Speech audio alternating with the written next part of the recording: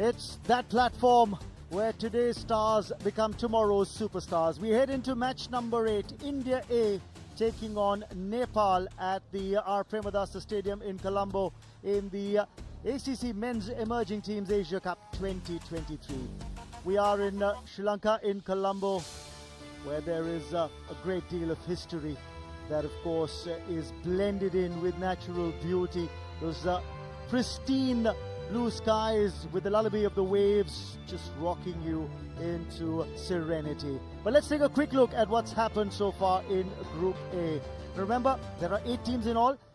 They're divided into 2 groups of 4 each, and that's what's happened in Group A. The fixtures, Sri Lanka went down to Afghanistan A. Remember, in the last match that they played by 11 runs in a closely fought encounter. But what's happening in Group B, that's something that we'll take a look at as well. That's got India A, Pakistan A, UAE A and Nepal featuring in Group B. Remember, there is a match that's in progress at the P. Sara Oval as we speak, where Pakistan A are taking on UAE's A side, and after being put into bat, Pakistan A put on 309 on the scoreboard, bowled out in 49.2 overs, which means UAE's A side have a mammoth 310 to try and chase down at the P. Sara Oval. But what's it looking like in the standings? That's the way it is in Group A. Remember, Afghanistan, thanks to that win against Sri Lanka A, are at top of the table, and Sri Lanka A, the hosts, are in a spot of bother. But India A, right now topping the table, thanks to a better net run rate. Let's take a look at what happened at the toss a little while ago. Andrew Reynolds was out there with the 2 captains. Yeah, time for the toss here at the ACC Men's Emerging Teams Asia Cup, and it's the first day-night contest of the entire tournament thus far. It's India A taking on Nepal. I've got the captains alongside me and the ACC match referee Yash Dole from India, Rohit Paul from Nepal and Mr. Graham Lebroy from Sri Lanka. Give the coin a toss, please, Yash. Tails is the call. Good toss as well. And it is a tail. Rohit, you've won the toss. What are you going to do and why? We'll bat first. Looking at this condition, last 10 matches, I think team has done well. So we'll bat first. You had a challenging first game with the bat where you lost lots of wickets early. Yeah. How are you going to turn that around today against India? Absolutely, we didn't play it up to the mark what we expected, but our lower order did the job. I think today's the day when we all step up, top 4, top 5, step up and give a good score on the board. Okay, tell me some team news today. We have 2 changes. In place of Pratish GC and Arjun, we have Dev and Kishore. Very well remembered, and best of luck today. Good to see you as always, Rohit. That's Rohit Paul, the captain of Nepal. We're going to speak now to Yash Dole. What would you have done if you had won the toss? We also bat first because good wicket today, and it's a day-night match. We also do batting first. How much are you looking forward to the clash against an impressive young Nepali side? Yeah, it's a good side, young side, and all players get effort every match, every moment in the game. We not get lose their points. And is the target to win today to build up to that big Pakistan A clash in 2 days? Yeah, Pakistan match is very important for us, and that's why we bat first today. It's okay, we bowl first and get... Finally, just some team news. One change, is it? Yeah, today is one change. Akash Singh is out and Rajwinder Hagrekar is playing. Yash, good luck today. Good to see you. Okay, so that's the news from down here. Let's get a look at this surface. It's the first time we've been here at the R. Premadasa International Cricket Stadium. As you can see, not as much grass in any way as we had over at the SSC, and there are quite a few cracks. You can see those cracks that will open up.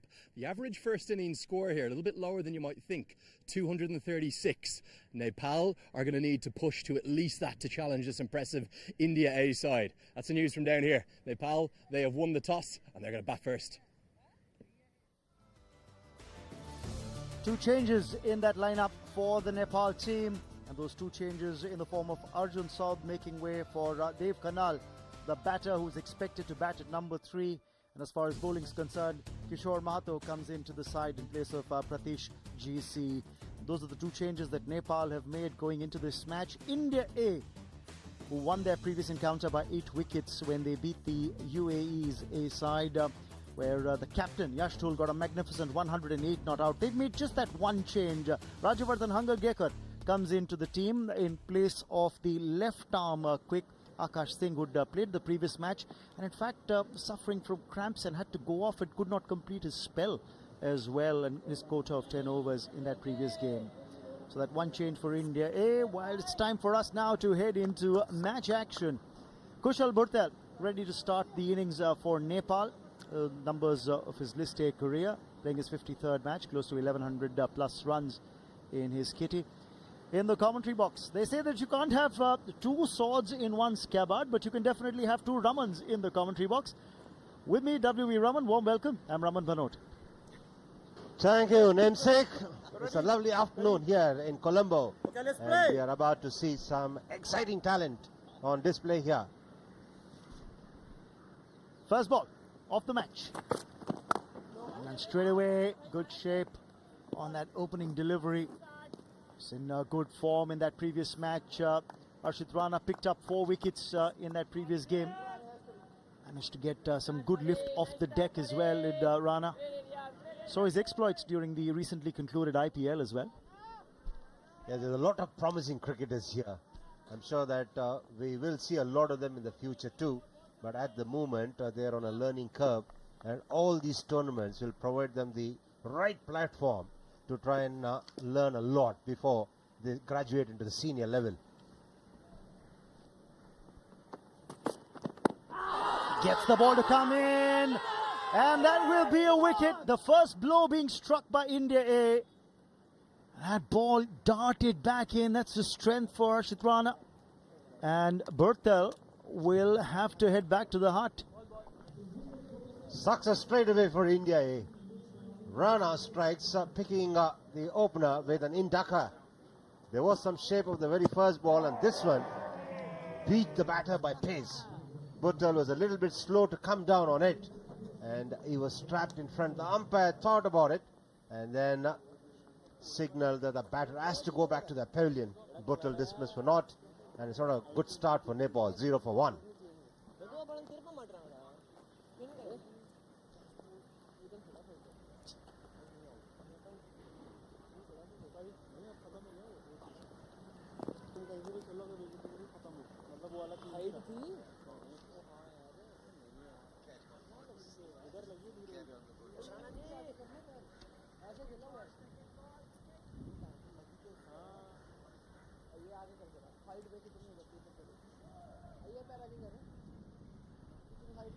Good start for India A. Harshit Rana.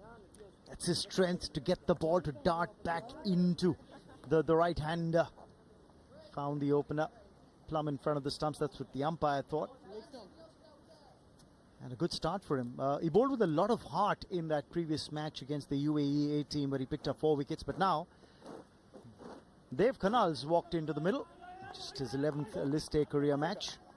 253 runs. He'd like to add to that tally. And he could do well to start today. It's a good opportunity as well. He has a lot of overs to bat. Of course, they lost an early wicket. But all these opportunities, as I said earlier, have to be utilized for them to learn to overcome these kind of situations. And this is as good an opportunity as anything else, as far as these youngsters are concerned. This is a replay of the dismissal. Trapped in front. Like any other batter, Bhurtel was not really happy about the decision. But on a pitch where the bounce is really true and it's not excessive, if you miss the line of the ball in front of the stumps, you've got to head back to the pavilion. Just got smacked around the knee roll, maybe just a fraction above the knee roll on the pad. But in line with the stumps for sure. Oh, that's gone through bat and pad. Impressive length this from Rana. He's found the right length straight away. He started off by bowling right in the good length area, picked up a wicket of the second, and then look at this one. The kind of bounce that he's extracting from the surface, really appreciable.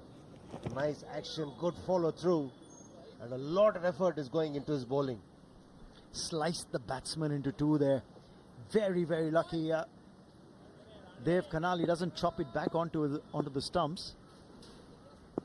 He's got that That delivery that's come in, 4 deliveries coming into the right-hander. Does he get one to hold its line now? Oh, bowls it again into the stump line. He's definitely quicker through there. That's exactly what is surprising the batters here. Both them felt because of being a trifle late in coming down on the ball. And even here, they was a shade late too.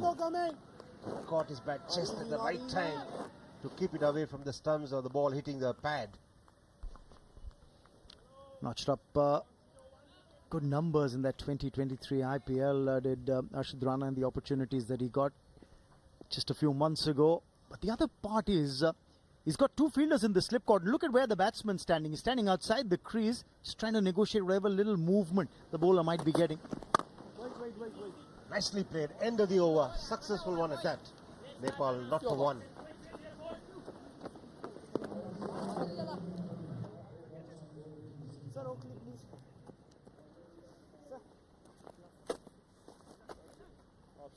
Stop, yeah, Raj Wardhan, Hungary, go!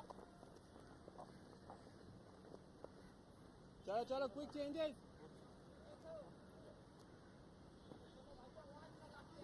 That's it, bhai, देखो. Stop, boy. Chalo. Third gone hai. So Harshit Rana starting off with a wicket maiden, the very first over of the innings in Nepal, in a spot of bother after their captain won the toss, Rohit Paudel, and elected to bat first at the R. Premadasa. Now Asif Sheikh's going to be on strike for the very first time in this match. Those are his List A career numbers. Over 1,200 runs, the average just a shade under 30, playing his 47th match. They need runs. They need a start here, do Nepal. Not a single run on the board. Meanwhile, the ball is in the hands of Rajavardhan Hangargekar, this young lad who was a part of India's under-19 World Cup winning squad back in 2022. Good economy rate, 5.55. He's picked up 25 wickets. If the number of wickets is higher than the number of matches played, then you had to presume straight away that he's a good bowler. Yes, and he had a good run in the Vijay Hazare Trophy in 2022 as well for Maharashtra. Was the joint highest wicket taker, took 15 wickets there. Played the IPL as well for CSK. Slashed away off the thick edge for 4. Streaky runs, but the first runs on the board for Nepal, and they come by way of a boundary. Looking for an expansive drive there was Asif. Did not have any sort of control over it. But it flew off the edge. Oh, the slip fielder. First runs, they will take this any day.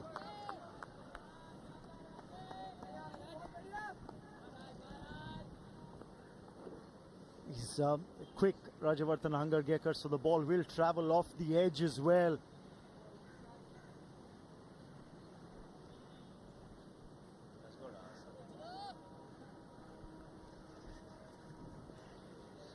Had a decent run. In fact, against Gujarat Titans picked up a 3 for 36. Did Rajavardhan Hangargekar in the IPL.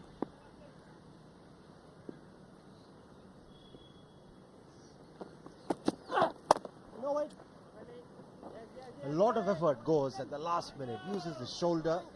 Can't be called a smooth run-up. Not much of acceleration. A bit of a kind of a stuttering run-up this. Holding the ball with the left hand to start off with. And then there it is. No use of the non-bowling arm at all. A lot of effort, as I said earlier, from the shoulder. And no, the acceleration is an important aspect of fast bowling.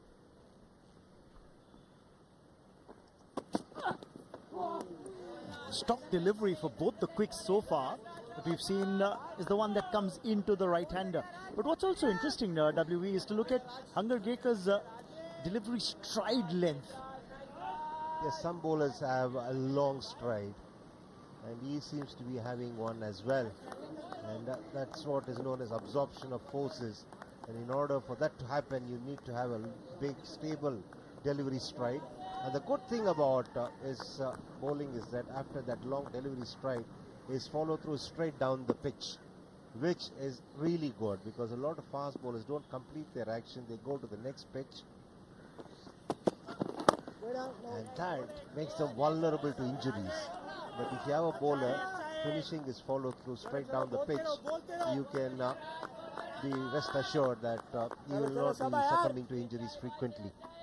Well, it's very interesting. Couple of things when you break down his run up.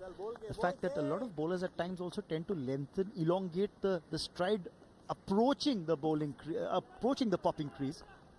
Yeah, the thing is that if the strides are longer, a bowler might struggle on his delivery stride to retain that balance. But here, short strides, he's got a lot of balance and stability on his delivery stride. By no means a smooth run-up, but still he has his own ways of having control over his run-up. He may not have the acceleration that a lot of coaches might look for, but he's got the other elements going for him, which for the time being is all right. And he's also well built, really strong. It's like short strides, then into his delivery stride, and look at the follow through, and he's straight down the pitch. And that to me is a very encouraging sign. A whole lot of effort from the shoulder and back right at the time of release. Just 4 off that over. That came with the very first ball. 2 gone. Nepal 4 for 1.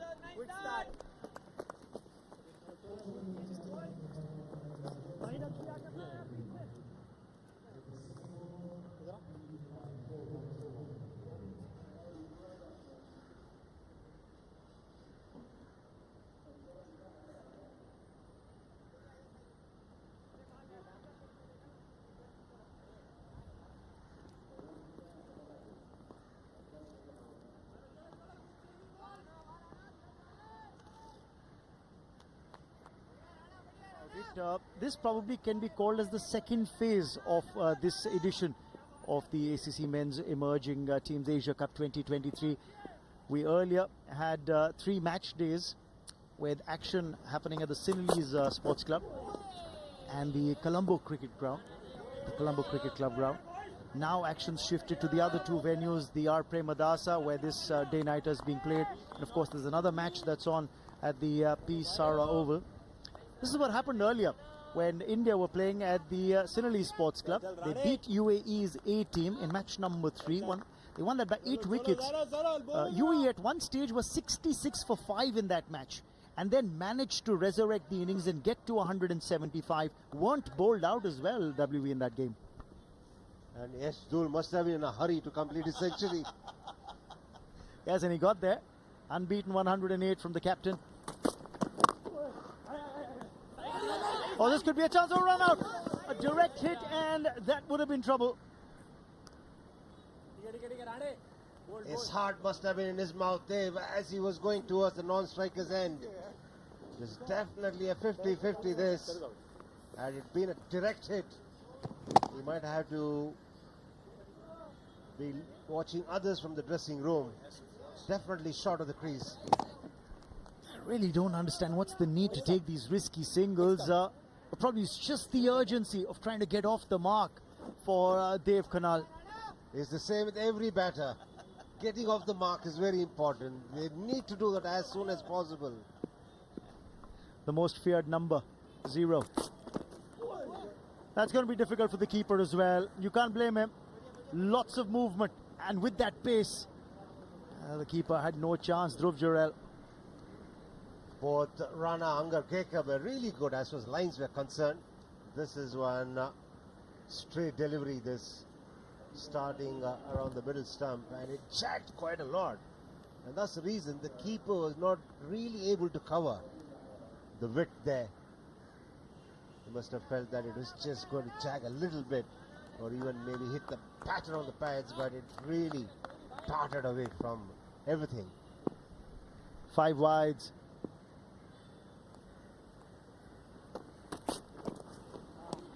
Again, it's just expansive stuff from Asif, who's flaying his bat, not really connecting with any kind of reassurance.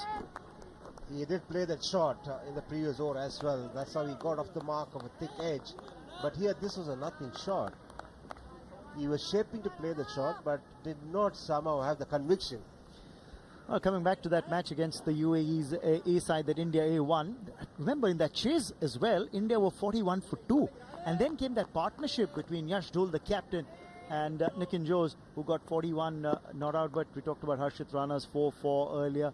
Manav Suthar, the left-arm spinner, picked up 2 wickets. And then Nitish Reddy had picked up 2 as well, with good change-ups towards the end. But again, there's a lot of gap between bat and pad. Asif, he's just flaying his bat without moving his feet. That's a 4-wicket haul for Harshit Rana against the UAE 18. Couple of lucky wickets down leg side against the 2 left-handers. But then he picked up those wickets when he came back for his second spell. An important breakthrough. Broke that partnership that was worth 80 runs with that wicket, and then cleaned up the batter with a change of pace. Did Harshit Rana. So 2 wickets in either of his spells to claim that 4-4.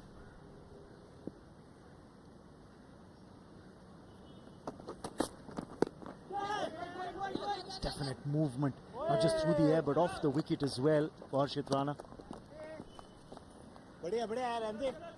Asif needs to realize that the ball is darting back inconsistently, so he's got to hang in there, allow the ball to come to. Look at that shot, hardly any conviction, just the hands going way outside the line of the ball. By now he must have sussed the fact that Rana is bringing the ball back in. He's not even straightened even a single delivery. That being the case, he must be looking at playing very close to the body, not allow that gap between the bat and the pads. Which is why, with those 2 slip fielders in position, they haven't really come into play at all. End of the over. It's 10 for 1 for Nepal.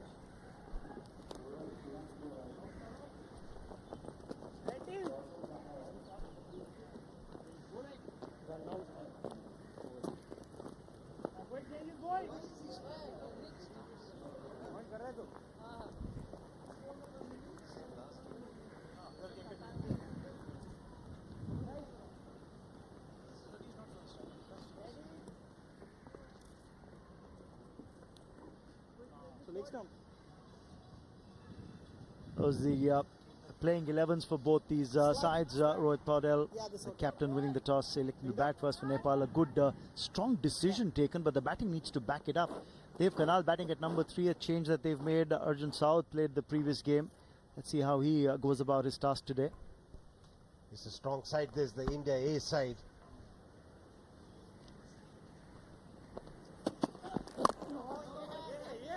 Good lines from the Indian bowlers.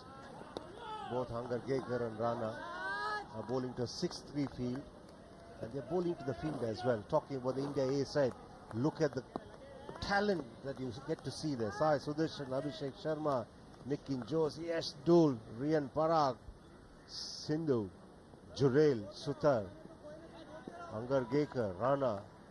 There's abundant talent there. It's exciting, it's also encouraging. There's a lot of anticipation about these cricketers.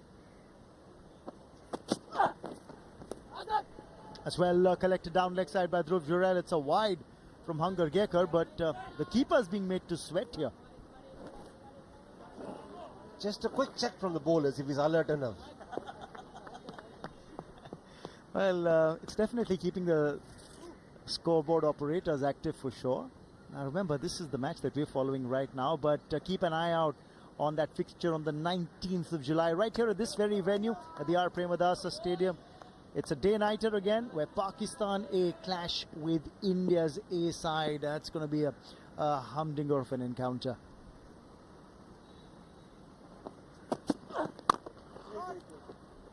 Much better. The important thing while playing quick bowlers is to be relaxed.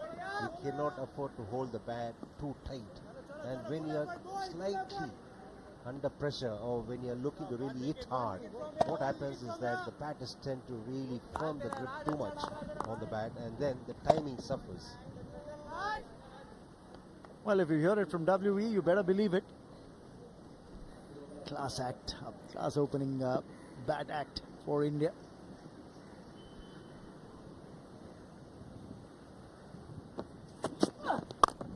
Oh, it's well struck, and through the infield.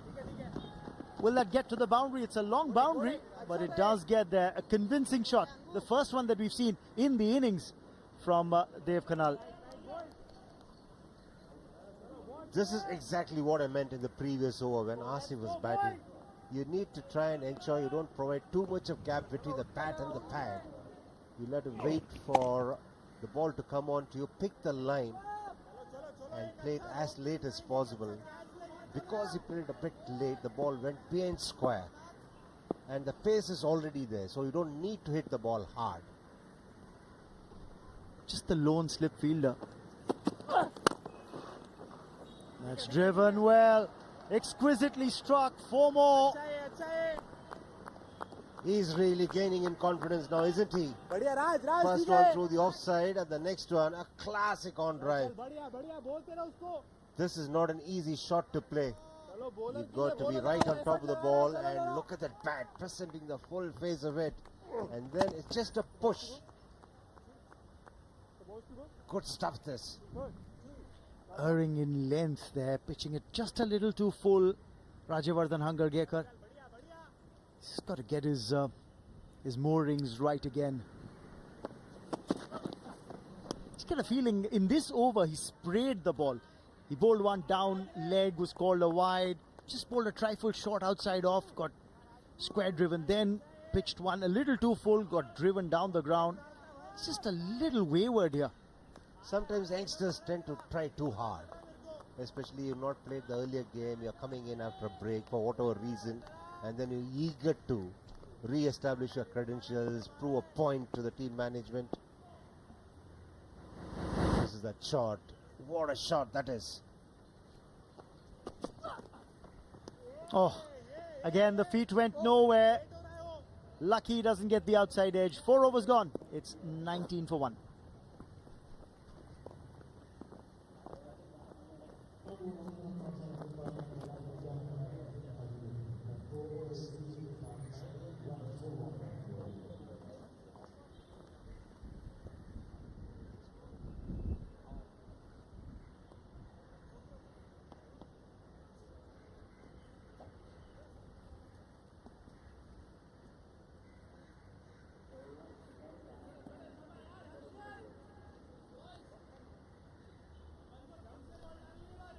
Nepal lost their first wicket early.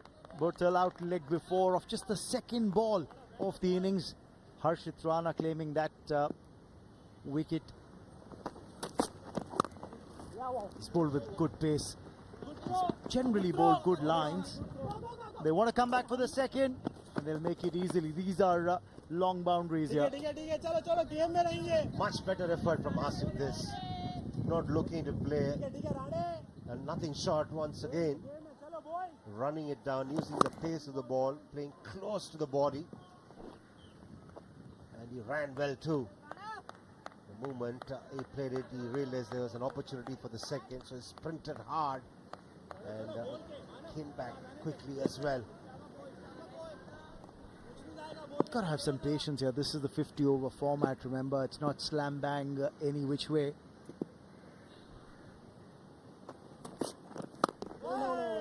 And he's experienced as well. He's played quite a lot of games for Nepal. He's got to bring that into play. He's got to lead the way for the others to follow. stop notch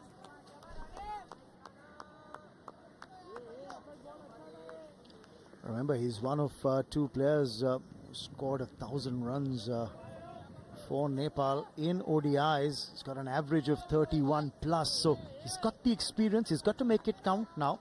Asif Sheikh.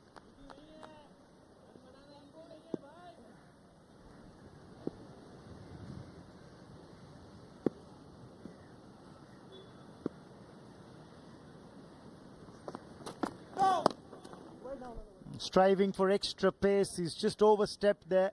Has Harshit Rana, no ball being called.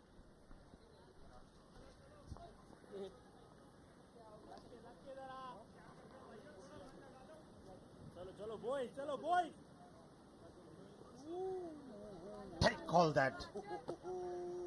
Some part of the foot must be behind the line. The line belongs to the umpire. So if you're anywhere close to that, you're going to be liable to be called for a no ball. It's also about where that first part of the heel lands, and then it can slide forward. That's all right, but did it land part of it just behind the line? It's a free hit ball any which way now. Smacked away. There is a fielder in the deep. It won't count for a catch, remember, because it's a free hit ball. So a single taken. One leg, please. Interesting ploy to use. Bowl short and wide outside off on the free hit delivery. Yes, different bowlers react differently when they're bowling the free hit ball. And if the plan works, it works. If it doesn't, it doesn't. Because there's nothing much a bowler can do. It's like a goalie in football, deciding beforehand which way to go and then going with the flow. Change in the field now. They earlier had two fielders in the slip cordon. They now have just got one in the slips, while the others moved into a catching short mid-wicket position. Plain a miss. This is sheer pace, which is surprising the batters. Do you think, WV, this is a better field placement? Because Harshit Rana is constantly getting the ball to come back into the right-hander. Second slip, and he's not even getting the ball to straighten, forget about moving it away. Maybe that short mid-wicket's a little more in the line of sight of the batsman, giving him something to think about. Perhaps he's decided that the ball is not really moving as much as the first over. And then even if he strays a little bit, he'll feel a little bit reassured to have that additional fielder on the onside. So now he can bowl a stump-to-stump line instead of being very particular bowling outside the off stump when he has six fielders. Edged. Oh. How many times have we seen that happen? Nothing went anywhere near second slip or thereabouts. Just as he moves the fielder away from that position, you get an edge that goes for four, just where that gap's been created. That flew off the edge. In fact, Dave was looking to drop it short and perhaps pick up a single. But look at the way it's sped. It's a huge boundary, mind you. But still, the outfield is lightning quick. What do you do as a captain? He just had the second slip. You moved him out of that position. You can't cover everything on a cricket field. Change in field again. Change in the field again. And are they getting a fielder in at what of a short gully, is it? Yes. That might be a bit old. Was that where the ball went? I don't think so. Maybe a different ploy here. Are we going to see something a little shorter outside off stump once again?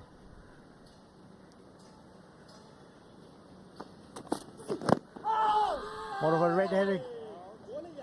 Ball full. Looking for the Yorker length. 5 overs gone. 27 for 1.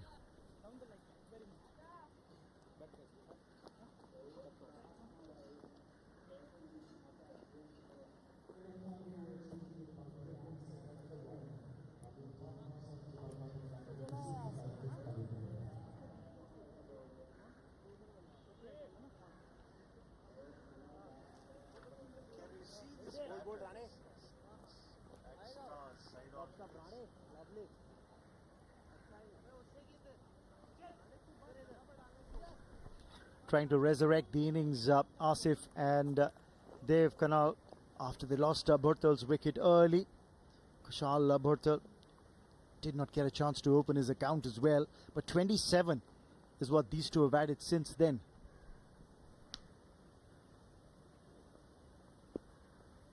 Look at where the bat is. It's not behind the right leg. It's in between the legs there. And some batters prefer it that way.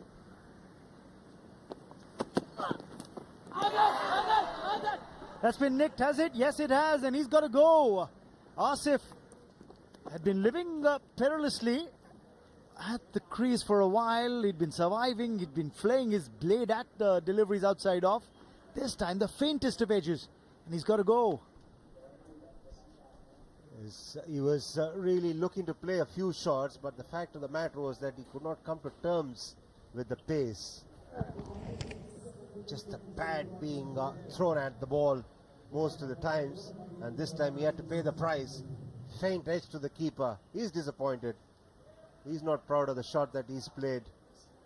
Asif Sheikh dismissed for 7 and Nepal was 27 for 2.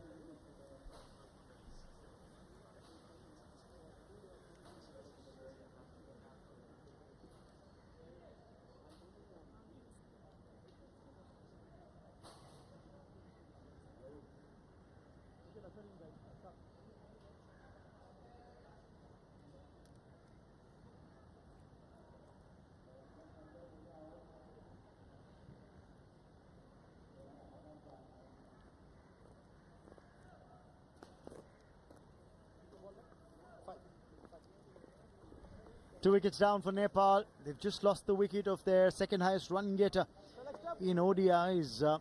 Asif Sheikh gone for 7 of 15 deliveries, caught behind by Dhruv Jurel off the bowling of Hangar Gekar. And now the captain, Rohit Paudel, walks out into the middle. Over 1,700 runs, the leading run scorer for Nepal in ODIs, playing his 70th List A match.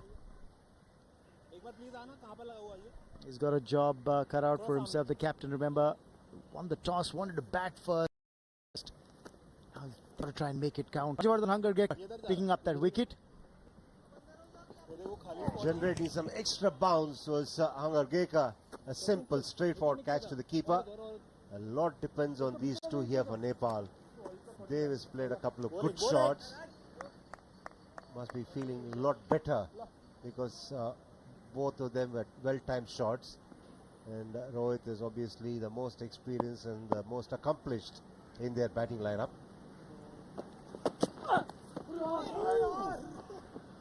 Well, he had to be pretty certain where that off stump was, because the ball was mighty close to it. Look at the way he lifts the bat. The bat is passing his right shoulder, so it will take a lot longer for the bat to come down, especially when you're looking to play an aggressive shot. Whereas if the bat were to go past the right shoulder, then the bat swing would have been a lot more smoother. This is the problem they have when the wrists dominate everything in the back lift and the downswing.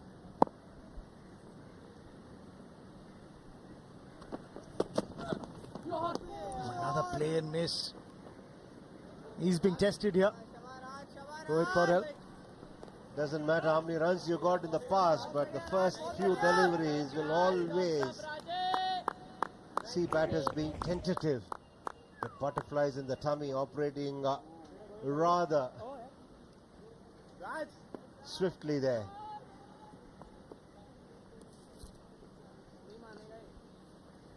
He's Nepal's second youngest captain in ODIs. Appointed that at the age of just 20 years and 73 days.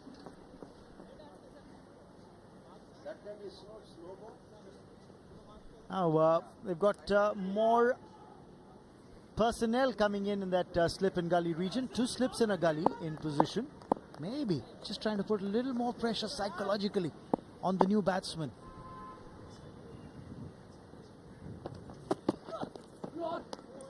Extra bounce once again.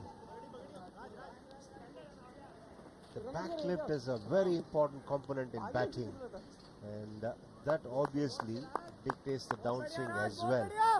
So we're talking about Asif. Look at that, where the bat is. If it had gone past the right shoulder towards the keeper on the way up, the bat would have swung like a pendulum. It would have been smooth, and the downswing would have been good as well. It would have facilitated shot making.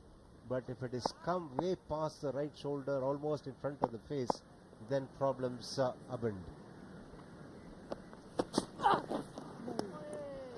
Problems definitely do abound for Nepal at the moment. 2 down for just 27. The captain having a torrid time of the moment. He's been given quite a welcome by Rajavardhan Hangar Gekar.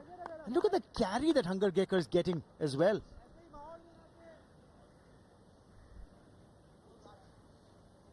Look at the face of the bat. It's open, absolutely open. Nothing wrong with the face of the bat being open on the back lift, but it can't stay open as it's coming down. That is where he's got to watch out.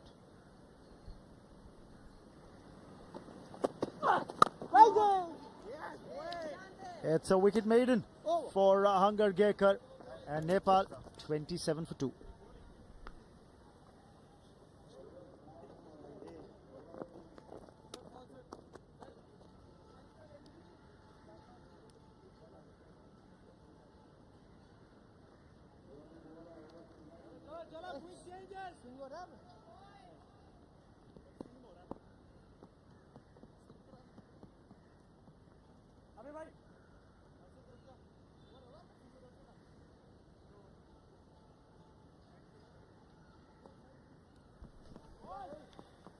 Harshit Rana picking up a wicket in his very first over. That was a wicket maiden, remember, to start the innings. And now the 6th over of the innings, bowled by Rajyavardhan Hunger Gekar, also a wicket maiden. So both bowlers getting off to a good start, getting a wicket against their name. Meanwhile, an update on what's happening in match 7. That's at the P. Sara Oval. Pakistan A, remember, got 309. They were all out in the 50th over.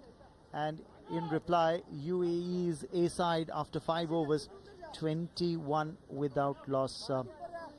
It's going to be quite a steep chase for UAE's A team, and they've got to try and win today, because if they don't, if UAE's A team do not win today's match, and if Nepal don't win today against India A, then effectively both of them are out of contention for the semi-finals. If India win, India A and Pakistan A win their respective matches today, then it's just about which one of these two teams is going to top the table, but they'll be through to the semis. It'll take some doing for the UAE side, because 310 is a stiff target. Doesn't matter what kind of batting lineup you have, the pressure is something that they need to overcome, and that takes some doing. Change in bowling. Abhishek Sharma is coming on to bowl. This lad from Punjab was a very handy left-handed batsman and can roll his arm over, the left arm orthodox spinner. He was the youngest to lead a youth ODI. He led the side when he was 16 years old. He was a very, very exciting prospect then. He still remains, but I'm sorry to say this, I personally believe his transition is not being handled well enough. And he is a talented player, no two ways about it. The vice captain of this unit, Abhishek Sharma.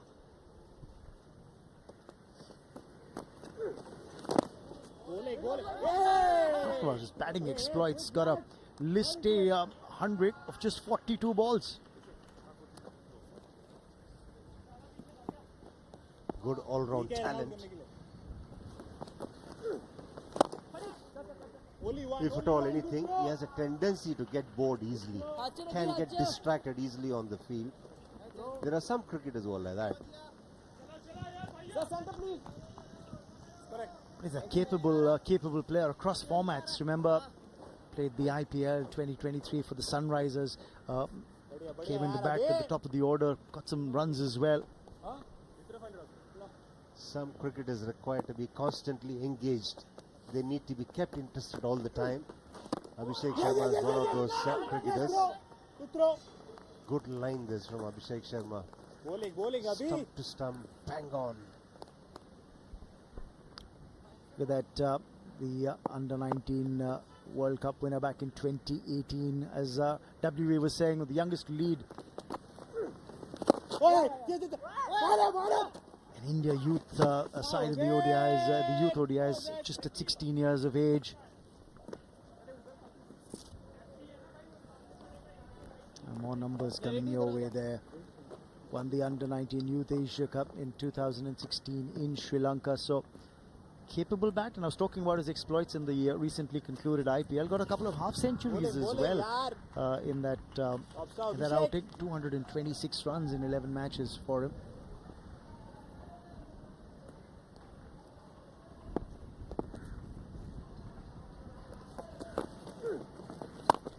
Ooh. Stock delivery is the one that comes in with the arm, and then he's got this ability to get the ball to pitch and turn away as well. 7 gone. It's 30 for 2 Nepal.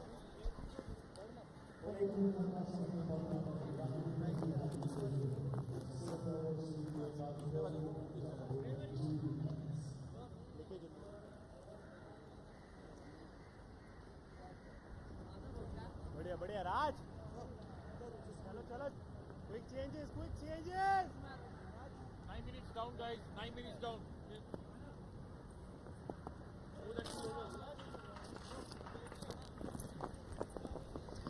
Two early wickets for Nepal. And their struggles against pace continue. Kushal Bertel wrapped on the pad with one that kept just a little bit low. And then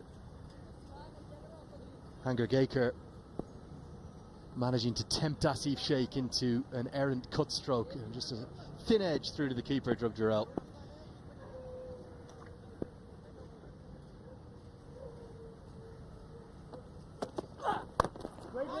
Certainly a big challenge for Nepal against these two quicks. Delighted to have Vinay Kumar alongside me. Vinay, 2 wickets to fall. First one, a very good piece of bowling. Well, definitely. Seamers, they were bowling in a good areas. First wicket, ultimately about swimming. The second one, where Angurekar can generate that extra pace. I would love to see keeping one short leg there and operate with a bit more, maybe a little bit shorter length can help them to get the wicket there. Edged and taken. Oh, really good catch. Went sharply to his right. And it's Rian Parag who takes a sharp catch, and Nepal's struggles against pace continue. Hanger Gaker, who hasn't quite got his radar right, was right on the money this time. Canal plays away from his body, pays the price. Definitely, this is what I was talking about, bowling that bit shorter length, pushing batsman into back foot, and this was a very good catch from Rian Parag. Excellent comeback from Hanger Gaker, having had some problems early. Canal's gone for 15, it's 30 for 3.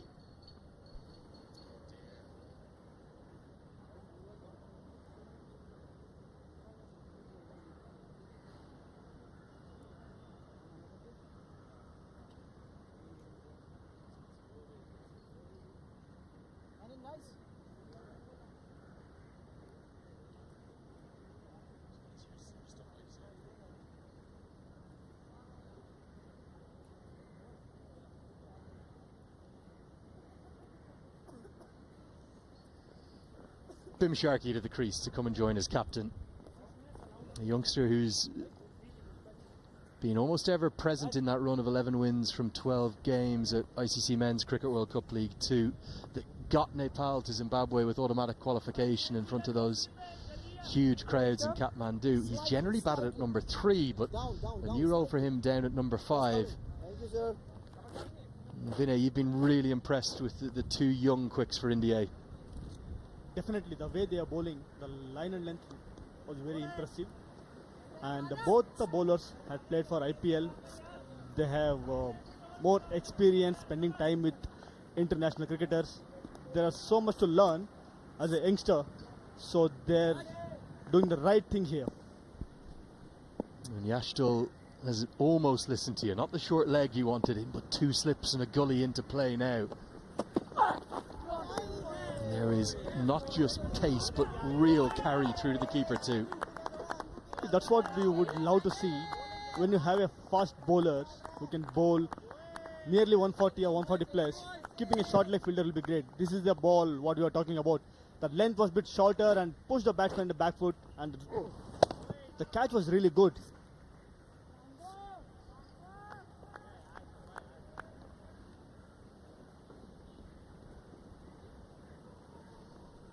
Yeah, just the 2 appearances in this year's IPL for Hanger Gaker. 3 wickets in his first outing. Edged wide of the second slip and to the left of deep third, runs away for 4. Shark, you'll be relieved to get off the mark. A little bit of fortune. As a batsman, getting those runs are very important for them to boost the confidence. So it was a very good ball there. As a bowler, you shouldn't think much about this one, because when runs go for a good ball, you can't do much about it. It's all you need to think where I'm bowling. The line and length was really good. So just keep on doing the thing.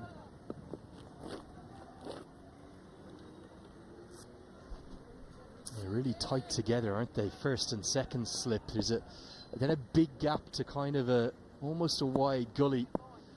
You need to get your staggers right, don't you, Vinay?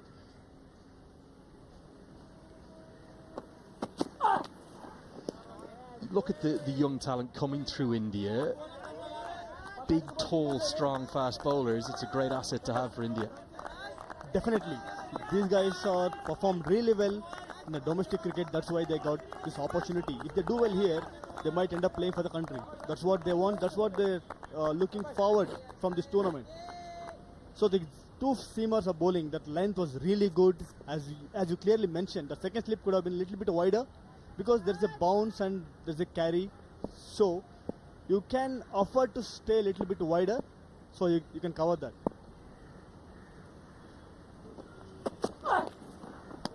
Really good over. Wicket and the boundary coming from it. 8 have been bowled, 34 for 3.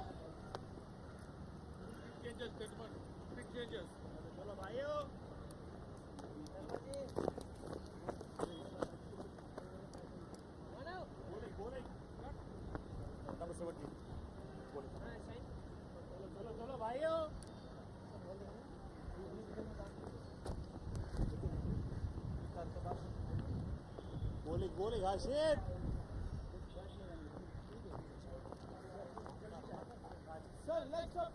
Correct. Beautiful ground, this, the Prima Dasa. Those massive scoreboards in operation that seems to be the trademark of every Sri Lankan ground. And a change in bowling. Vinay, we were just talking about this before we came on air. We wondered why Abhishek Sharma came into the attack so early.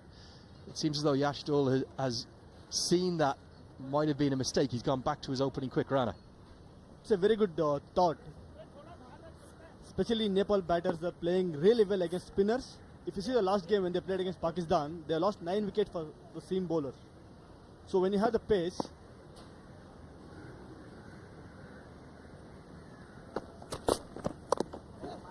you can see there, when the seamers have the extra pace, it's always better to operate with them.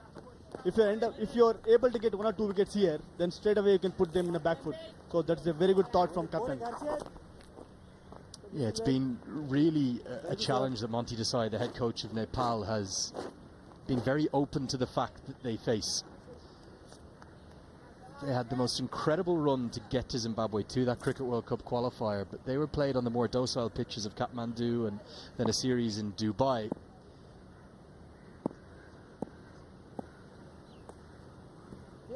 And the challenges with that short ball have been something that's been very well publicised. Zimbabwe, Nepal got exposed. The addition of Zimbabwe, West Indies, Alzari Joseph in particular was a real challenge for Nepal. But Monty Desai, his mantra is that we never lose, we learn. So when they lost in Zimbabwe, they were learning that they had a deficiency, a shortcoming against the short ball. Generally what you'll get in Nepal, you'll see quite a few of their batters maybe not very tall as well. You think back to the great Sachin Tendulkar, he wasn't tall either, but he played the short ball masterfully. So that they realise they've got a problem with it, and the exposure against the likes of India A here today, it can only serve them well.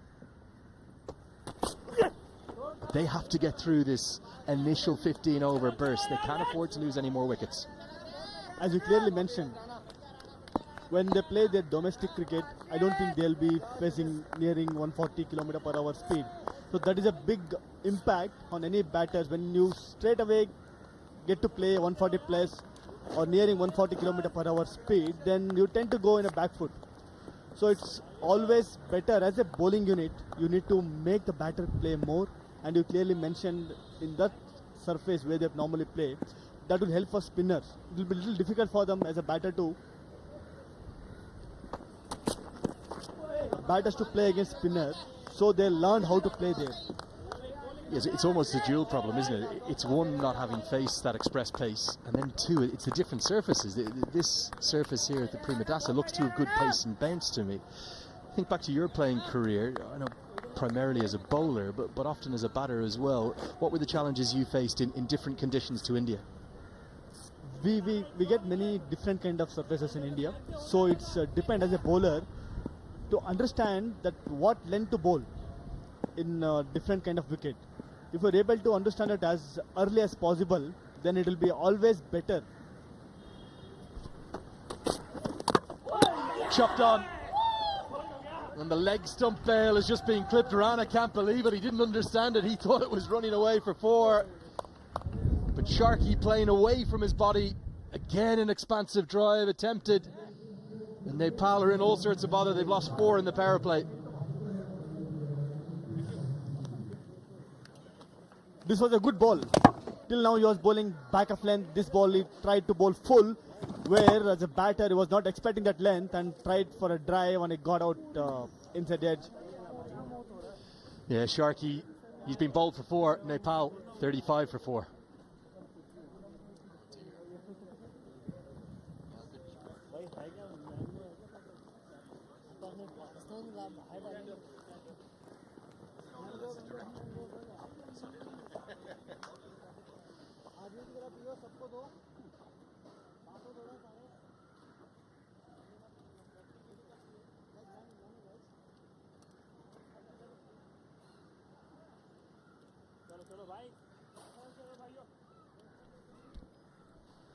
Well, what a start from India.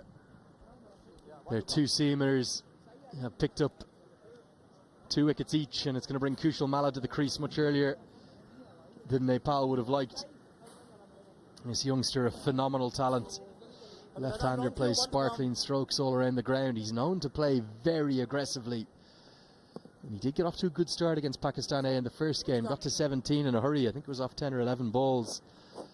And then chopped on again to a short ball. 5 of the 10 wickets that Nepal lost in that opening game were to short deliveries. They're in all sorts of trouble. India A on the hunt on the attack. Good change of bowling from the captain Yashdul to get Rana back into the attack. It's worked. He understood that he made a mistake getting a spinner early in the innings, so he gone back to the seamer and he got the result. That's where, as a captain,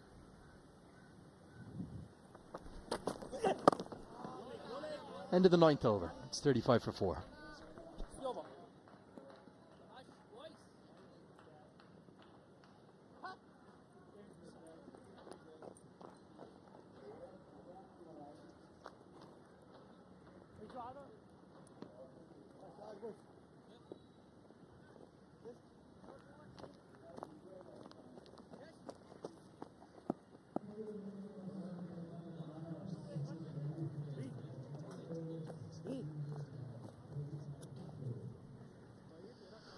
Well, shades of deja vu here for Nepal fans watching all across the beautiful Himalayan nation. I'm sure millions tuning in Kathmandu, in Pokhara, Lalitpur, Lumbini, Janakpur, Bhaktapur, Bharatnagar.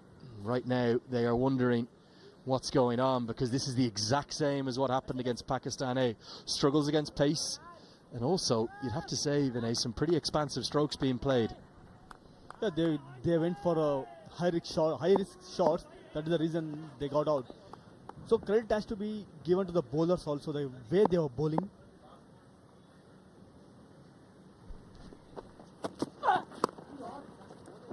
Also the catching was really good. Rian Parag took that catch in the slip. Overall, that line and length which they're operating is really good. That's what, as a bowler, you need to understand by seeing a batter and knowing their... Just take a quick look at the wicket first, Vinay. You can see, talk about the expansive strokes. Yes, it was full to drive, but he's driving away from his body, and as a consequence, misfortune, you might say. But he's chopped on. Rana couldn't believe it. Yeah, he was surprised there, Rana. Even batsman was surprised and the bowler also was surprised, because he was been bowling that hard length. Suddenly he thought, okay, let me bowl a full ball where he got a wicket. That's what he should do. In this kind of, especially these kind of batters who are not exposed for that extra pace, it's always better to make them drive, where you can remove covers and keep on short leg. Let them give a few boundaries. It's fine, but you might end up getting 3-4 wickets.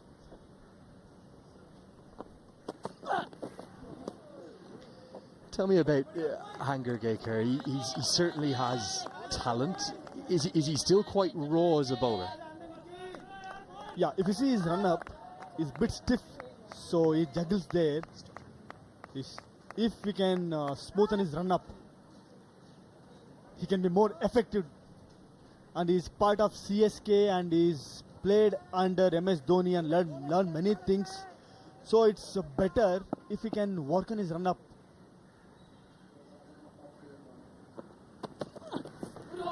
Is there a little shade of Jasprit Bumrah in that gather as he comes up just before he delivers? Yeah, similar to Jasprit Bumrah, like the way his run-up looks similar to Bumrah. But as I mentioned, if he work on his run-up, and his areas will get better and he can generate even more pace. Because that's what you want. If you play for a higher level, you need to bowl most of the time in the good areas. If you see there, he's a bit stiff in his run-up and he's a bit upright. Yeah, very front-on action, isn't it? Good movement. Mala again playing away from his body. Beats the left-hander. Definitely just a shade, a hint of Bumrah there in the gather.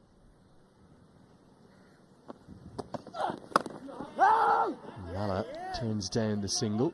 The scale of talent across India these days, quite scary. 31 states. How do you even go about breaking into teams like this? There's so much competition now for India. There are lots of competition is there, that's for sure.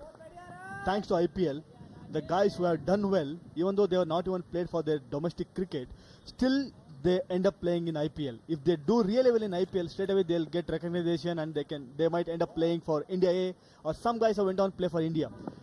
So it's everything starts from IPL.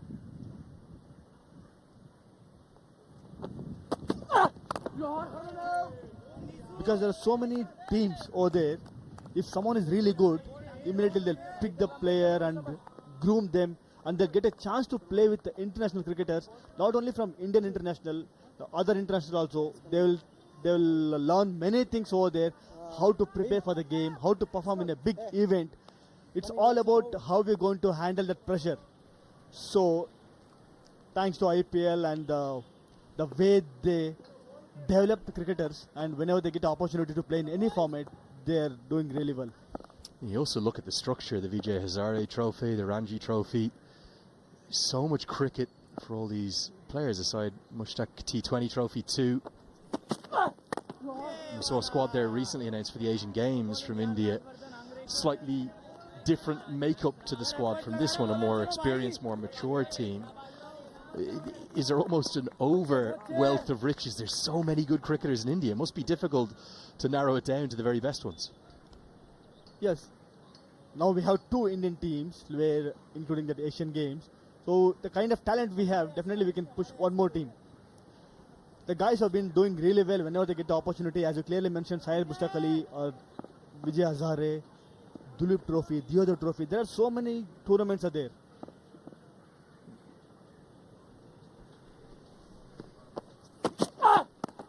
Edged and gone. The change of angle to over the wicket has worked, and Hangargekar is on fire here. He's got 3 in the first power play. India A have 5, and Nepal, well, they're in all sorts of trouble.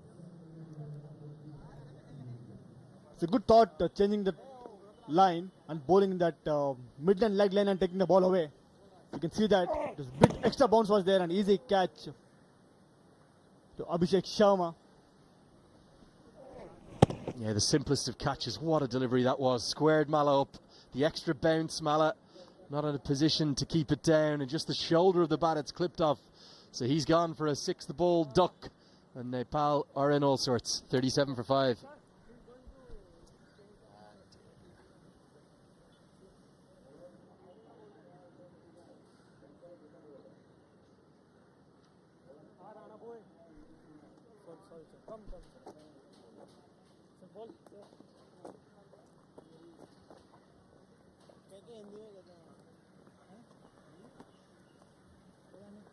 Change करनी है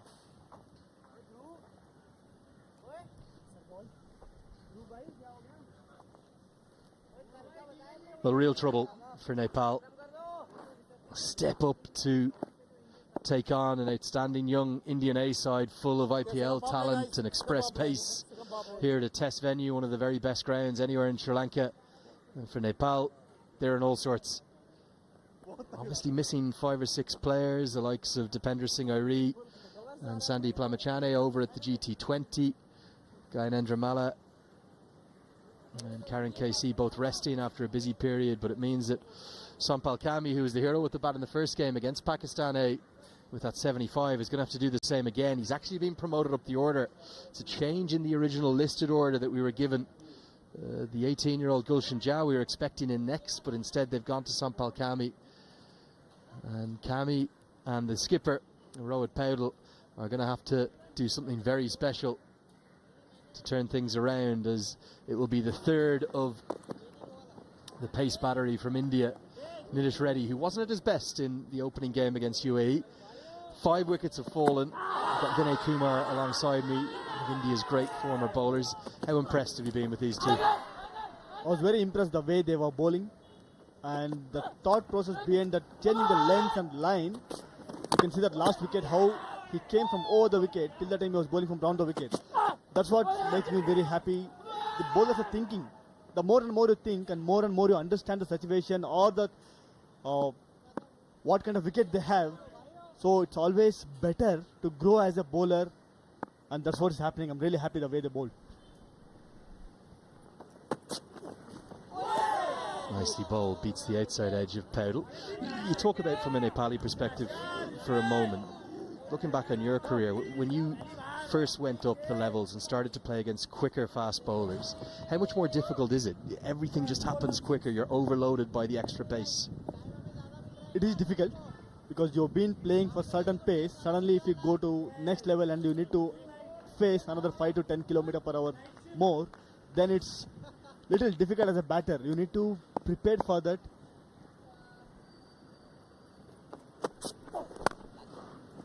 Driven stylishly away by the captain. A rare moment of joy for Nepal. That's the perfect cover drive. Just a little bit too full from Reddy and punished by Paudel.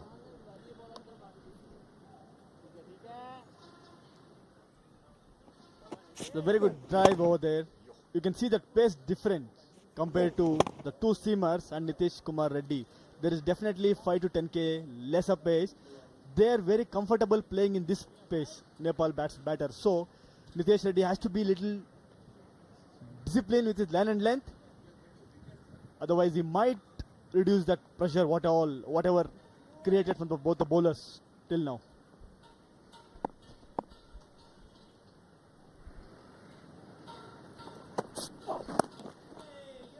It really, Rohit Paudel, he's been in this position before. He is often thought of as the Nepali rock in the middle order, the one who doesn't give it away. But even down in Zimbabwe, he got himself into trouble with the short ball against the West Indies, against Zimbabwe, against Ireland. Such missions. An interesting change in field here. They've taken out that cover. That was something you were advocating for, Vinay, to encourage Paudel and Kami to go through there. And he's come into a gully. So big gap at cover to target. You talk about the 2 or 3 months we've got coming up off the back of this Emerging Teams Cup. We'll have the Asia Cup in 6 weeks' time, and then a Cricket World Cup there in India. How excited is the country for all of that? Very much excited. You know how the people in India, they want to see more cricket and they want to see teams winning the trophies. If you see IPL or if you see any big tournament where if team wins,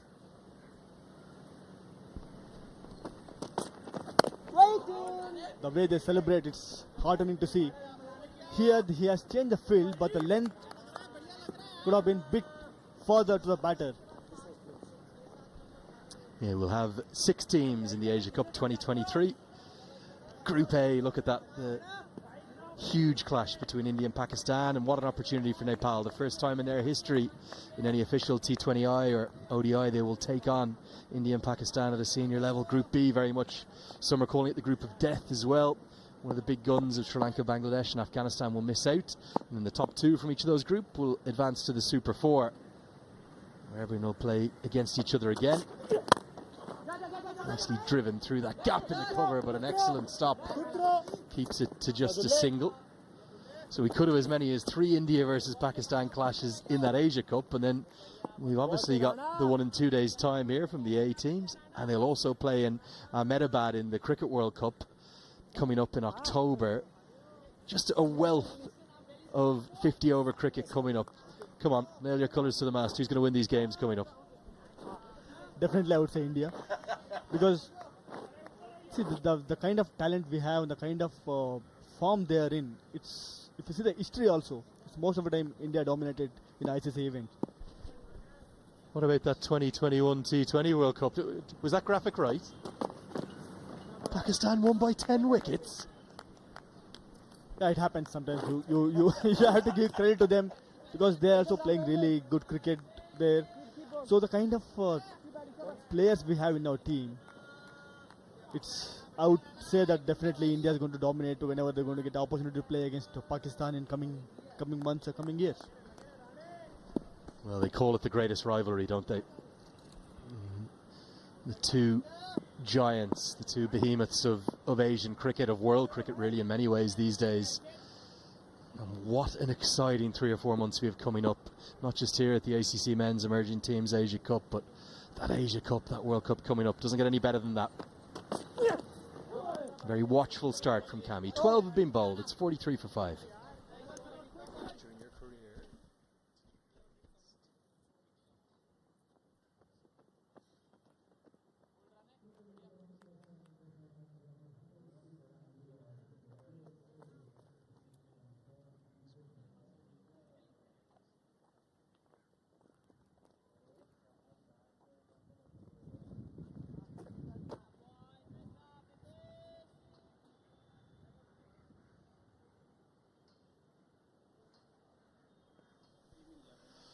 Real challenge for Nepal to get through this initial pace assault.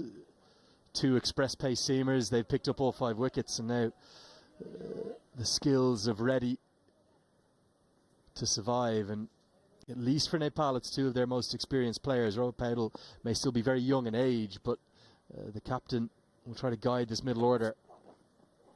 There is movement away from the right-handers here. Talk about the strength of Indian cricket. It's not just India though, is it? Asian cricket has probably never been stronger. Yeah, if you see the kind of talent they have and the opportunity they get, the exposure they get, the more and more they play, they'll get better. This is a very good opportunity for the youngsters to showcase their talent and get better from here. See, every day is a learning for them. The more and more they play, the more they get to learn.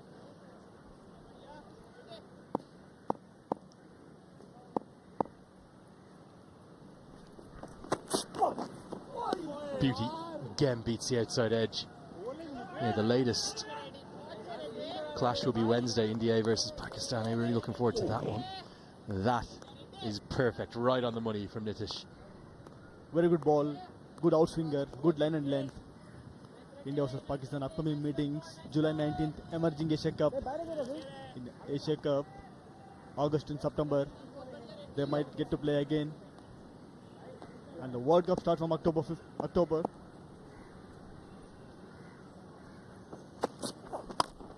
Down the track and gets more than enough of it. Good positivity from Rohit Paudel. He should get a boundary. First time we've seen batter use their feet. And Paudel, who's probably feeling the weight of his nation on his shoulders right now, gets to double figures. Good to see this aggression. He stepped out and hitting over covers. It's a very good shot from him.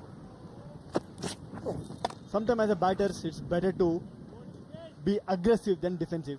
Now he knows that both the seamers are tired and Nitish Reddy doesn't have that much of pace so that he can take on against him.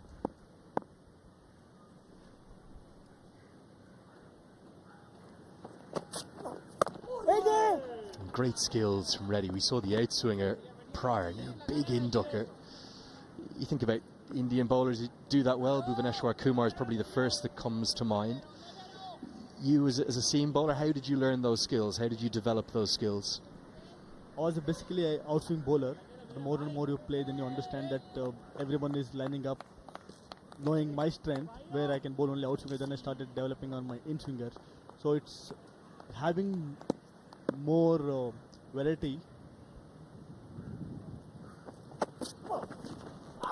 Beautiful delivery there. You can see that out finger. Coming back to what I was saying, if having that more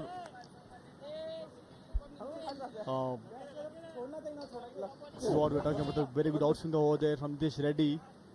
You might have more options in your armory, but when to use what, that you should know. As a bowler, if you know that, then there will be a high chance for you to perform and get the batsman out. I suppose nothing can replace time in the nets, can it? Just muscle memory as a bowler, practicing all of these various deliveries that you have over and over again. Reddy clearly as the in and out swinger, and he has it on a string. 4 runs from that over. Time for the players to take a drink, and the score is 47 for 5.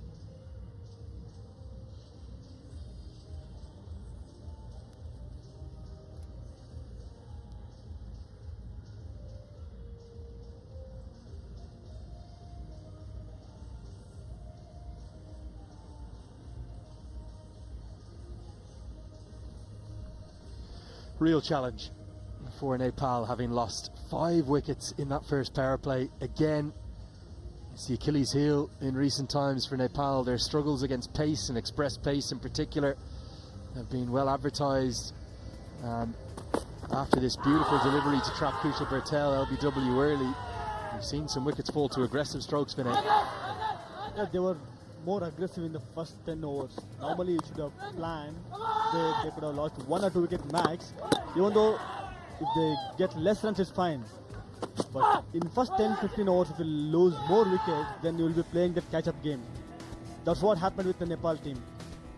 Yeah, and 3 of those wickets there we saw all falling to shots away from the body. So Kanal, Sharkey and Sheikh all playing aggressively, but give great credit to Hangargekar in particular, who I thought bowled at good pace. Having struggled with the first 2 overs, he fought back brilliantly well, and Ran has been outstanding, one of the bowlers of the tournament thus far. To add to his 4 wickets against UAE, now 2 wickets today, and it means that India A are right on top. In fact, they are all over Nepal, with those wickets falling regularly after a 27-run second wicket partnership. Maybe some relief though, with spin now being introduced, and a chance for Kami and Paudel just to work it around, just to get Nepal into this game. We saw 3 primary spinners used by India in that first game, and probably the most impressive of them was Manav Suthar. He's had a flying start to his first-class career, picking up wickets aplenty, being very accurate. But left-arm spin is something that Nepal are very used to. There are left-arm spinners in spades up there north of India, in the beautiful land of the gods in Nepal. A bit of a throwback with Suthar, as we discussed the other day. Old-fashioned left arm through and around. Talk about spin bowling in India. It's something that's very much in the blood as well. There are many spin options around India. You see the way they bowl, the line and length, and the drift and the flight. Manav Suthar have done really well in the first game, and he's been doing well in whenever he gets the opportunity. So here it's very clear. The plan looks very clear here. Just keep it tight. If you're able to get one wicket here, from you can put more pressure on Nepal batters. And Kami has been very watchful to start. Gets out the sweep shot to get off the mark. Suthar, born in Rajasthan, just 20 years of age, but 44 wickets in his first 8 first-class games. That is a quite sensational start. It's a big performance. 8 games, 44 wickets. That shows he has the talent. It's all about just maintain that good work and look to bowl well.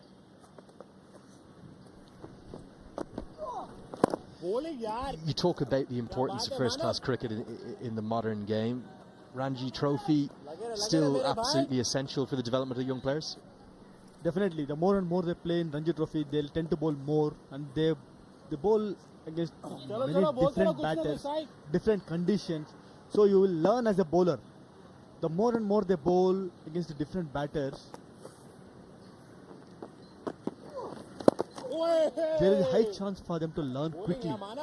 If they learn quickly, then the graph will go automatically up. And yeah, fully agree. You can see from his actions, so repeatable as well. He's going to have that consistency. Good tight start from Suthar. End of the 14th. Nepal in trouble. 48 for 5.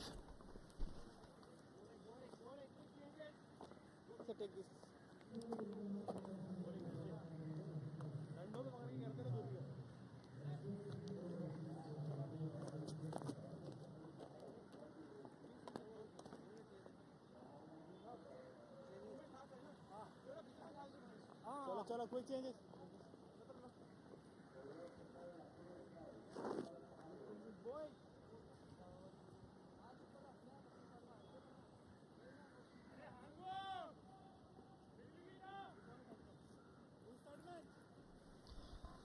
So Nepal in a spot of bother here. Half the side back in the hut. Just 48 on the board.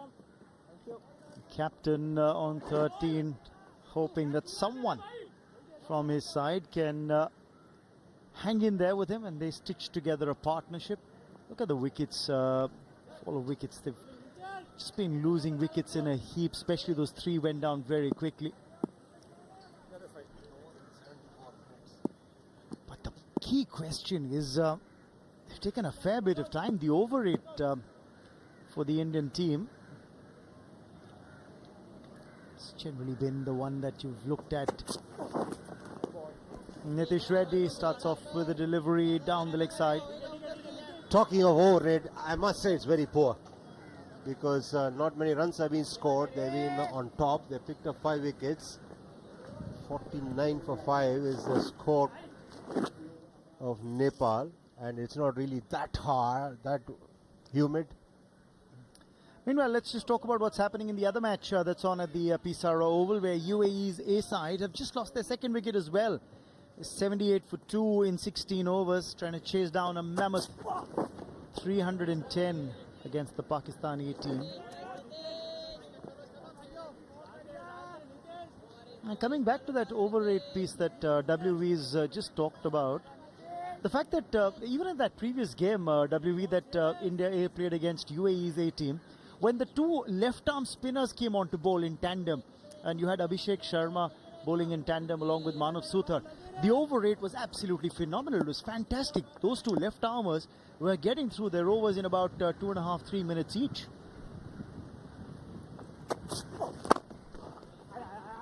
That's played well and equally well fielded.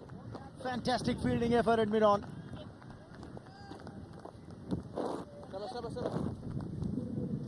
It was a well-timed drive down the ground, and the fielder at mid-on was wide. Placement was good, but the effort ensured that the batter did not get full value for his shot.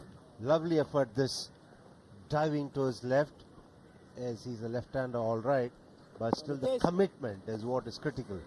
Nick and Joe's putting in that dive at mid-on, cutting off 3 runs. In the end, just a single resulting.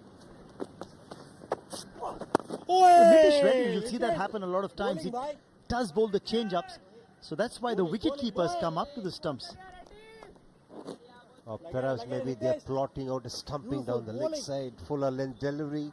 Sometimes the batters, while trying to play off the pads, lift the right leg up in the air, and that is a window of opportunity that a keeper might have.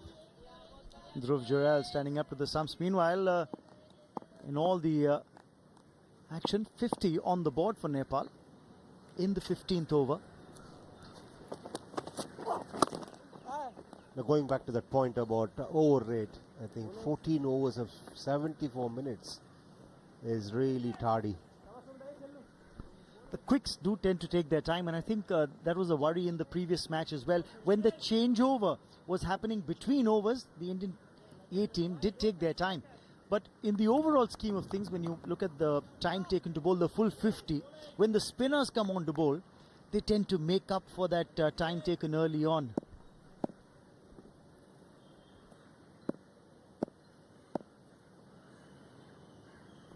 Two slips in place, and the keeper's gone back. Down leg, that will be another wide. The umpire thought about it, just considering whether it had taken anything off the pad.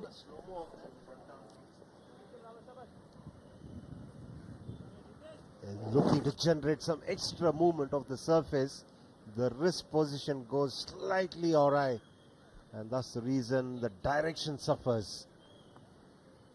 In order for the ball to deviate off the surface and be delivered in the right line, the wrist has to remain straight.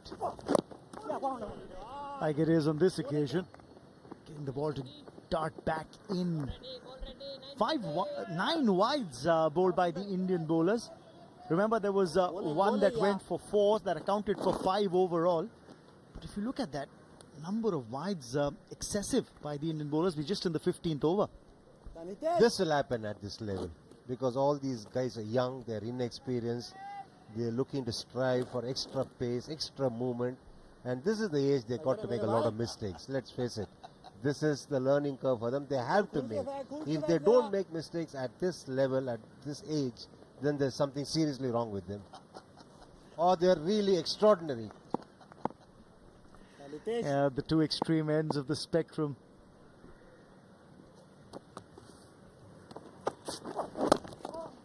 And the keeper came up to the stumps on that occasion. They're looking for 2 here, and they will get it quite comfortably in the end. And that'll bring the 15th over to a close. 55 for 5.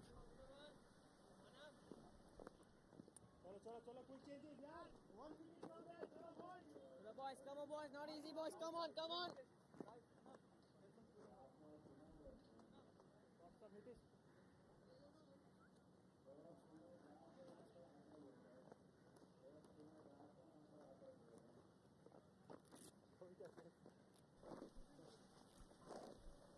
चलो भाइयों जगह पे डालते रहे बस 55 on the board for Nepal, half the side back in the hut. But look at the number of extras. 10 extras in all, 9 wides and 1 no ball. You take those 10 extras out of the equation and Nepal have only scored 45 off the bat.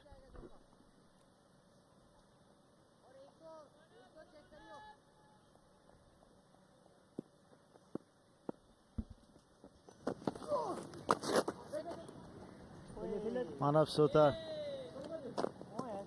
the regular left arm orthodox spinner. That first delivery of his second over, a little down leg, but I wonder if there's a ploy here that the Indian bowlers have in mind.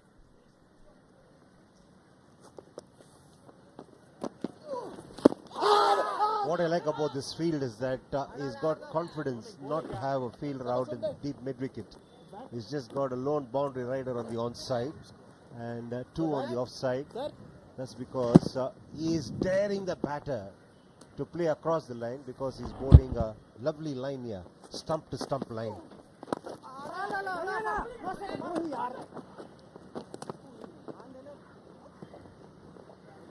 Now, interesting scenario here. Remember, this is the second phase, the second power play where you're allowed 4 boundary riders. They've taken 2 on the offside at sweeper, cover and long off, and only 1 on the on at deep square. So they've just taken 3 boundary riders, resisted the temptation to drop long on back, kept him up at mid on, not allowing that easy single to the batsman. Sometimes the bowlers need to have this kind of pressure on them. It's only then they'll focus hard and deliver the right kind of deliveries. Otherwise, they'll take it a little bit easy. They may tend to spray all over the place. That's gone fine. Well stopped. Well stopped. It's short fine. Again, it's Nikinjos. He's very quick. That's another save by this young lad. He's already +6 in the field. Good controlled shot, but once again, good effort prevents the boundary here. We saw him do that in the previous over too. Takes the aerial route inside out, and that should land safely. They look for 2 and get it quite easily. He is a long boundaries here. 2 to end the over, 58 for 5.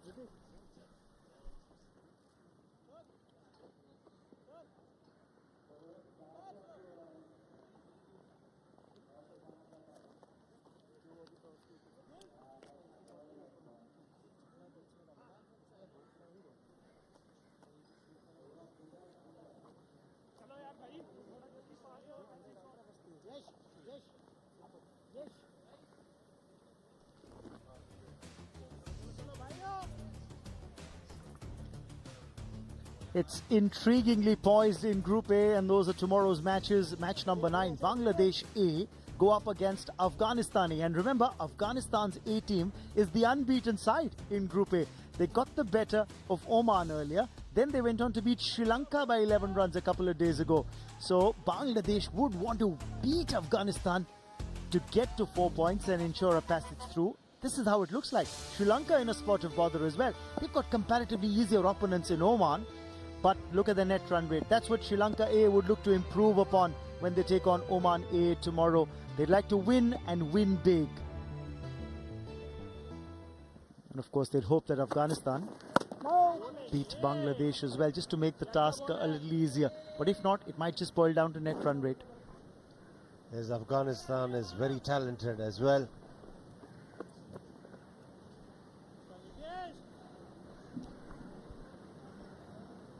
There was a fight in that match a couple of days ago with Afghanistan A getting the better of Sri Lanka A. Minod Bhanuka getting a fighting 100 in that run chase, almost taking Sri Lanka A home.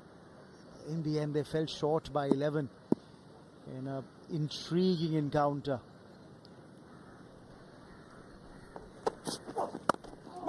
Driven well, but they haven't been able to find the gap at times. Yeah, you look at it from the Nepal batter's perspective. They're not used to playing such pace. One, because the pitches are not really conducive for fast bowling, and two, is that they don't have enough fast bowlers to provide them this kind of practice as well. Which means that when they're up against the faster bowlers here, they will find it difficult.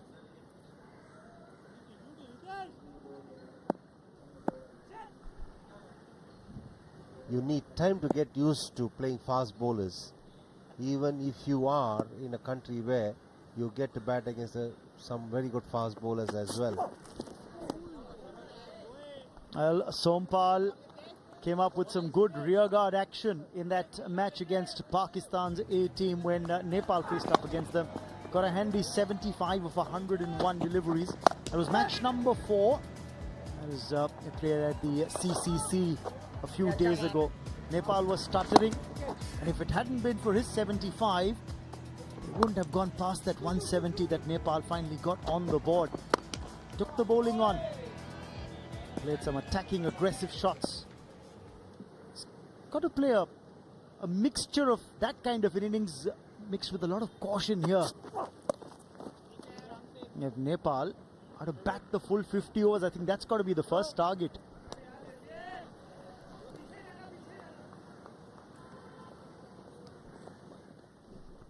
Those are his numbers. 79 runs. It's just the second match, remember, for Nepal. So adding to the 75 that he got in the first match that he played in this tournament, in this edition. When you have runs under your belt, you're always going to feel vibrant. You're going to back yourself, and you always tend to believe that if you can get it against one good side, you can get it against another good side as well. They got these two fielders that we just saw on the onside, deep backward square and a long leg back at the fence. I wonder if there is a ploy for that short ball. We saw it a couple of times, or is it just a red herring? You put it in the batsman's mind, there's going to be a short ball coming, but you look towards bowling full, maybe get the odd Yorker in.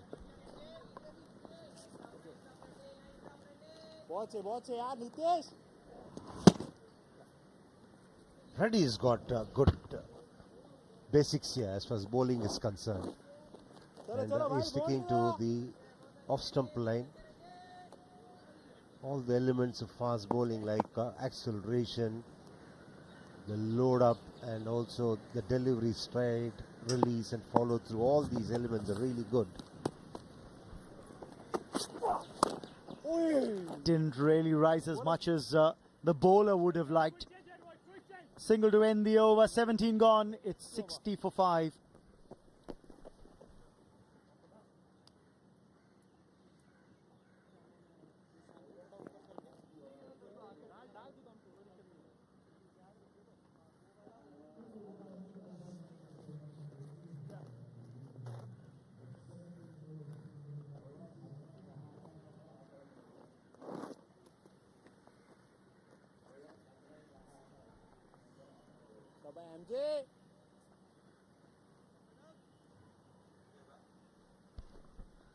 Nepal in a spot of bother in this match after choosing to bat first against India A. While the chase isn't going very well for UAE's A side against Pakistan A in that match at the P. Sara Oval that's on concurrently. That, remember, is a day game. And they've lost another wicket, have UAE. An update on the ticker for you. 93 for 4. Trying to chase down a mammoth 310. Down the ground, there is no long on. One bounce and over for 4. Takes the challenge up, does the captain, and gets 4. There is no protection out in the deep on the onside, save for the deep square leg. And Rohit makes use of that well tossed up delivery, getting his front leg out of the way and full flow of the bat. When you play down the ground into the straight field, the odds are with the batsman. Now, will that force Yashdol to take that 4th boundary rider? He's just taken 3, setting it up for the batsman. Okay, if you want to go over the top, down towards long on, take the chance.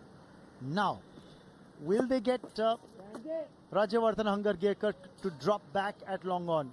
I think it will. Yes, he's not coming back up inside the 30-yard circle, so they will take that boundary rider. It seems to be... No, he's just going up. He's going to jog up. No, it's still 3. It's still 3 at the boundary rope. No, the bowler doesn't want it. There's another thought given to this. They will keep that long on. So 4 at the boundary.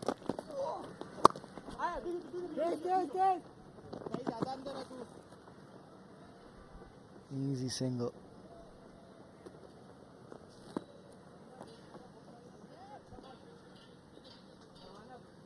What happened? Before that previous delivery was bowled? The captain asking, because this is what was struck down the ground by Rohit, the Nepal captain, and probably Yashdol said, okay, let's keep mid on up again. The bowler said nothing doing. Put him back at long on. He seems to be a very good player of spinners, is Rohit. He's looking stylish as well. Gauging the line and length really well, picking the right shots to play.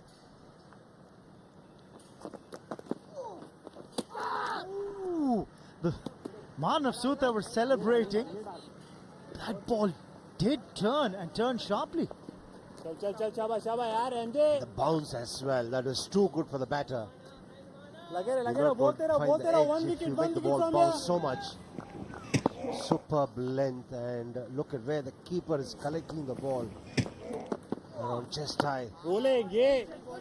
It's been a good over. They got 6 from it. 18 gone, 66 for 5.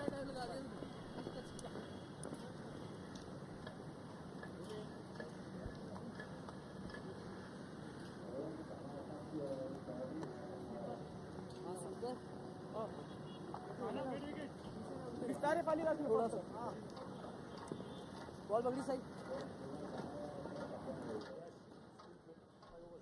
बढ़िया बढ़िया अभिषेक चलो चलो चलो यहाँ एक wicket भाइयों. It will be left arm spin from both ends now.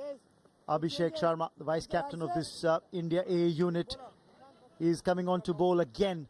Bowled 1 over earlier, just gave away 3 runs, but that was in the power play in the first 10 overs. He bowled 1. He's coming on now with the field spread, a little more protection on the boundary rope that he can take.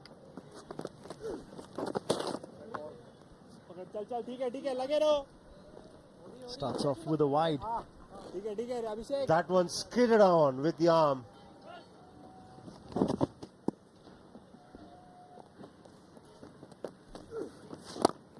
Yes. The 10th wide of the innings, remember, so that's an area of concern for this Indian bowling unit. But that's the stock delivery for Abhishek, the one that's just going to skid on with the arm, the angle, and then this delivery, a little more air, just teasing the batsman. This one turned as well. There's a little bit of help available for the spinners on the surface, but that's because just a few deliveries have been bowled at the right pace. So only when the ball grips on the surface there'll be deviation. That's one played over the infield. It's a chase for the fielder out in the deep. He'll pick it up. It's a huge boundary, and the batters have time to go back for the third. That's good running. That's good running because it'll require quite a strong throwing arm from the boundary rope. Try and get the ball in. Double quick time. Look at that. They ran the first run hard. And they realized after completing the 2, there was enough time for the third.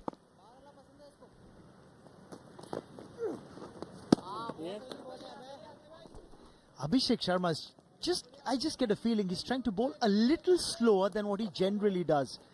Because he's realized there's some purchase off this surface. Therefore he's not pushing the ball through. He's just releasing a little slower.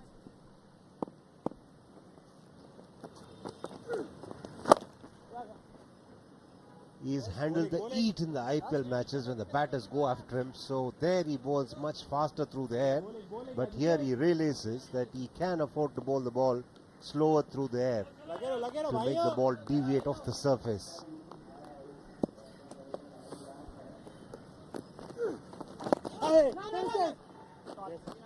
Dot ball to end the over. 19 gone. 71 for 5.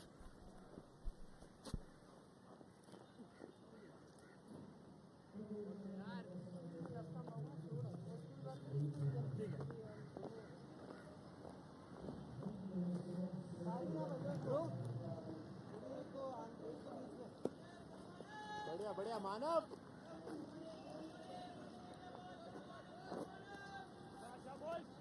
दोनों को check करना इसको. It's the highest partnership of the match so far for Nepal. For the 6th wicket, 34 is what this duo have added on. The captain, Rohit Paudel, with Sompal.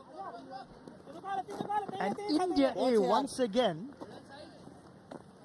getting stuck or hitting a roadblock after taking 5 wickets. It happened against the UAE's A team as well. Nicely played. I like the way he works the ball around to pick up his singles. Does Rohit. The sign of a good player against spinners. If he can maneuver the ball in the gaps and pick up 1s and 2s, then you're really a good player of spin bowling.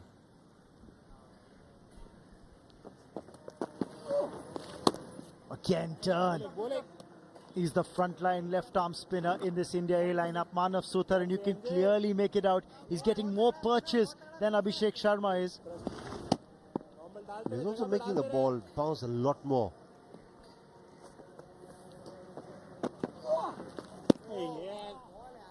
Above waist time for the keeper.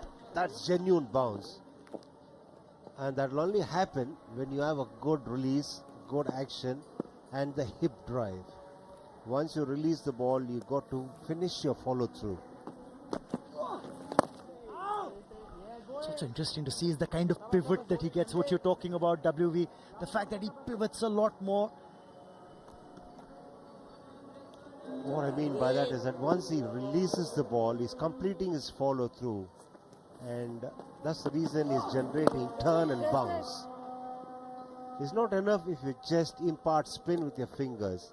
Once you release the ball, you got to complete the follow through, which means the left hip for a left arm spinner has to kick through, and then only the follow through will be completed.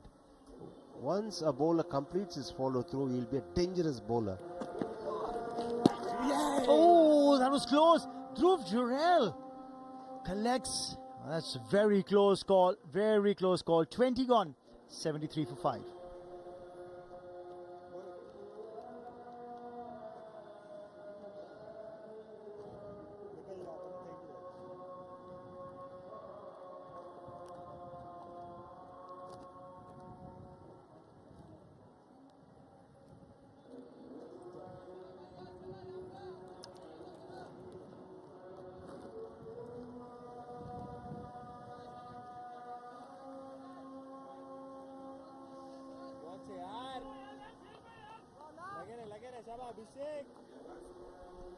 Suddenly the over rate has picked up and the scoring rate has dropped.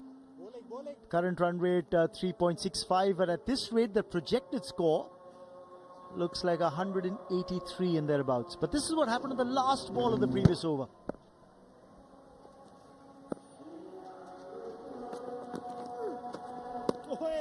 I tell you what, Raman, if they get to 183, because Nepal has good spinners, it will be a challenging chase for the India A side.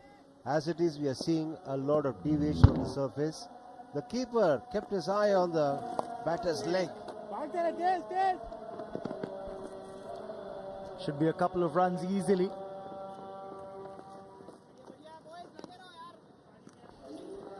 Just coming back to that point, the last ball of the previous over, Dhruv Jurel, keep an eye out on the wicket keeper. He's collected the ball. He did keep an eye on the batsman, but looking at the wicket keeper's reaction, I just get a feeling it gone a little too far back to actually whip the bails off. What he wanted to do was whip it off. No, he had it covered. He had it covered, but he was just waiting for the opportune moment. That didn't come.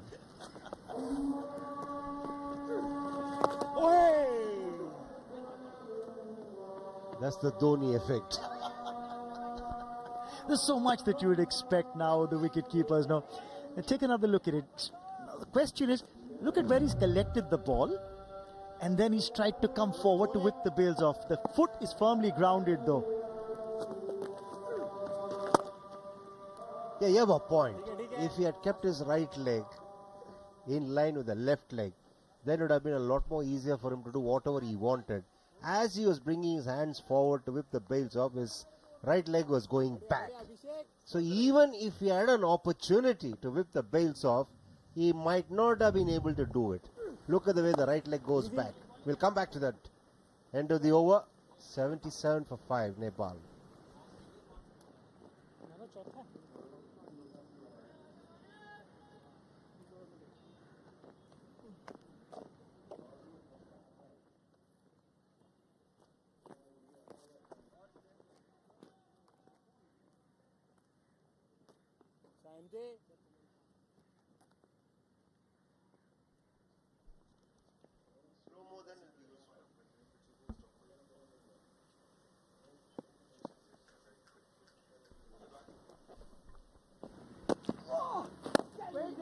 Stuff going for Nepal here. They're struggling now to even rotate strike.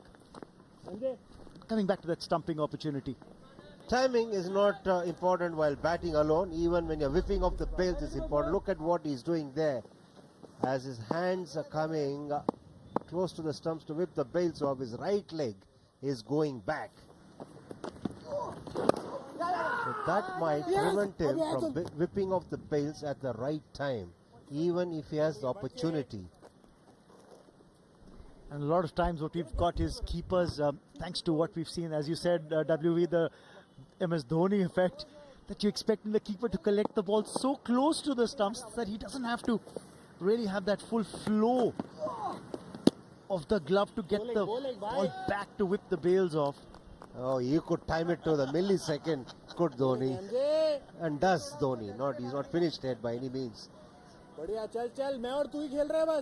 Oh, look back at that IPL final where the man in form, Shubman Gill, was out-stumped by MSD.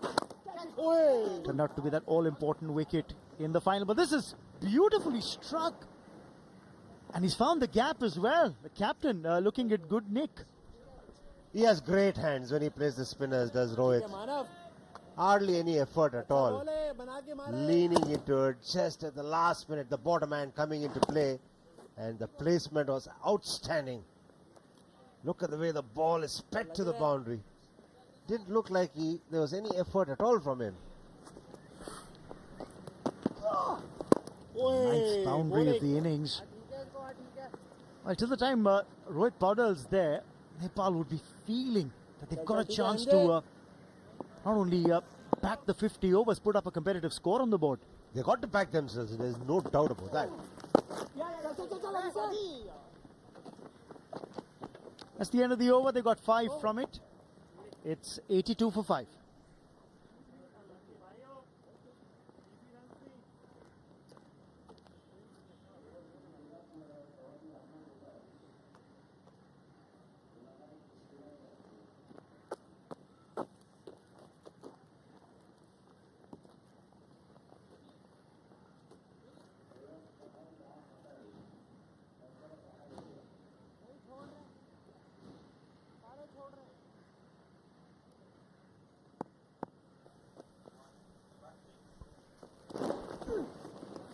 Good fight back from Rohit Paudal and Sampal Kami. They've played the two left-arm spinners really nicely. Mixed up some shots of aggression with some watchful leaves on a pitch that looks like it's definitely assisting the spinners. Top edge fortune. You have to say Rohit Paudal has earned that fortune. He's played really nicely. Going to pick up 2. Easily could have gone to hand at first slip as I... Bit a very good afternoon again to Vinay Kumar, who joins me. Definite turn and bounce on offer. Definitely. Spinners are doing a great job. Similarly, both the batters are playing really well, especially Rohit, the captain, is showing the way how to bat in this wicket.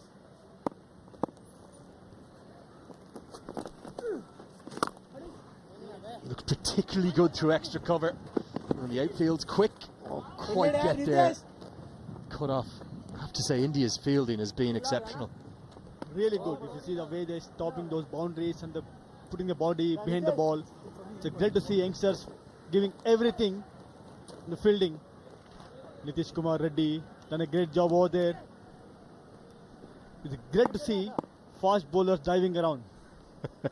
Didn't happen back in your day, mate, did it? You got sent down to fine leg to have a bit of a break. Yeah, certainly. I think the way that Paudal and Kami have gone about this partnership, they've shown a lot of responsibility. We will check the boundary. I think he's okay here. I think this is clean.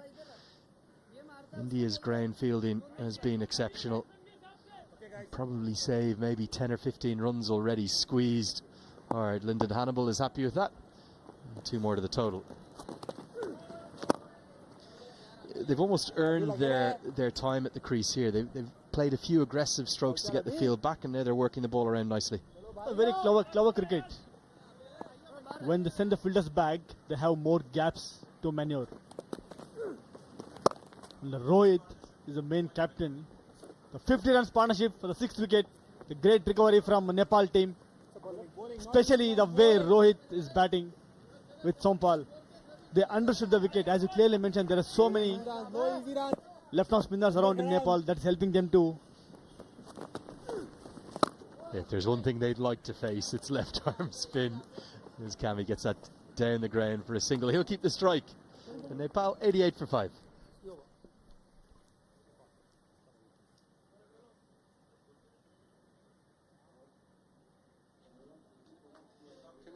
Are you seeing this better now? You can see the screen more clearly.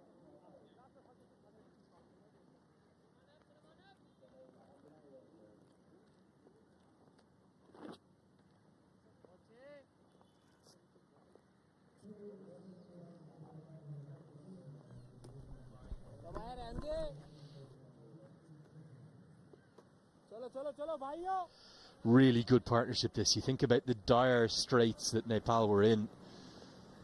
37 for 5, blitzed away by pace. A lot of cricket to be played from here. They run well between the wickets. They've shown good strokes through extra cover in particular. Also, we've seen Rohit Paudel go over mid-on to get that field spread and put back. They have to keep going. If they want to put up a good score, these two batters has to play really well, and they've been doing a great job. It's also, Vinay, it's a bit of a throwback for Nepal fans to maybe the pre-Monty Desai era, where it felt like every time Nepal played, they were 40 for 5 or 60 for 6, and it tended to be that lower middle order that bailed Nepal out of trouble. Sharp turn on offer. For a first use wicket, that turn and bounce is quite extraordinary. We saw the cracks in the surface I was talking about earlier. The line and length which is bowling, it's great. That is the result of playing more domestic cricket, and the last season he had bowled more overs in Ranji Trophy. Again you can see that superb bowling display from Manav Sutar. He has done pretty well in the last Ranji Trophy. He got 44 wickets in 11 games. The more and more you bowl, you will understand, you'll get the feel from where I should leave the ball. The release is really good. Look at the turn. Dhruv Durrell barely able to cling on to it. That, remember, is a 12-over-old ball. We've 2 new balls in operation, as in all 50-over cricket. And I think Nepal will be thinking, get us up to double this total, get us to 200. We're well in this game. Real turn. Gone. Trapped LBW, the one that skids on. Only one decision there. Kami misses the sweep shot. And just as that partnership was building, Nepal have got themselves in trouble again. Manav has so earned that wicket. An outstanding spell of left arm spin bowling is finally rewarded. He's a very clever bowler. You can see that length was full and he bowled wicket to wicket. Before this ball, you can see that turn and bounce, he was getting the spin. But this ball, he bowled straighter and got the wicket. Rohit has to walk out. Sorry, Kami, he scored 14 runs, 39 balls. Nepal 90 for 6.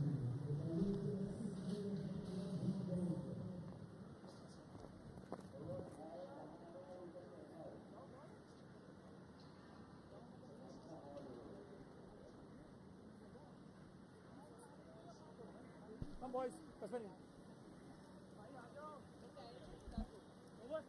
Over.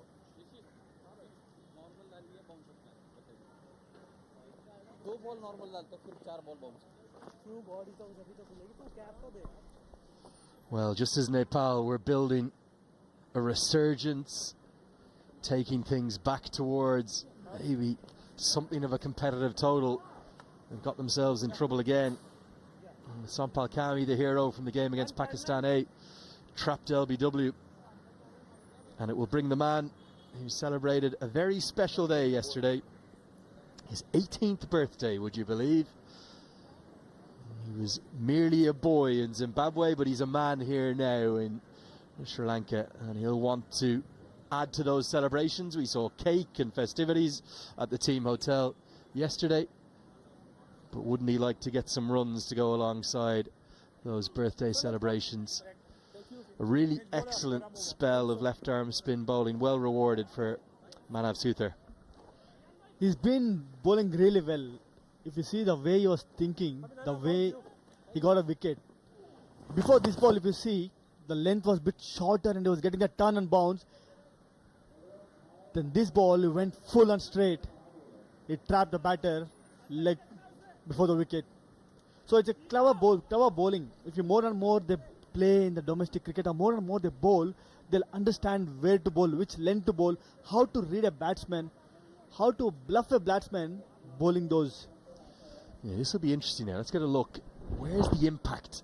Is that just outside the line of off stump? We've seen turn and bounce on offer. But I think Kami's problem is he needs to get across the stumps if he's going to play that sweep shot. You need to almost give the impression, give the view to the umpire that you're well outside the off stump. Instead, his legs got a little trapped in front of the wicket. Marginal one went against Kami. And with the scale of turn and bounce on offer, he might feel himself a touch hard done by. But India now going for the kill. Hangarkar is going to come back into the attack. He's going to come around the wicket to the captain too. Are we going to see short stuff? We are, but clubbed away by Rohit Paudel. He moves into the 40s, short wide, given the treatment, and 4 to the total. It's an easy B from Hangarkar. The plan was good, the field set was good, but the line could have been towards the batsman's body, but he gave that room and paid the price for that. Well, I think from the field that they have set, very, very clearly going to be the trial by short balls. I've no doubt that India A will have done their work on Nepal. Their team analyst has worked out that they struggle against the short ball.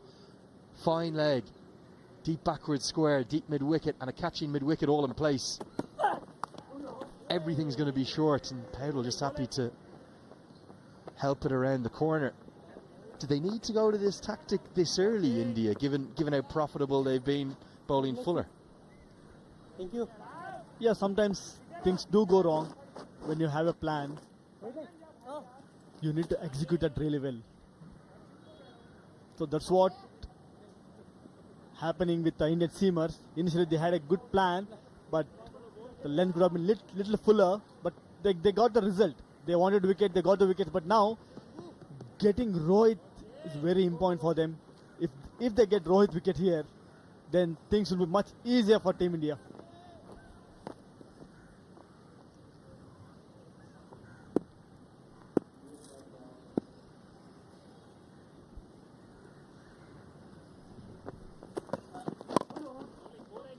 Yeah, Gulshan Jah, for me, was the pick of Nepal's players in Zimbabwe. Their player of the tournament, Badam Bull, really impressed everyone he saw. But Rohit Paudel, who's been a little shy of runs, he struggled a bit in Zimbabwe. So crucial to Nepal in the middle order. Always bats at number 4. He's shown a good array of strokes, particularly down the ground and through the covers. 5 4s he's hit so far this innings. That was the pick of them. Gorgeous stroke along the ground, inside out, and then punish that short one. But he's had his problems against the short ball. He has to find a way to survive, and for Nepal to get a competitive total, to get up towards 200 or north of that, Rohit Paudel, he's going to need to be there right towards the final 50 over mark. That will be the plan from Rohit. The impressive one was the way he was playing for the spinners. He was playing with the turn. He was not taking any high risk there.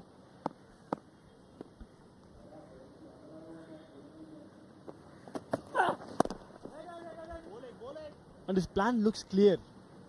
Just wait for the bad balls and try to punish them.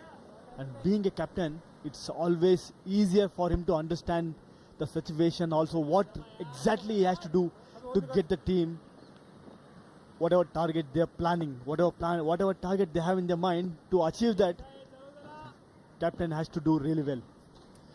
Yeah, the plan looks pretty clear for Hangarkar as well. It's going to be everything short to Paudel, but he's changing the angle. He'll come over the wicket now.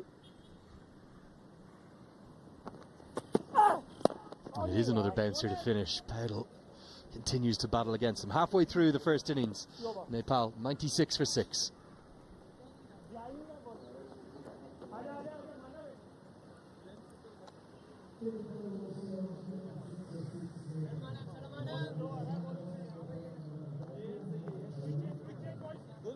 बाद में देगा इस and से दियो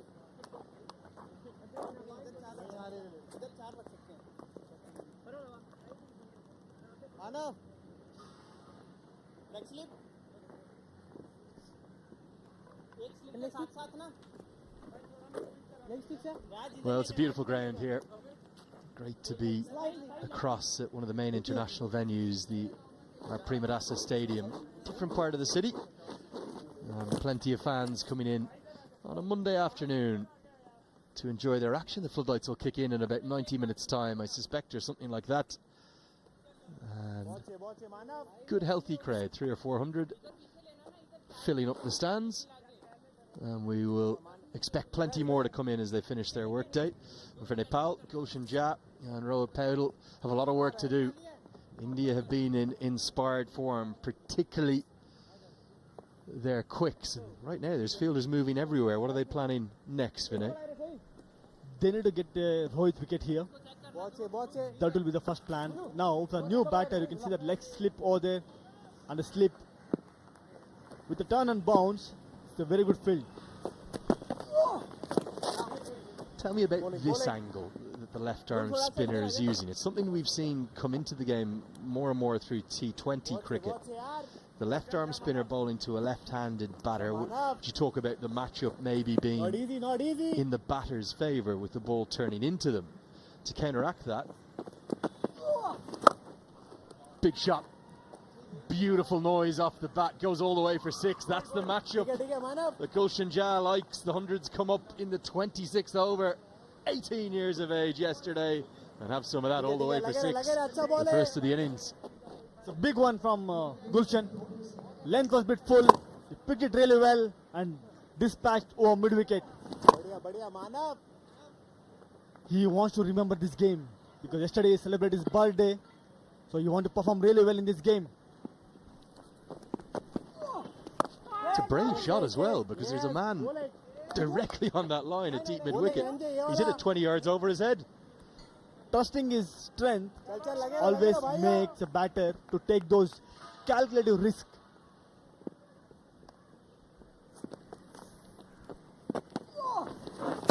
Down the leg side will be given as a wide acceleration, the last 50 coming off 66 balls. So tell me why a left-arm spinner looks to come around the wicket rather than over the wicket. Maybe the length, they want to change that, they want to change that line where if they try to pitch on midland leg, batsman can't stop playing the...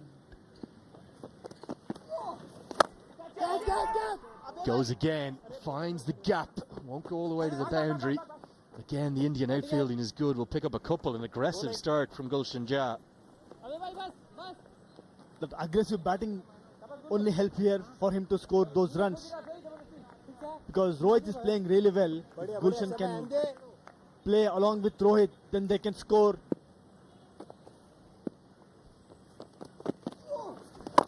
+200 runs. That will be good enough for them to give some fight or maybe upset India here because they have a very good spin attack. Yeah, and the run rate really isn't the issue. You can see the captain here. He's asking him to toss it up, but I think what he's saying, Yashdul, is get it outside the off stump. Force him to play from outside of his body and throw one into the sky, maybe caught in the deep on the leg side, or bring that slip into play. 26 have been bowled, 106 for 6.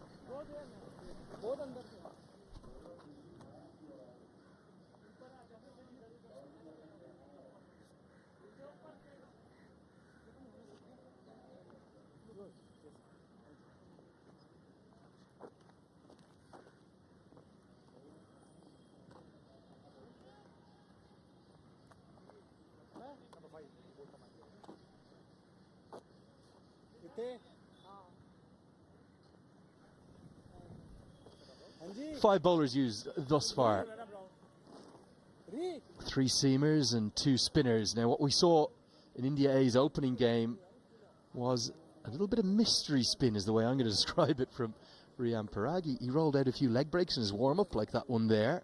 And he tended to bowl a lot of finger spin to the left-handers, off-spinners, and also lots of googlies. So a little bit of a mixed bag of tricks from the man who's got a good bit of IPL experience too.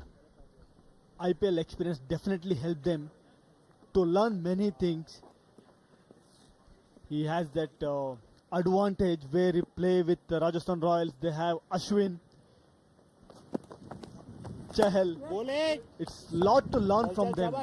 Being a youngster, Riyan Parag, he is showing that talent what he has. Last game he bowled pretty well, bowled 8 overs, didn't get any wickets, but he was effective over there. Now, how we going to tackle Riyan Parag? That will be interesting. Gulshan, because he was playing against left-arm spinner really well. When the off spinner comes, when he takes the ball away, we need to wait and watch how we're going to tackle that.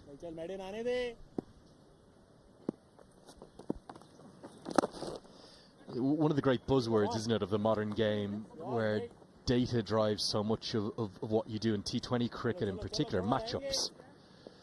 How much do you read into those matchups? So an off spinner taking the ball away from the left-hander, that isn't something that the data says the left-hander should target. Is that something you're a big believer in? I believe it's highly rated, because most of the time we hear that off spinner can't bowl against a right-hand batter, or they might get hit. That is, I won't believe that one. I won't believe, because if you're a good bowler, you should able to bowl against a right-hand batter or left-hand batter. It's all about the line and length. It's a beautiful shot over there, down the leg and swept for 4. Really well played. Rohit Paudel is playing a highly impressive innings at a time that his side need it the most. They need their captain at his best form. He's not been in his best form in the last 4 or 5 weeks, but the line, just as you were talking about it, was wrong from Parag. And Paudel good enough to just help it around the corner, get to within a couple of a 50. Yeah, I couldn't agree more with you, Vinay. Matchups are a bit overrated, aren't they? Get your best bowlers in, as we see the one that goes away from Paudel to close out the 27th. It's a Nelson, it's 111 for 6.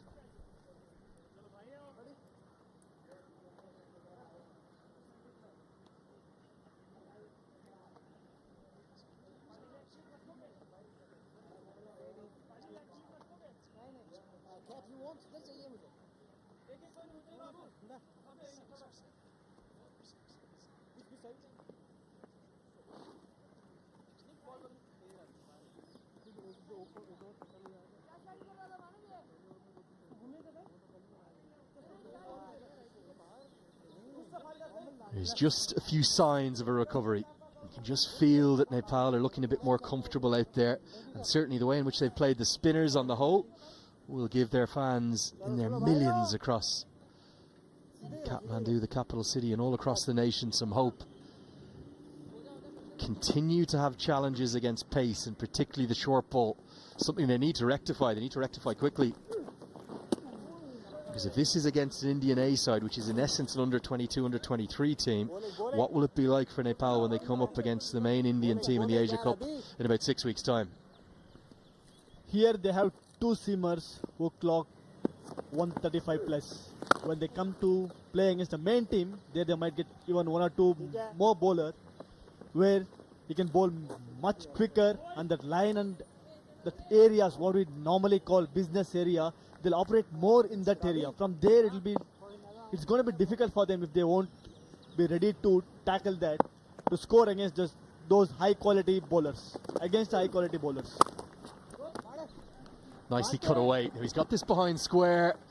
Outfield is quick, won't quite get to the rope, but it will get him to 50.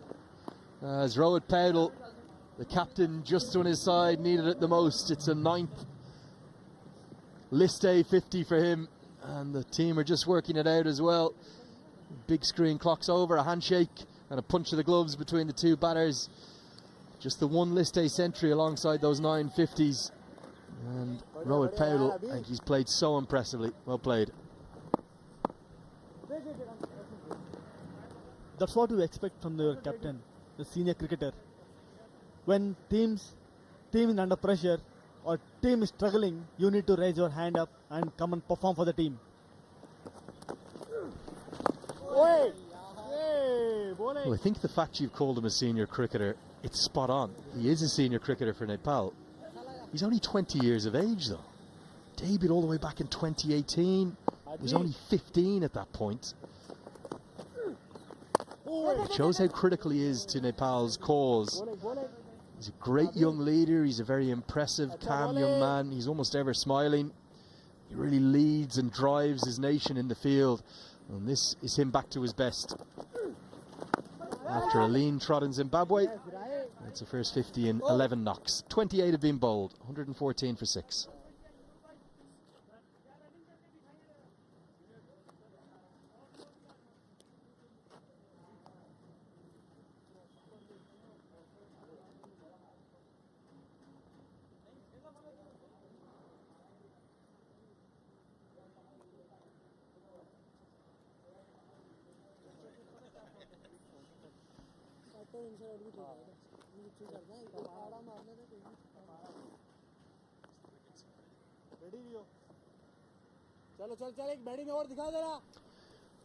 Some reasonable progress here in this second power play. But after losing 5 wickets in the first power play, that's where Nepal have got themselves into trouble. The just turned 18-year-old Gulshan Jha, alongside the 20-year-old Rohit Kumar Paudel, who is Nepal's captain at the non-strikers end. He's got to 50. Are these two young men out here for Nepal alongside India's very young side? Are they making you feel old up here, Vinay?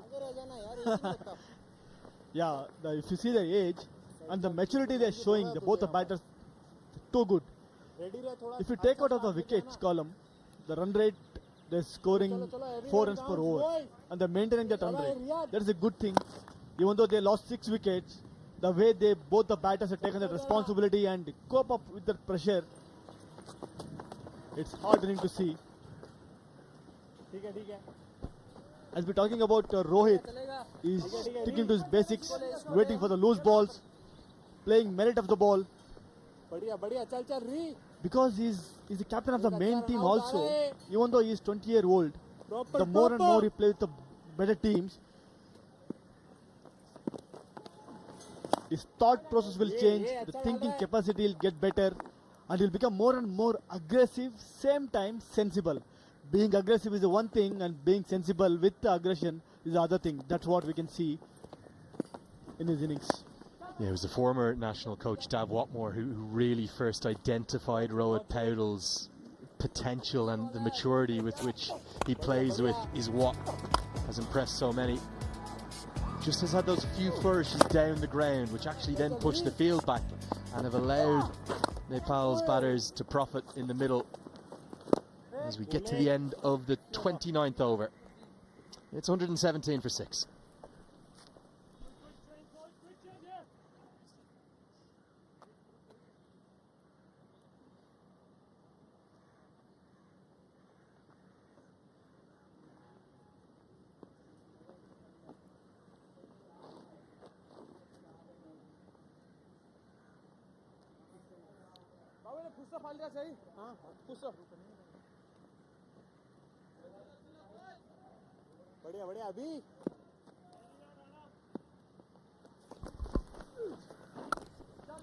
Till the time the captain's still out there in the middle, Nepal would still harbour hopes of batting the full 50 overs. It's been a controlled innings from Rohit Paudel, unbeaten on 51. Played some delectable shots down the ground, he's driven the ball well, shown the full maker's label when he's played those shots down the ground. He's chosen the right deliveries to attack as well. That's been the other hallmark of his innings.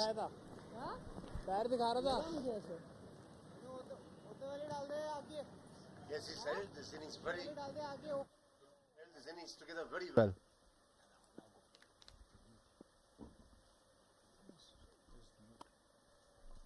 I was saying Rohit has held the innings together really well. 37 for 5 from there to now, 120 for 6. It looks really better, and the dressing room will also think that if they can somehow manage another 60 runs, they're in with a chance, because Nepal does have good spinners in its ranks, and there's been some help for the spinners here on this surface. So 180 can be a competitive score.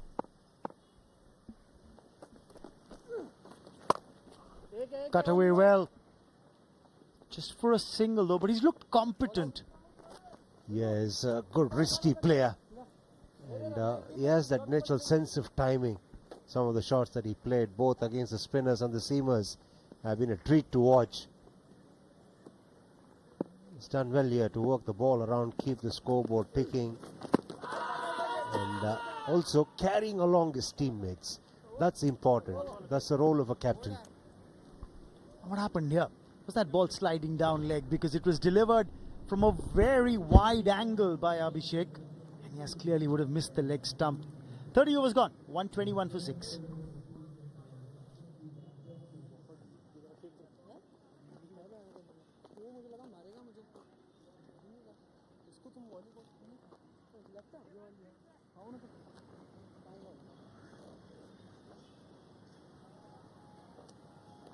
Proper.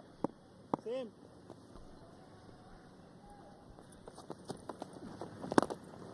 And Parag continuing. It's interesting when you look at him bowl to the right-hander and when he's bowling to the left-hander when he comes on strike. It's off breaks for the left-hander when he's on strike.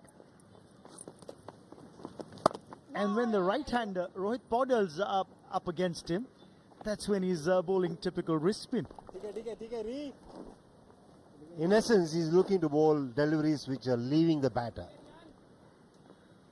And he's bowling with a decent amount of control here. That's appreciable because it's not easy to switch your style of bowling and that to produce this kind of results.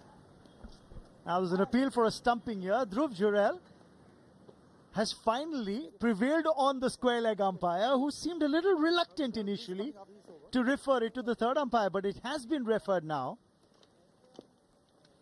Faisal Afridi is the third umpire who will have to adjudicate this, but first it'll be interesting to see whether that was a legitimate delivery. That's not going to be a problem. Doesn't have a big delivery stride, does Ryan Parag. But this delivery, as I was saying, he's bowling off breaks to the left-hander. It pitched and it turned. I think the foot was momentarily airborne, but I think that toe was on the ground. This time around, the right leg stayed in line with the left leg as well. We did see him pull his right leg back last time around, but here he's got his hands right over the bails, bending from the hips. That's going to be not out because that back foot, the left foot of the batter, was grounded when the bails were dislodged. So Gulshan will survive.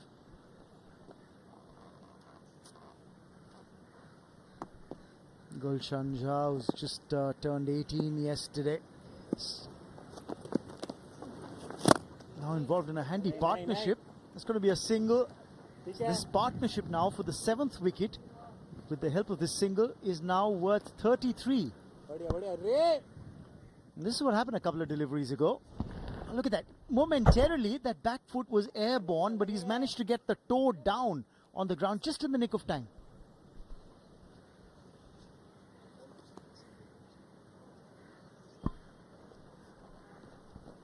Remember, there was a 53-run stand for the 6th wicket. Yeah. Oh, that was close. That was just so close. Dhruv Jurel was celebrating, thinking the ball might just clip the stumps. Might have clipped the stumps, but the bails haven't been dislodged.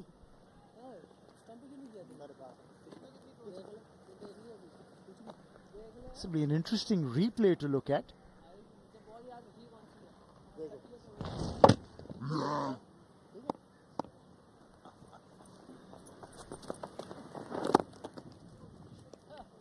Dot ball to end the over. 31 bowled. It's 1, 2, 3 for 6.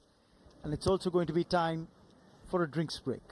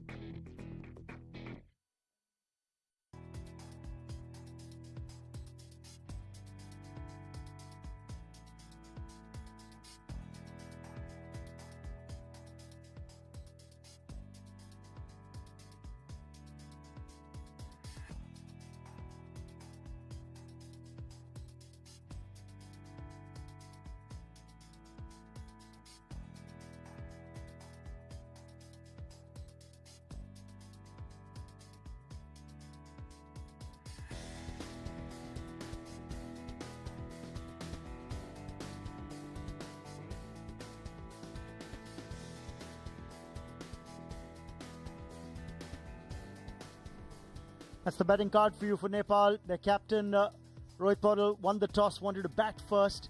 He lost wickets early up. Bhurtal out without scoring. They were 0 for 1 at one stage when the innings began.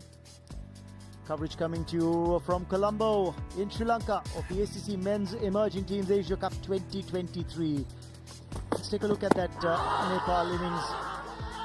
First wicket being claimed by Harshit Rana, who started off with a wicket maiden. Streaky boundary for Asif early on. There was some confident drives played by Dave. And this was the wicket for Hangar Gekar then. Got Asif out, caught behind. The sharp catch in the slip cordon, and Hangar Gekar in the end claiming 3 for 25 in his 6 overs. This was a wicket for Harshit Rana. And then squaring up the left-hander, Hangar Gekar, for a simple catch at point. Then came that stand. 53-run partnership for the 6th wicket between the captain, combined well with Sompal.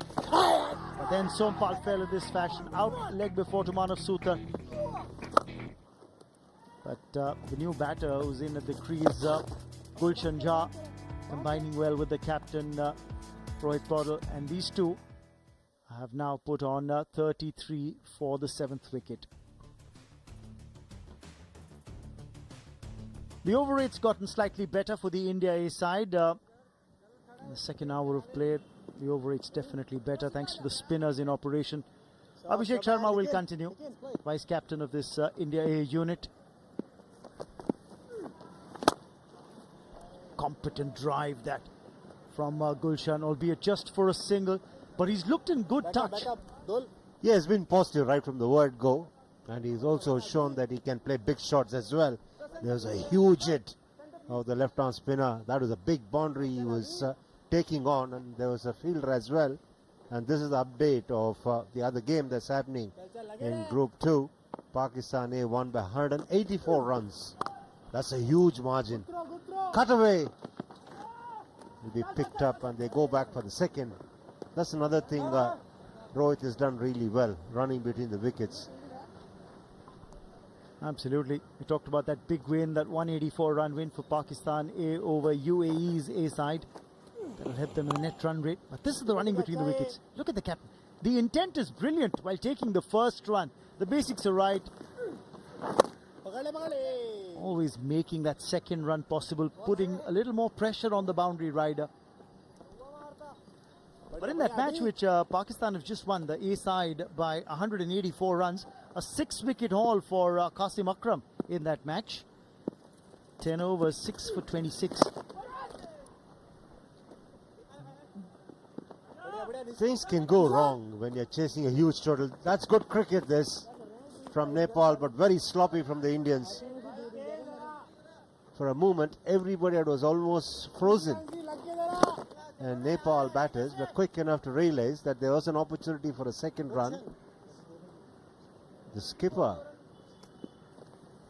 is not happy. Change of angle. There's a change of angle from Abhishek Sharma against the left-hander. Switched around the wicket. But they've scored off every delivery in this over, and that's good cricket so far.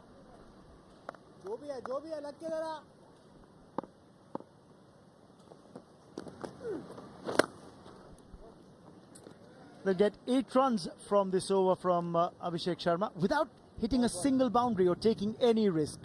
32 gone, 131 for 6.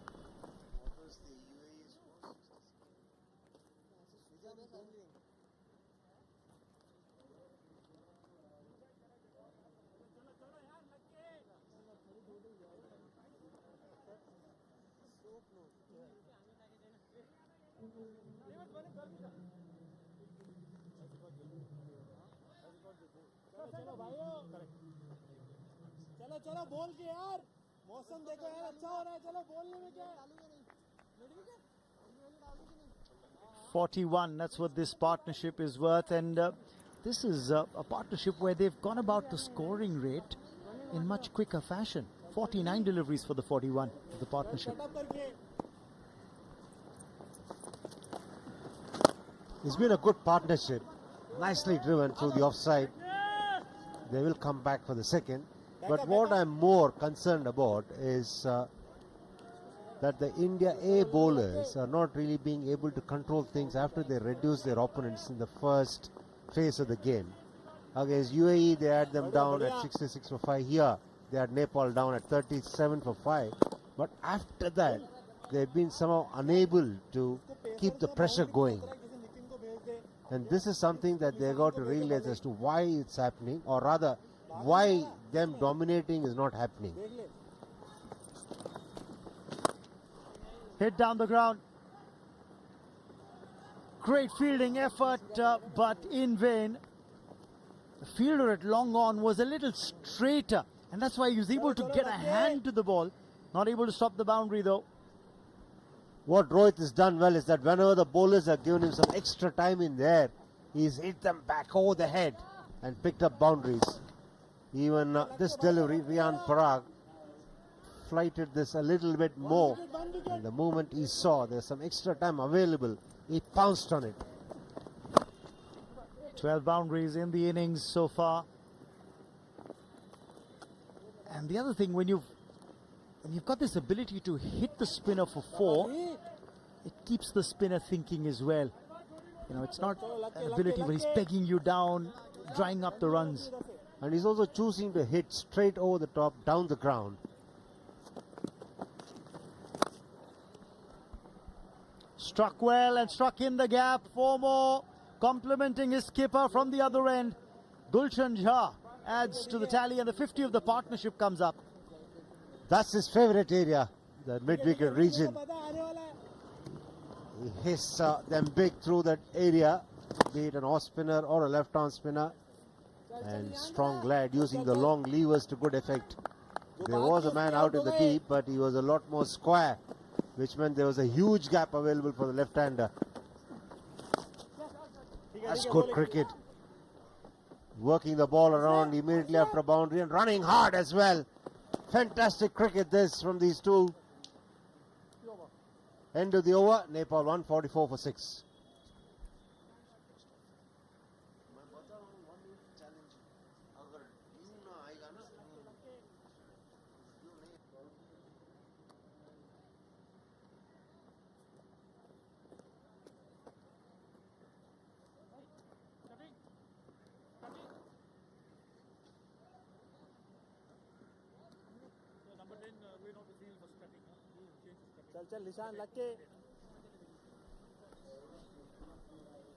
A handy 7th wicket partnership that's come at almost a runner ball.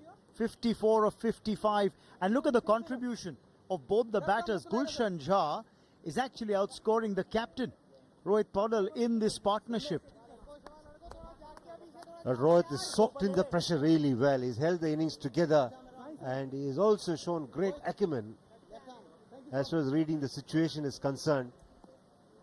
2 back-to-back half-century partnerships in the innings, and there was one mini partnership at the top of 27 between Dev and Asif. And Nepal needed partnerships because they are losing wickets rather soon. At one stage they are tottering, despite the 27-run partnership, they're tottering at 37 for 5. And these 2 partnerships for the 5th and 6th wicket has been really productive for them. Now the left-arm spinner being pressed into action by the India A captain Yash Dole. Nishant Sindhu is coming on the ball now. These two have forced the Indian captain to use a lot more bowlers than they would have liked to. He's the 7th bowler that the captains turn to. And just looking back at the game against UAE's A side as well, they'd used 7 bowlers in that match as well, did India. Yeah! Is there an edge there? There is, and the bowling change has worked. And Nishant Sindhu's got the big wicket. He's got the captain out, caught behind. He's out for 65, as is Rohit. Rohit finally falls to a very good delivery. Sindhu tossing it up nicely. Turn and bounce for him on that occasion. And a good catch too by Dhruv. Turned from the middle stump. And the batter knew, but he took his chance. hoping that the umpire may not give him out. But in the end, he has to walk back after a terrific knock. This very impressive stuff this from Rohit Paudal, the skipper. Dismissed for 65. Nepal are 144 for 7.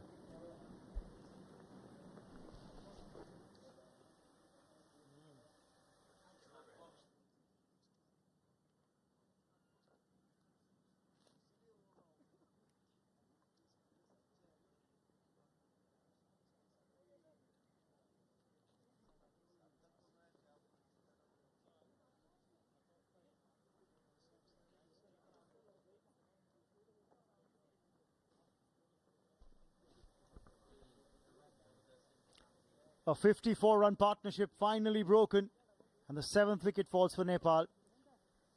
Rohit Paudal, the captain, out for 65, and that brings up Pawan Saraf out into the middle. Not much of an average to write home about in his List A career.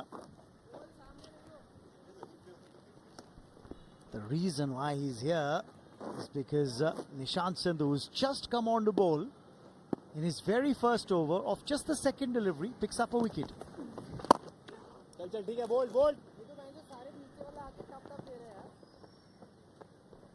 Off the mark with that single, the new batter, Saraf, and this is how the wicket fell. Turn and bounce, yes, it's celebration time because they picked up the main wicket of Rohit. But the India A side has to also bear in mind they got to chase here. And if Nepal gets to 200, then it could be a real challenge for the India A batters, provided there's no dew. If there is no dew, the spinners can really have a role to play. Big hit here from the left-hander, again taking on the fielders. And is just fallen short of the rope. He does play the shot really well, does Ja. And I think that's just bounced inside the boundary rope before it's gone over. Sai Sudarshan saying he's not very sure, but from where we're perched up here in the commentary box, it did seem that the ball bounced before the boundary rope and then went over. So that should be 4. But I think the third umpire will have to adjudicate on this. Sai Sudarshan, yes, I think it's 4 in all probability. Now look at that. It's bounced inside the boundary rope. And what he's tried to do is just tried to pull it in after that. But my question here is, we've seen Gulshan Jha hit the ball a lot wider towards that wideish mid-wicket region, while the boundary rider has been a lot squarer. You know what the batsman's hitting arc is. Why don't you make that change? And I think it's happened now. While there's still a confirmation awaited from the third umpire. Whether that's 4, it's going to be signaled 4 now by the on-field umpire. Still waiting for that confirmation. They have to understand that he's playing from the off and middle line. That's why the ball is going wide of mid-wicket and is not going behind square. If he plays from around the leg stump, it'll have more chances of going towards square leg. So these are the small things that the keeper has to read and convey to the bowler, if the bowler is not picking up these things. That's what they're checking for. Now the other thing is he's tried to flick the ball back in Sai Sudarshan, but that's got to be 4. So runs in fact added on to the total. Now Sai Sudarshan, after that boundary has been struck, he's the man at mid-wicket. He's moved a lot wider. So now they've got the mid-wicket fielder where he could be a catching option, apart from just being a boundary saving option if a shot's played in that region. This is something Sindhu must have been aware when he came on to bowl. And he must have been very particular about having that mid-wicket straighter. Minor modifications make such a big difference. He's gone for it again, and this time he's made clean contact. You can have as many boundary riders as you want. That's going to clear them all. And the 150 is crossed by Nepal with that 6. It's 155 for 7 after 34.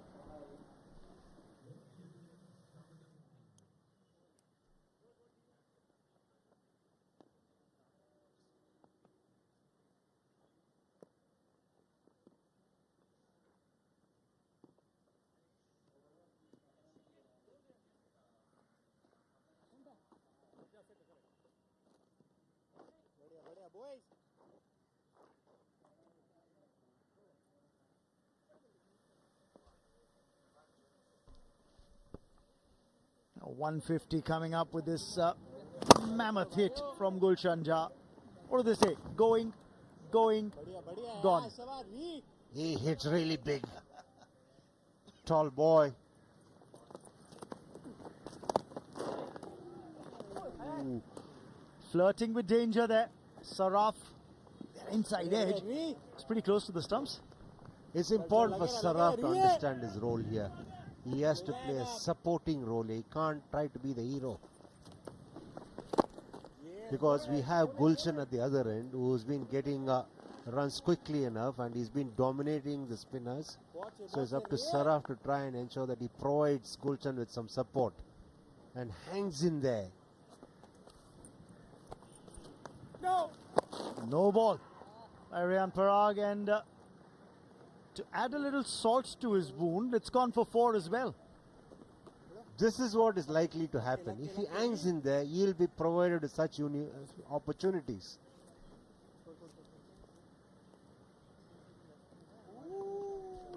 Oh dear.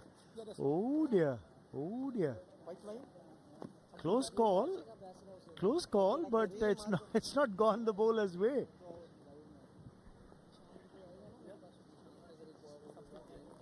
Riyan Parag feels that he's not overstepped, and he's not also hiding the fact that it's been a very harsh call.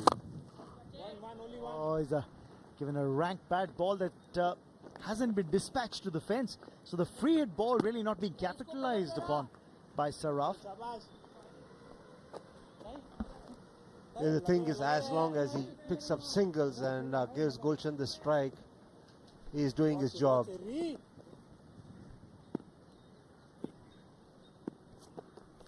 Changes the angle.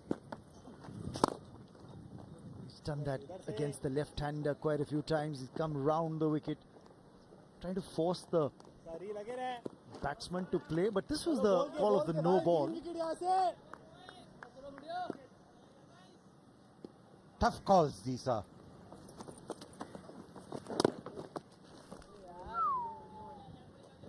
And when he's got the right-hander on strike, he chooses to bowl wrist spin.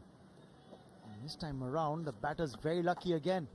The projected score from here is 233. And if they get to 233, I'll leave it to your imagination. He leaves the rest unsaid, does WV. 35 gone. 162 for 7.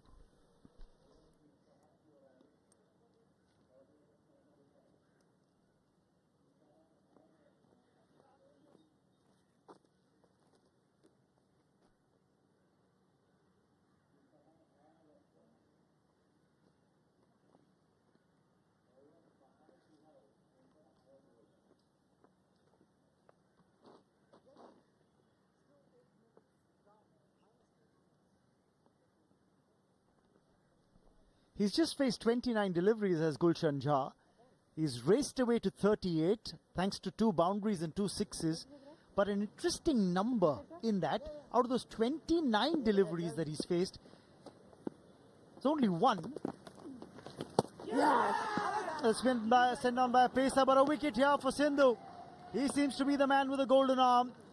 He gets Gulshan Jha out as well. 2 out of 2, and 2 good contributors in the innings.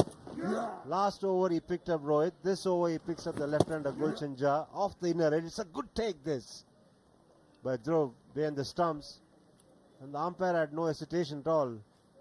It's a good hand played by Gulshan Jha in this innings. Dismissed for 38, and Nepal are 162 for 8.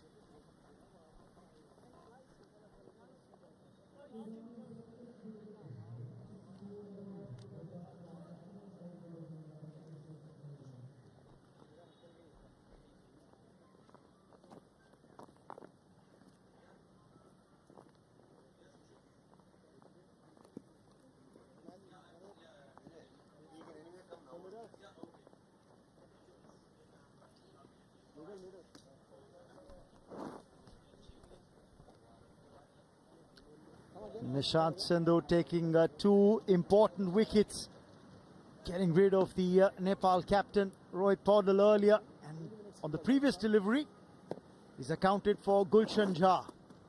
2 sharp catches taken by Dhruv Jurel behind the stumps. Those 2 wickets. Kishore Mahato has come into bat. Kishore finding his place in the playing 11 in place of Pratish GC for this match. Dominantly a bowler. He's got to try and contribute with some runs off his bat. WE making away in the com box as Vinay Kumar joins me in the hot seat. Welcome, Vinay. Thank you. Very good bowling we can see here. The great left arm spin. The areas which is bowling, that's what you expect from your front line bowlers. So very good catch over there. It's an inner edge and 2 wickets in 2 overs. Fantastic work, glove work behind the stumps by Dhruv Jurel.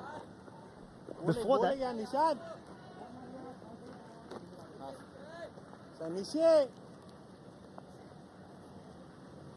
he's been tested with the outer edge that was flying. Pushed through quicker by Nishant Sindhu this time. I got to look at the wicket we were talking about of Rohit Paudel. Now this was off the outer edge, remember. It was a sharp catch taken by the wicketkeeper. We'll try and show it to you later in the next over. Meanwhile, a single off the last ball here, which means it's the only run that's come off this over. 36 gone, 163 for 8.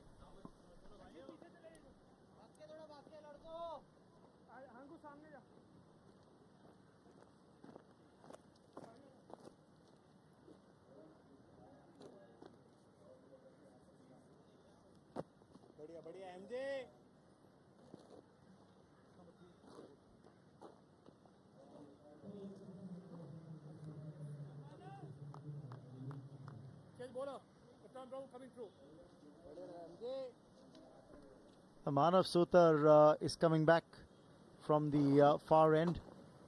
1 for 29 of his 7 overs. The frontline left arm spinner in this India A side. But Nishant Sindhu has picked up a couple of wickets and 2 good catches taken by Dhruv Jurel behind the stumps.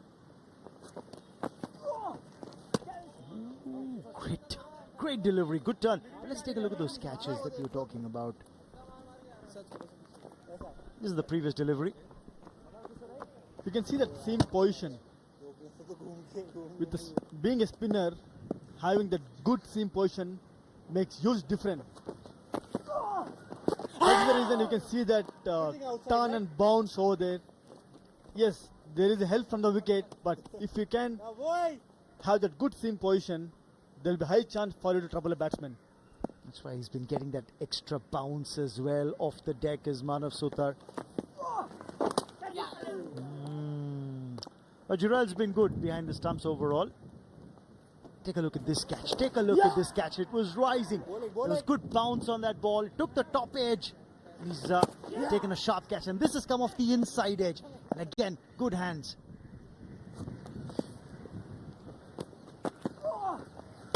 Wicket keeping has been outstanding throughout this innings. He's doing a great job over there. It's not that easy when there is a turn and bounce on the wicket. Collecting so smoothly, it's a really great job he's doing.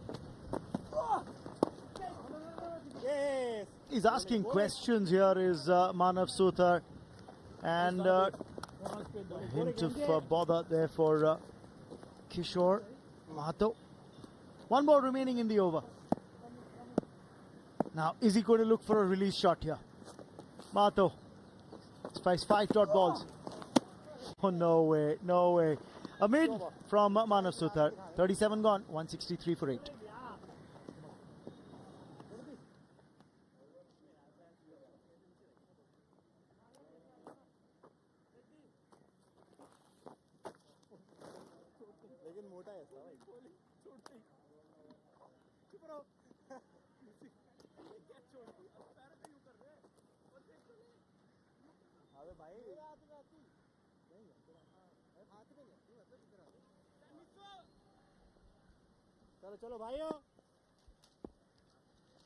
Raman has taken break now.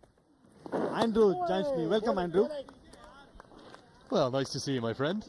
Lovely to be with you, although a little bit less happy for Nepal, having lost their two heaviest scorers thus far today. I thought Rohit Paudel for his 65 and Gulshan Jha for a very aggressive 38 played really nicely, but Nepal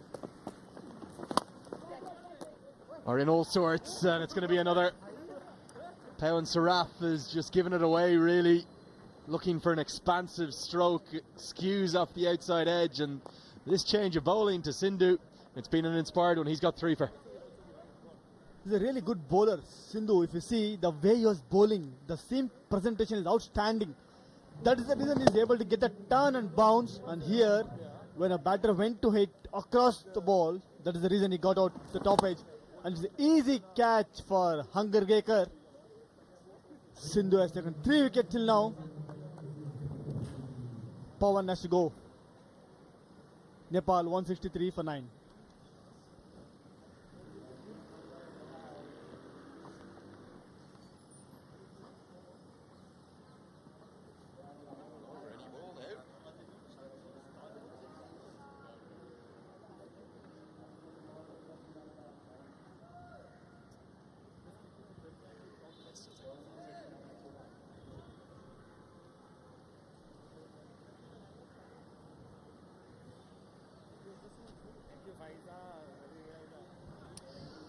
Well, in the course of just 14 balls, Sindhu has changed the game here, and he's changed it in a hurry. 3 wickets coming from the 7th bowler to be used as Alat Rajbanshi, the left-arm spinner, who's going to really enjoy bowling on this surface. It's taking sharp turn and bounce, and we expected some spin because of the cracks, but it really has been extravagant. However, this time Pawan Saraf probably is himself to blame. He could have gone with the spin to hit that big shot, but unfortunately he went across. You can't expect more from the lower middle order batters. Nishant Sindhu having a great game here. He's a very good all-rounder. He's a middle order batsman.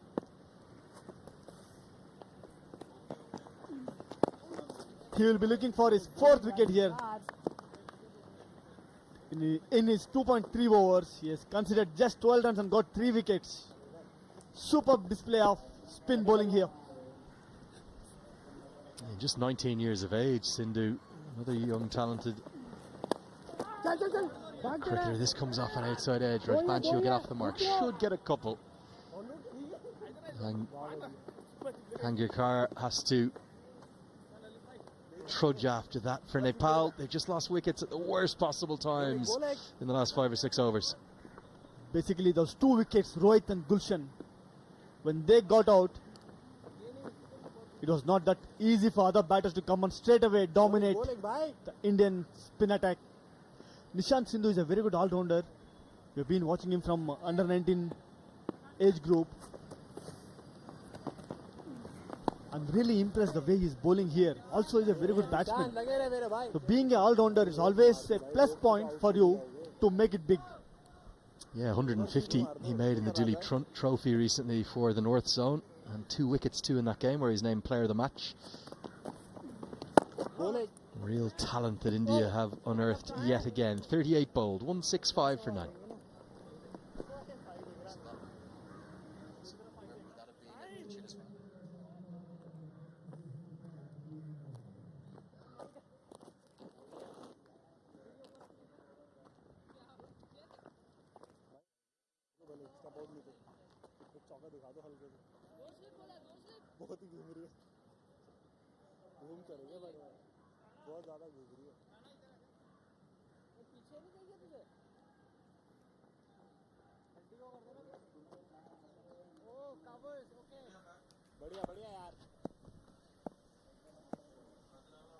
Just 1 wicket remaining for Nepal. 2 slips in place. Have you been surprised by just how much turn we've seen as another one rags past the outside edge? As you clearly mentioned, in the toss, there was some cracks on the wicket. But to get that kind of spin and turn and bounce in that wicket, that same position I always mention. Beautiful delivery. Mano Sutar has taken just 1 wicket, but he's bowled outstandingly well. And this is finger spinners. This isn't wrist spinners or mystery spin that are turning it square. This is orthodox left arm spin, and it is the turn and the bounce. As Mahado chips one up into no man's land, just over the head of the cover fielder. And he sends back Raj Banshi, so they'll pick up a single. A surprise for me from Nepal's end, and I wonder, are they going to rue this? They've left out their other left arm spinner. Of course, no Dipender Singh Ari, no Sandeep Lamachane, both at the GT20 in Canada that starts later in this week. But rather than go with Sham Dakal, the leg spinner, or the left arm spin option, they've gone with just the 2 spinners front line, Pawan Saraf and Lalit Rajbanshi. I just wonder if they misread the conditions a touch, Nepal. Remember, their first game was across at the CCC. Very different here. Turned and dropped. That could have been taken, not easy, but the first real blot on India's fielding effort. It was a catch where Abhishek Sharma was taken easily. Maybe he's standing a bit front. That's the reason he didn't have that much of time. But in this level, you need to take those catches in matches. Yeah, I wonder, could he be a little bit squarer as he gets a bit of a friendly pat on the head from his captain. In fact, it's Riyan Parag at first slip. 39 bowled, 167 for 9.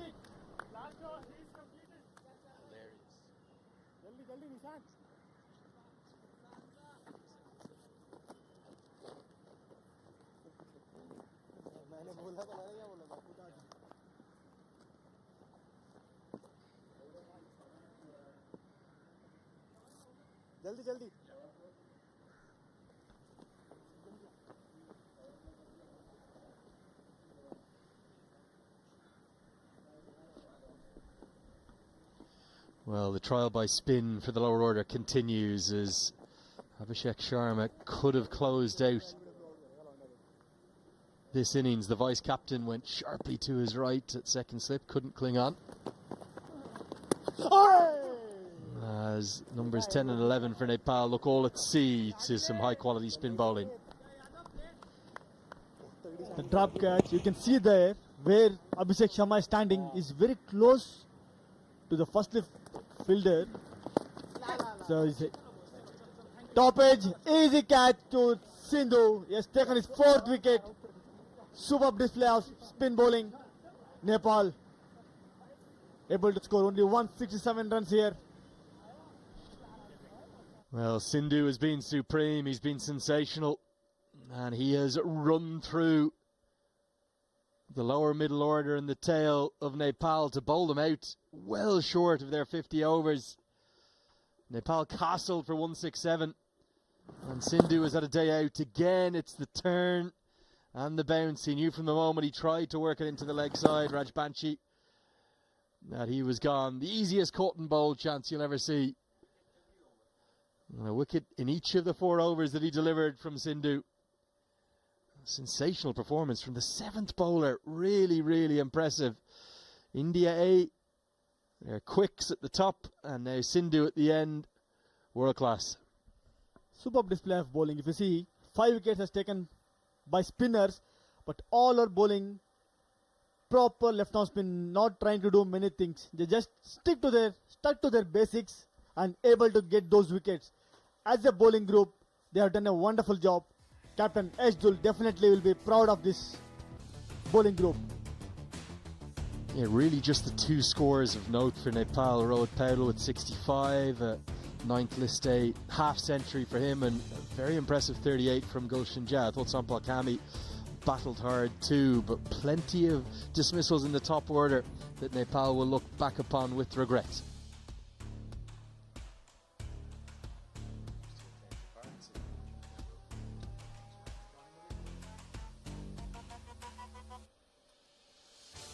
And for the bowlers, as we take a look at the highlights now, with this ACC Men's Emerging Teams Asia Cup 2023, it was all about the quicks at the start, wasn't it? Some brilliant new ball bowling.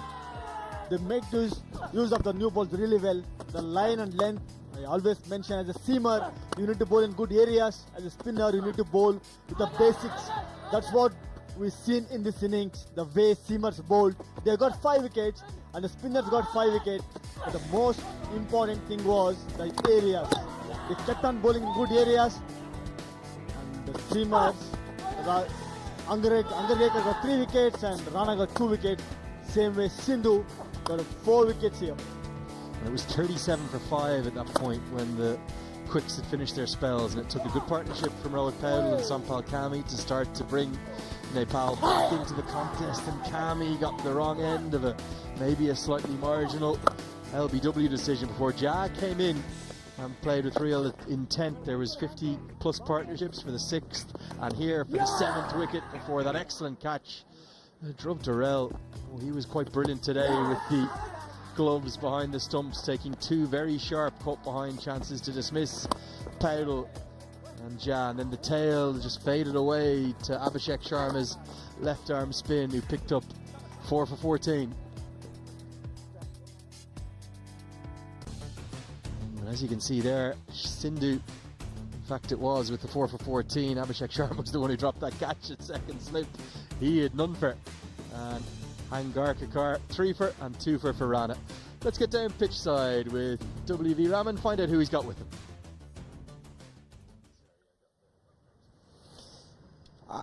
I got Nishant Sidhu with me, who did a start turn towards the end of the innings by picking up 4 wickets. Nishant, सबसे पहले आपको बधाई, बहुत बढ़िया bowling की आपने. Thank you sir. Pitch पे थोड़ा बॉल घूम रहा था, मदद मिल रहा है स्पिनर्स के लिए? हाँ जी सर, हेल्प है. और जैसे मैंने प्लान किया था कि स्टम्प टू स्टम्प डालूंगा, तो उधर से पेस वेरी करके चांसेस क्रिएट हो रहे थे, तो वही कोशिश किया. आयन मौके पर विकेट्स लिए आपने, क्योंकि पार्टनरशिप चल रहा था, तब विकेट चाहिए था. मजा आया? हाँ जी सर, मज़ा आया. वही टीम के लिए कंट्रीब्यूट करके, और आगे भी ऐसे ही कोशिश करता रहूँगा कि कंट्रीब्यूट करता रहूँ, बॉलिंग हो या बैटिंग, कुछ भी हो. आपके कीपर भी अच्छा कैचेस पकड़े, एक अंदरूनी किनारा, दूसरी बाहरी किनारा. हाँ सर, वो कीपर तो बहुत अच्छे हैं ही, और कैचेस आपने देखा ही था कितने अच्छे पकड़े उन्होंने. आप बता रहे कि विकेट पे मदद मिल रहा है स्पिनर्स के लिए. जब आप बैटिंग करेंगे थोड़ा दिक्कत होगा चेस में? सर वो डिपेंड करेगा अभी कैसे सिचुएशन क्या चल रही है अंदर. तो अभी तो ऐसा कुछ लग नहीं रहा है कि कुछ प्रॉब्लम होंगी, तो इजी चेस लग रहा है. Okay, well done, all the best. Thank you sir. Well, remember his name, Nishant Sharma, another youngster from India to watch for the future, just 19 years old. And in 20 deliveries, he wrapped up this innings, taking 4 for 14. It means that India A will need 168 to win. Don't go anywhere too far. We'll be back with you with all the action in about 30 minutes' time.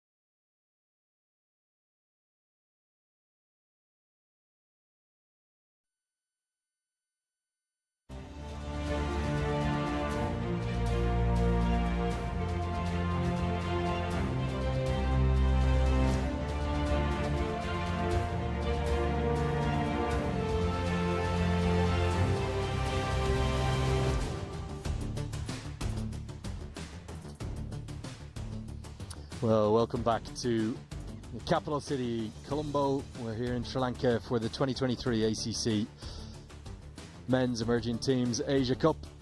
Quite beautiful place, and as the sun starts to set towards the end of the day, the floodlights will kick into gear sooner rather than later. We're here for match number 8 on game day 4. We've made the shift across the city to the R. Premadasa International Stadium, where Nepal have been bowled out inside 40 overs for just 167. Rohit Paudel, the captain, and Gulshan Jha, the two best with the bat. For the bowlers, the two quicks at the top with 5 wickets between them were the stars of the show initially, before Sindhu came in and picked up 4 for 14 to roll Nepal out well inside their allocated 50 overs and put them into a very difficult situation to stay alive in the competition, because India A, with this much vaunted talented young batting attack, will need just 168 to win.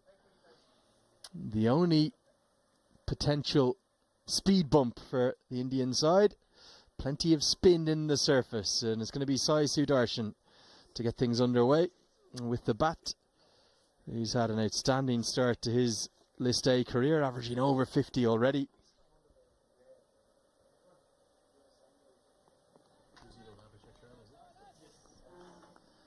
Being joined by the vice-captain, Abhishek Sharma. The two left-handers will open things up. Not quite the same weight to his numbers yet, but we saw some really stylish cover drives and gorgeous strokes against UAE in the opening game 2 days ago. And remember, with the way that this group table has lined up, if India A do take the win, they will advance to the semi-finals and prepare perfectly for that big clash against Pakistan A in 2 days' time. Sampal Kami will get things going with the ball for Nepal. He unfortunately was injured in the first game at the Cricket World Cup qualifier a few weeks ago, split his webbing, but he's back fit and healthy, and we are all set for the chase. India, they need 168 to win. And starts with a wide down the leg side. A couple of catchers in place, a slip and a gully, as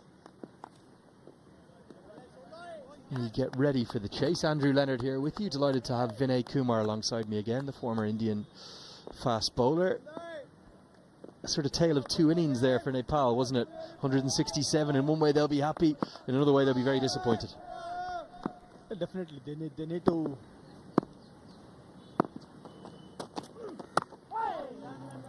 blame for themselves. They had a very good middle phase where both the batters were doing really well when Rohit was leading the side with the bat. Now it's all about taking those early wickets.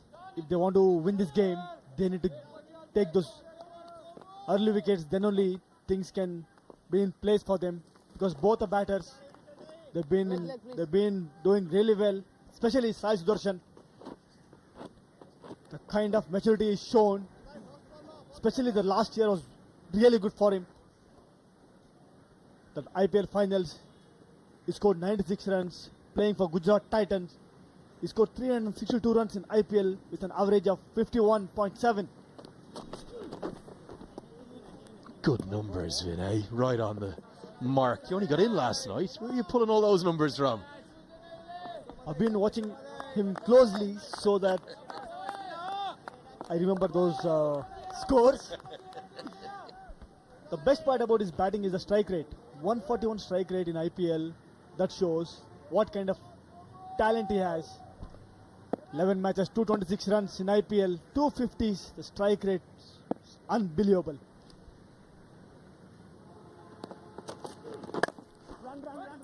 Run is the shout immediately, and Kushal Malla and Gulshan Jha will have to tear after it. They'll get 2 definitely, won't quite come back for the 3rd. Because Nepal have been bowled out early, about probably an hour before they would have expected, we have this kind of strange phase as well. The shadows will lengthen across the ground, the floodlights will kick in about 10 minutes time. Can that be a difficult time to batter, or will the ball still come onto the bat nicely? It will be difficult for batters if the bowler bowls in the right areas, because with the cold wind you might get that bit of swing where you can trouble the batsman. For that you have to bowl in the right areas. If you see the first over,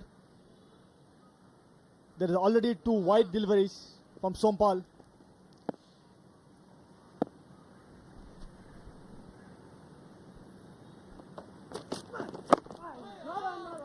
Yeah, and with the 2 left-handed openers, I suspect we'll see Nepal open with spin again. It's something they usually do with Lalit Rajbanshi, but I suspect, like against Pakistan, they'll go with Pawan Saraf with the off-spinner to the 2 left-handers. Not an altogether dissimilar score from the first game that Nepal have posted. 179 they made against Pakistan A. But Sai Sudarshan, another one with IPL experience, another one with a strike rate over 140. 2 phenomenally talented young cricketers here we're going to watch over the course of the coming hours. What will their approach be in this chase? Are they going to go after it in this first power play with the fielding restrictions in place? The nature of both the batters' approach, normally they play attacking cricket. Even though in IPL, both open the innings for the respective teams. So if there is an opportunity, definitely they'll go a bit harder. That is the way you should play. Because if ball is there in your area, you should go for it.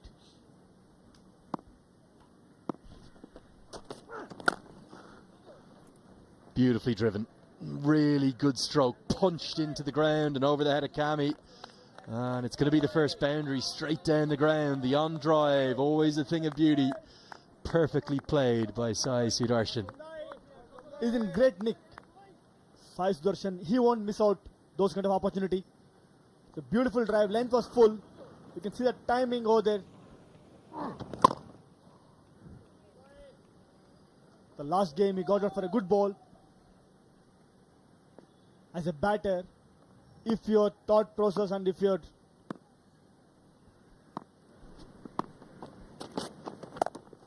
shorter this time, but straight to backward point. 10 runs have come from the first over. It's 10 for none.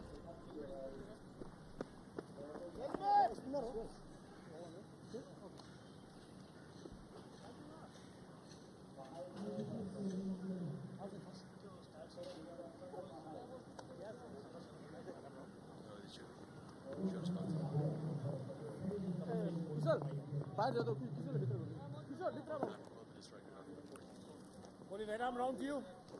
Next up, correct. Yeah, these 2 left-handers will have a bit of a point to prove as well. Both dismissed relatively cheaply against UAE. Abhishek Sharma got a beauty. In fact, he chopped on, scoring 19. It was Sai Sudarshan that got the beauty from Mohammad Jawadullah, bowled for 8. And it will be the off-spinner, Pawan Saraf, who picked up 2 wickets against Pakistan A, both of left-handers. Maybe that's in the mind of Rohit Paudel, the Nepali captain. Nepal, they need early wickets. It's a good ploy. Off spinner against left-hand batter, especially with the new ball coming in, there will be a chance for him to trouble the batsman. They need early wicket here. That is the only way they can come back in the game, because they were easily 60 to 70 runs short, I guess. Having said the kind of batting lineup India has, they need to get early wickets. So wide delivery here.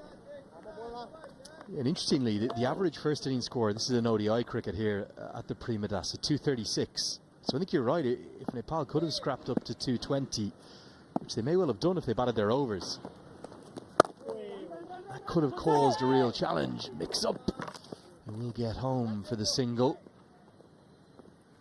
But with 167 on the board, everything needs to go your way, and that includes taking early wickets. Can Pawan Saraf supply them again? Beautiful shot here. You can see the straight bat is not looking to hit hard. Just time the ball. Short ball, another boundary. Touched it nicely. Sai Sudarshan. He is not going to miss this kind of opportunity. Well, too short, wasn't it? Dragged down by Pawan Saraf. Just gets high up onto his tippy toes. Sudarshan, look at the timing. Special young cricketer, this man. He's set all sorts of records. He was the highest paid player at the Tamil Nadu Premier League auction this year. And just skidding on, a little bit flatter through the air. And he gave good reward, second highest run scorer in that comp. But it was really the Vijay Hazare Trophy numbers in 2022, where he got over 600 runs at an average of 76 and a strike rate over 110, where he showed his worth. He is one to watch for the future.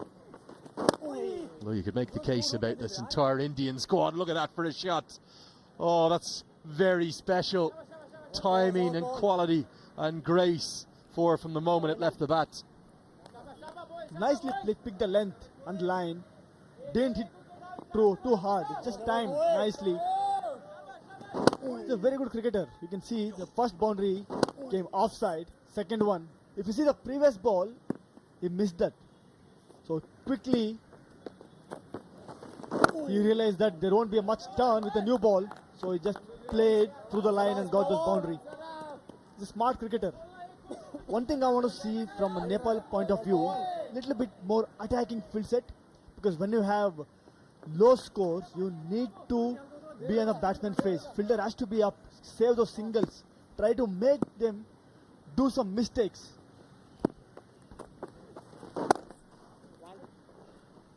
Yeah, the length not quite right thus far from Pawan Saraf, and real trouble for Nepal early because India A are off to a flyer. It's 21 for none.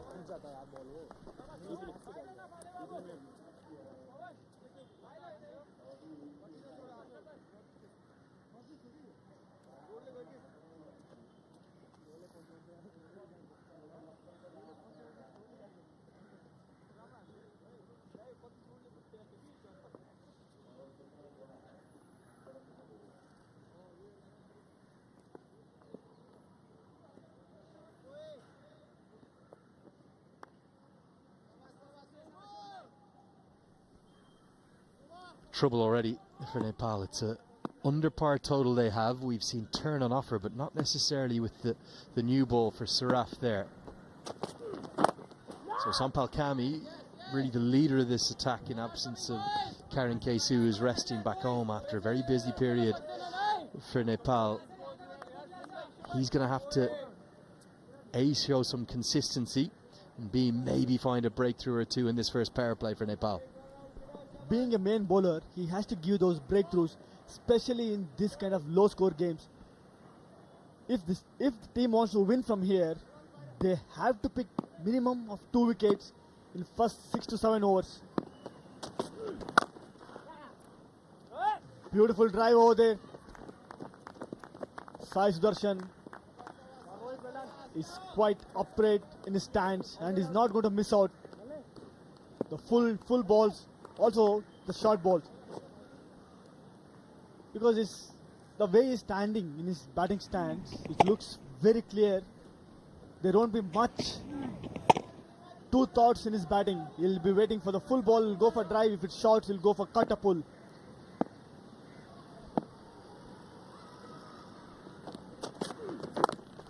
You have to remember, for Nepal, it's must-win territory. If India close out this victory with Pakistan having beaten UAE today, it will be Pakistan and India that will go through Group B.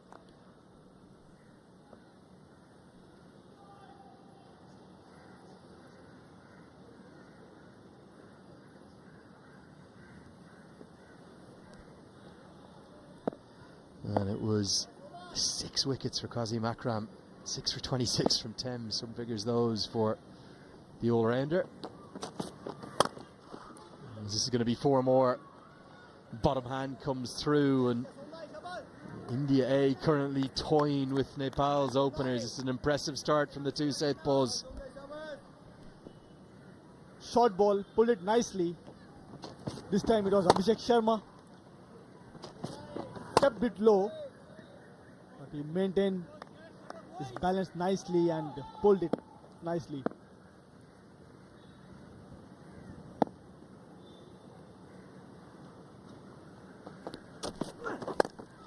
shape, but flicked away. Such a stylish stroke. Well, these two are on fire to start with. Sharma joins Sudarshan in double figures. Nepal are leaking boundaries ever so regularly. This time it was square leg. Just waiting for those loose balls to punish. The Sompal is trying too hard, where you could have kept it simple. The previous one was a short ball, this one down the leg. Because both the batters plays in IPL faces against 140 plus km per hour, it will be much easier for them to play against much less speed bowlers. 30 for 3.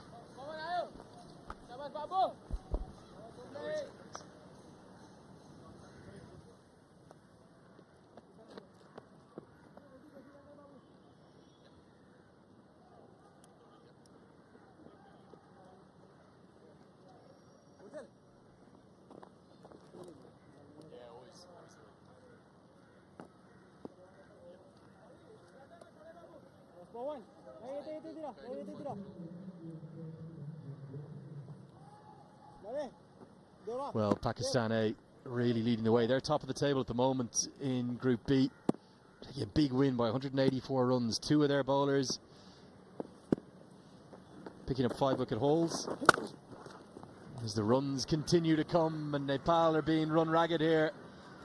Run ragged by ball striking of the highest quality. The noise we're hearing in our ear, so crisp. India A are on fire. Quickly he went to back foot and cut this one for boundary. Beautiful shot from Sai Sudarshan.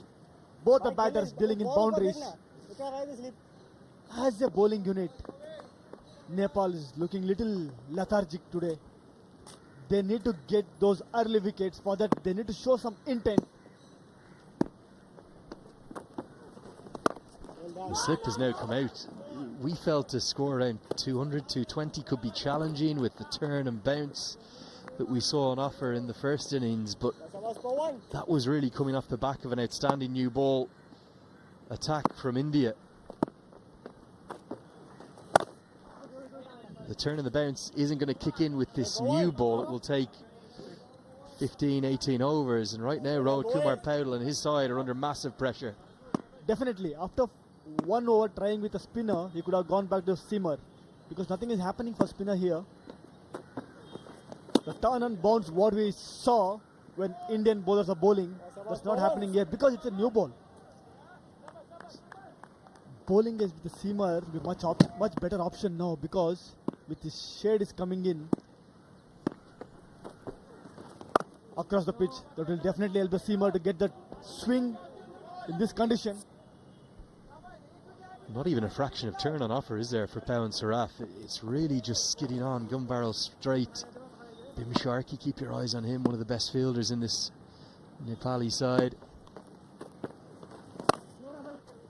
But they're in big trouble early, because India are off to a flyer. 34 for none.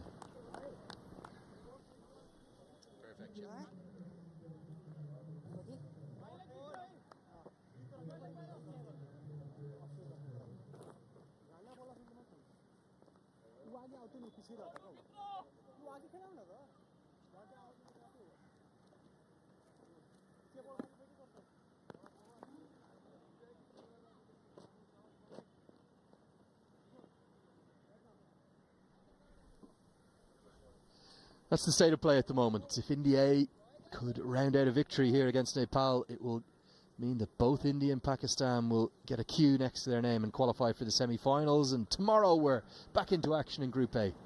Afghanistan A taking on Bangladesh A in the morning game, the 10 AM start, and then under floodlights here at the Prima Dasa, Sri Lanka A will take on Oman as Kishore Mahato replaces Sampal Kami.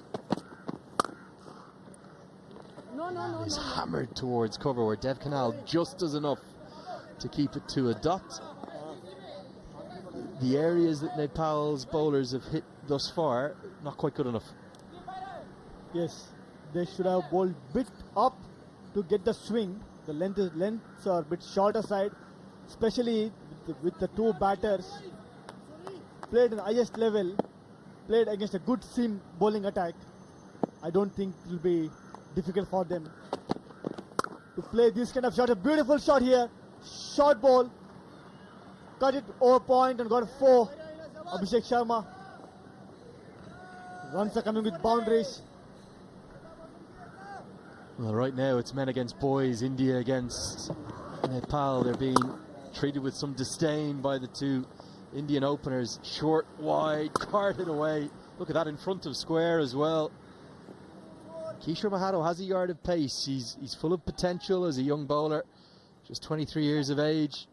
Made his ODI debut last year against Scotland and had to wait best part of a year for his second appearance. That came against Ireland at the qualifier. I thought he was impressive there in Harare, 2 for 55 against Ireland, as Nepal oh so nearly beat the Irish. But are they being taught here that the margin for error as you go up a level is very small? If you're playing in a higher level, the margin of error will be very less. So you need to be very focused and very disciplined with your bowling, the line which you bowl, the length which you bowl. Understand the batsman's strength and weaknesses. That really matters once you go in to play in a higher level. This time the pull shot, and there's a man in the deep, but such is the power and the quality of Abhishek Sharma that it runs away for 4 more. Well, this is an exhibition, batting of the very highest quality. 2 young IPL stars are putting Nepal to the sword. Both the batters picking the bowler and picking those gaps nicely. If it's full, they're going for drive. If it's short, they're going for cut and pull. And they know exactly where are the fielders.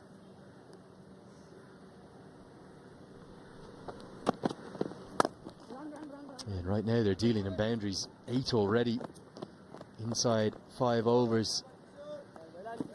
How do you gain that consistency as a seam bowler? What do you work on in training? You need to work on your basics. The more and more you practice with purpose, that makes huge difference in the cricketer's career. The most of the time when you go for practice, you need to have some plan. Today, what I'm going to do here, end of the session, you should be satisfied.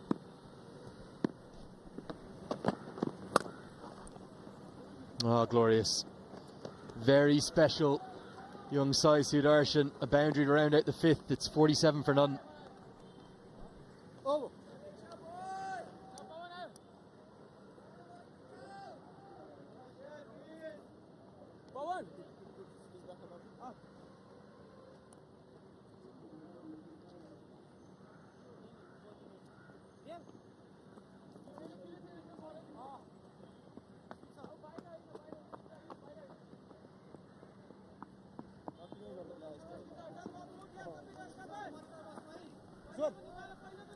Well, it's known as the greatest rivalry in sport, not just cricket. India versus Pakistan, it gets its latest chapter.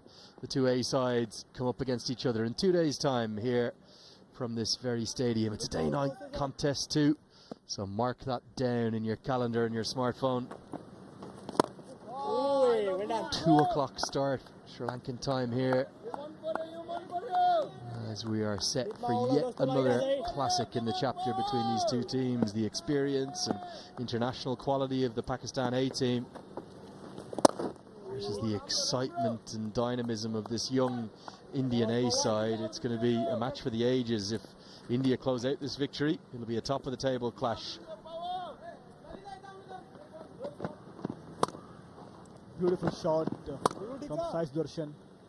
They know the pace, what pace bowler is bowling, and the gaps. They know exactly where are the gaps, and not trying to hit too hard. They're just trying to time the ball. Till now they have scored 9 boundaries out of 49 runs. 9 boundaries. So Nepal bowling unit has to understand they have to cut down those boundaries. Try to bowl in good areas. Stick to your basics. Let the batter do mistake here. So both the batters have got a very good start now. It will be very difficult for them to stop both the batters. 50 comes up with an elegant cover drive. Should be a couple Also, just maybe a few nerves for Nepal. They know this is a big game for their country. Broadcast on Star Sports all around the world, and right now they're just being outclassed. I think they misread the wicket. They should have bowled first.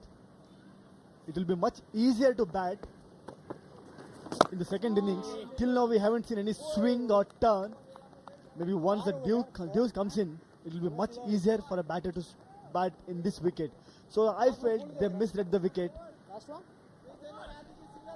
They also picked a spinner less than I thought they might have, with Surya Tamang, the left arm spinner. He turns it sharply. It reminds me a little bit of someone like Abhishek Sharma or Manav Suthar.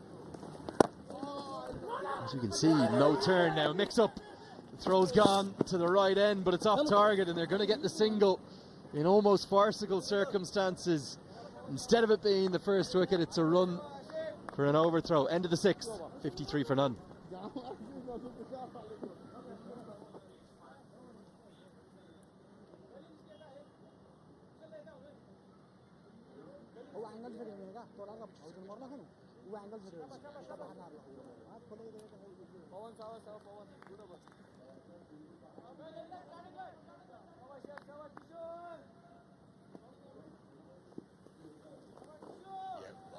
Not going to get into this over, I don't think.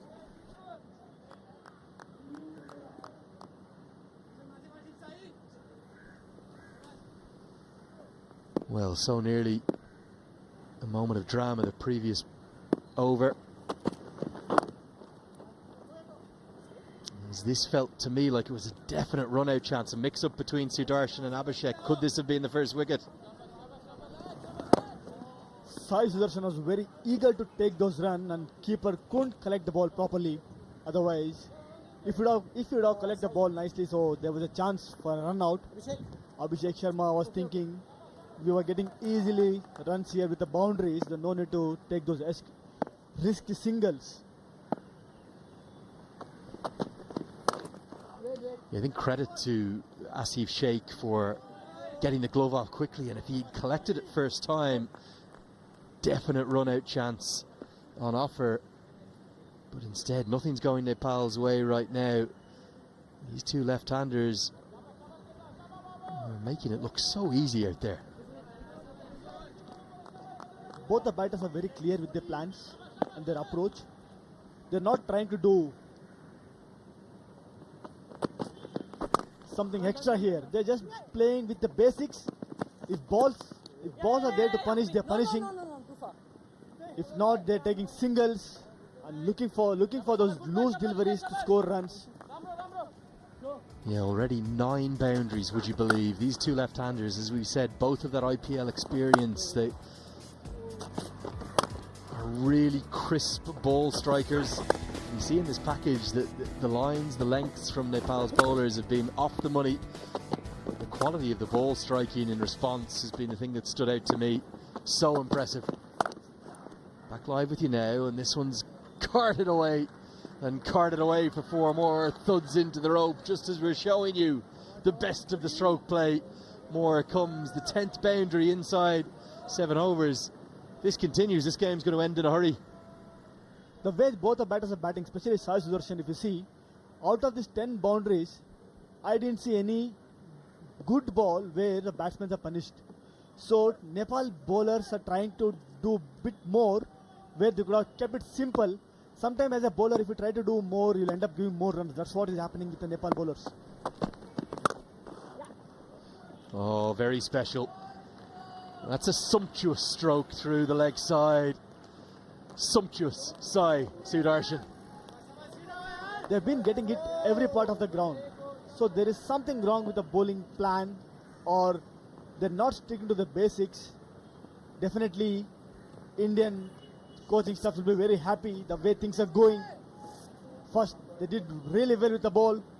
Now both the openers are playing really well.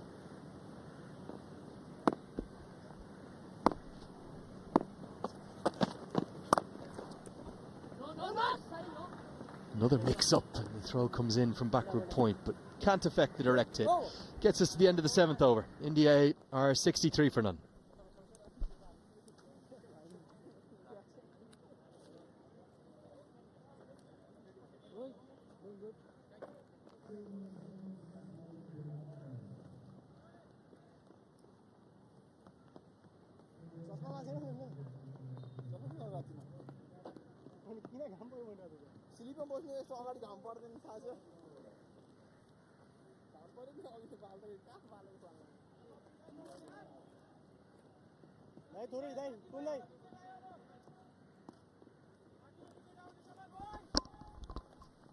Well, these two India A openers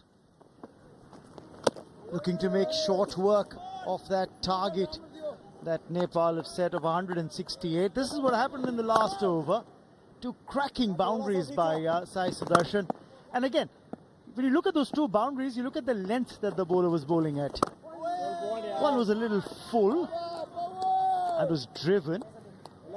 Before that, one hit away through the offsides, but was a little shorter. So I think the Nepal bowlers have struggled to find the right length against these two.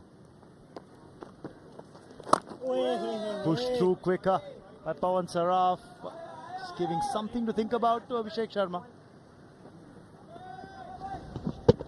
Solid defense on that occasion from Abhishek Sharma. Right underneath the eyes.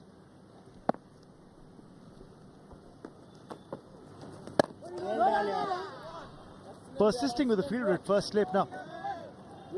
Suddenly you get a feeling that the game's just been completely taken away by the India A openers.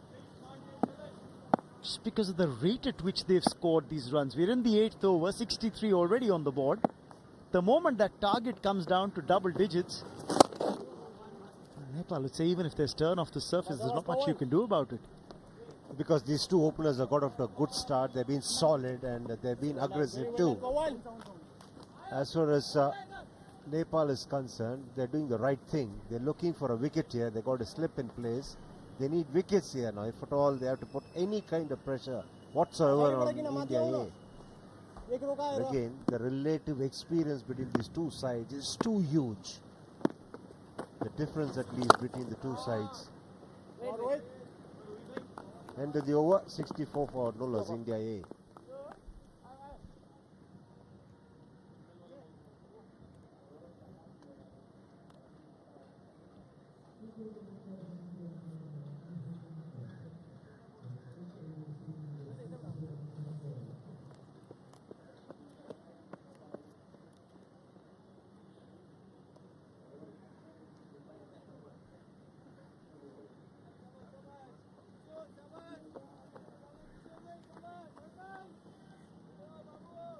Scoring at 8 runs per over, while the required run rate is under 2.5. Previous over sent down by Kishore. A couple of cracking boundaries struck by Sai Sudarshan. Now he starts off a new over with a wide, does Kishore.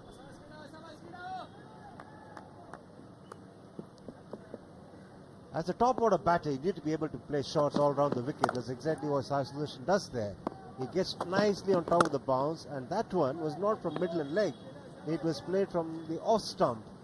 Goes to show if you err slightly in line or length, these two batters are going to really take full toll of it. Down leg, easy pickings. Fine legs up, 4 more.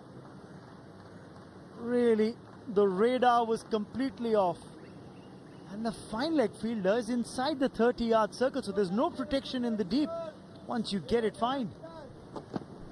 Shuffling across there, right across the stumps. All he had to do was just nudge it, get some bat on it, because there was a fielder at 45 and it was really a gift. Kishore started off with a wide. One would have thought he was let off lightly. And the second ball, he provides another opportunity.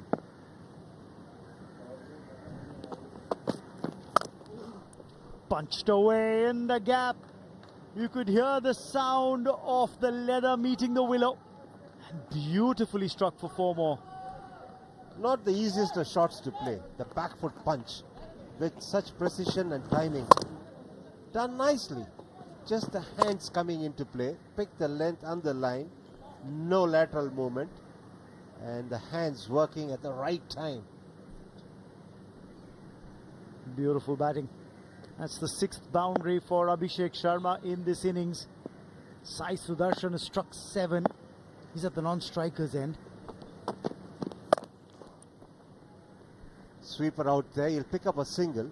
the very idea of coming round the wicket to a left-hander is to try and cramp him up for room. It's important not to stray onto the legs. What Kishore has done is that he's bowled not only on the leg side, he's bowled short of length as well. That was a cracker. That was screamed with ease. Striking the ball very well. Abhishek. That's the kind of line you need to bowl. And that's the basic objective of a right-arm seamer coming from round the wicket and bowling to the left-hander. Instead of spraying all over the place. Because he's letting go of the natural advantage he has if he bowls from over the wickets to angle the ball away and induce a nick. But if he's looking to cramp the batters for room, he's got to get the line spot on.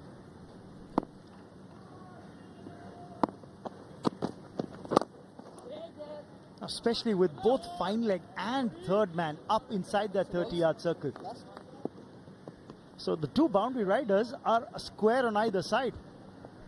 The thing is, the lengths have been so variable. They've played shots or pushed the ball. There's never been an occasion where they were forced to different. Absolutely, deep square and a fielder back at deep point. Two fielders square on the boundary rope. Dot ball to end the over. 9 gone. It's 74 without loss. If nothing happens next over, can we have the last 3 balls quick?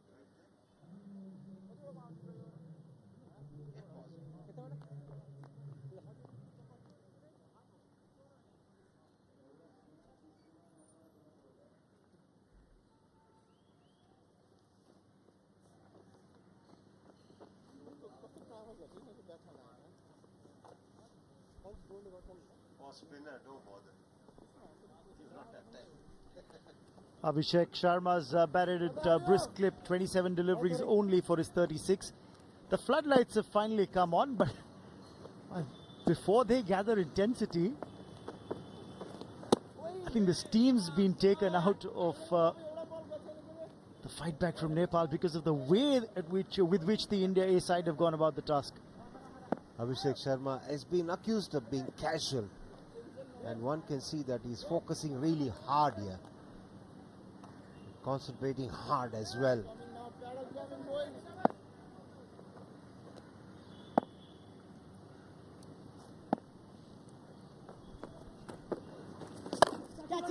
Set in the air, but wide the fielder.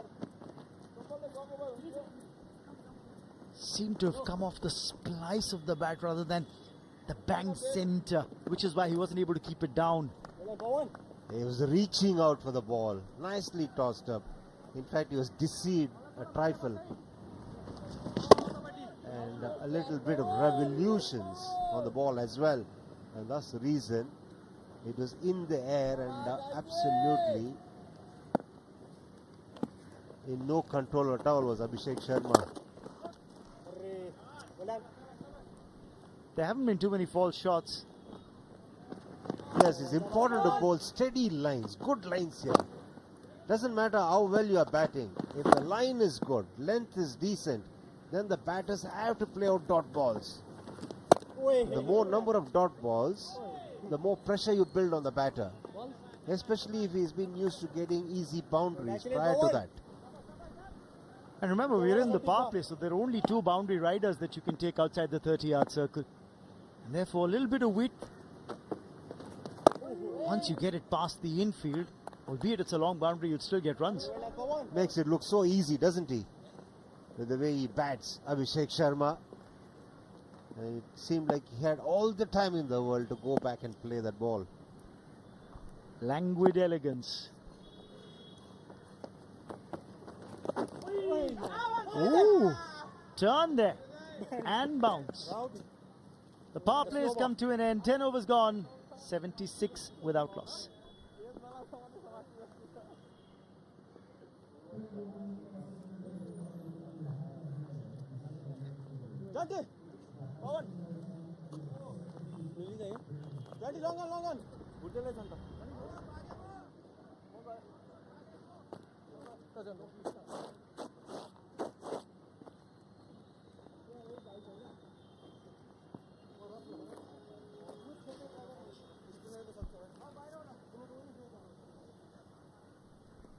Right, the second phase begins now from over number 11 till the 40th over.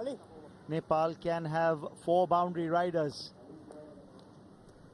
I'm sure they'll have all the 4, because if you look at how India A started, they're 76 without loss of 10 overs. And that's an indication of how good this pitch has been. In fact, I was talking to Saharaj Boutle, the bowling coach of the India A side, and he reckoned that these pitches here in Colombo have been extraordinarily good. Good tracks, conducive for batting. Of course, what do you expect from a bowler? Rajvanshi, who's come on to bowl now. Starts off with a loose, now gets away with it because of the additional protection of the boundary rope. Now, he picked up 3 wickets against the Pakistani side a few days ago. But this is what happened on the last delivery of the previous over. Turn and bounce.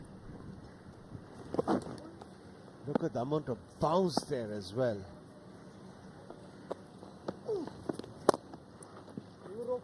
Making it look so easy. He's not really looking to play shots here. He's looking to bat as long as he can. And it's good strategy, because the longer you play, the more you tend to gain experience. Played it late, knew what he wanted to do. Gets a single. I think the idea was to beat that fielder at deep backward point and run it to the fence for 4.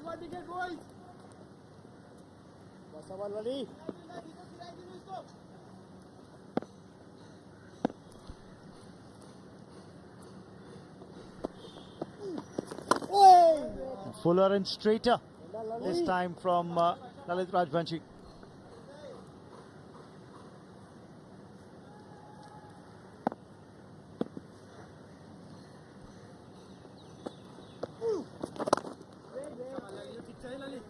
Bowling much quicker through the air.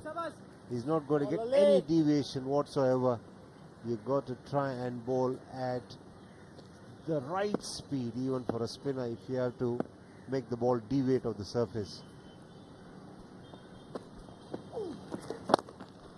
Runs have come so easily before he's come on the ball.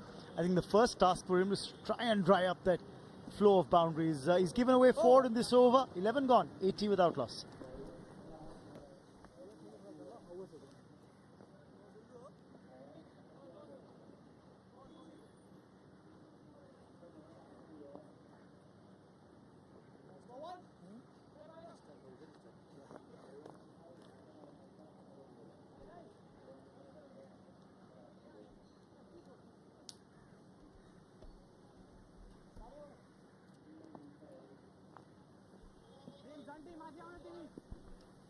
The 2 left-handers on song for India A, Sai Sudarshan and Abhishek Sharma, getting India off to a solid start. 80 on the scoreboard, trying to chase down that 168 that Nepal put up on the scoreboard.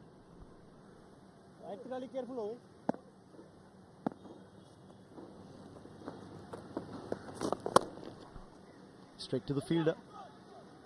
They'll still get the single thanks to the fumble. Now 13 boundaries, WV, in that power play, the first 10 overs. Yeah, these Nepali bowlers were spraying a lot, bowling on both sides of the wicket, and both these batters unleashing a wide array of shots.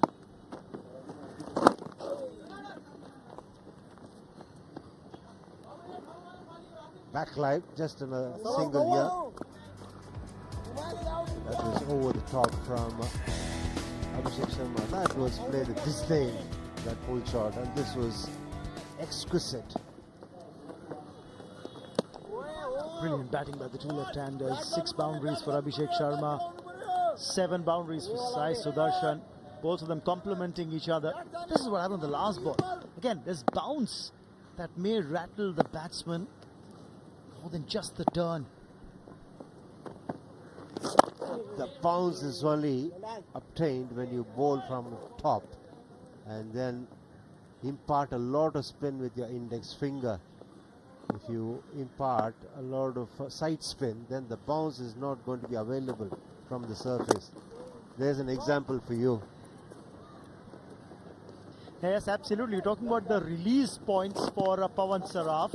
Now, the previous delivery, take a look at the arm because it's a little more side on than the regular. Look at that.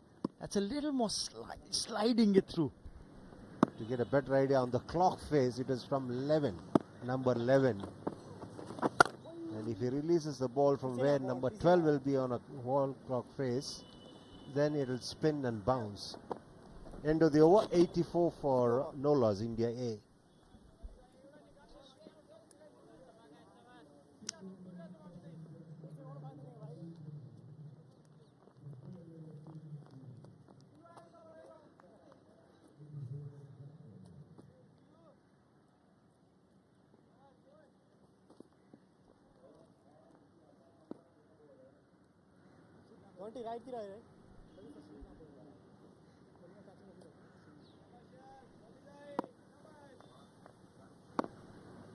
right. 84 required. Loads of time left for India and all 10 wickets in hand. So the cards heavily stacked against the Nepal team here in this match. Every component in the chain of events has to be right when you're bowling. Even more so the release, because especially for a spinner, the way you release the ball will have a lot of bearing on how the ball behaves. Rajbanshi looking to flight and settle into a good rhythm here. He bowled quicker through the air in his first over, but now he's looking to bowl much slower. Keep an eye on that timeline and you'll see the boundaries have dried up. These two still doing a good job by rotating the strike, taking the singles that are there on offer because the field is spread. But the boundaries, not that easy to come by.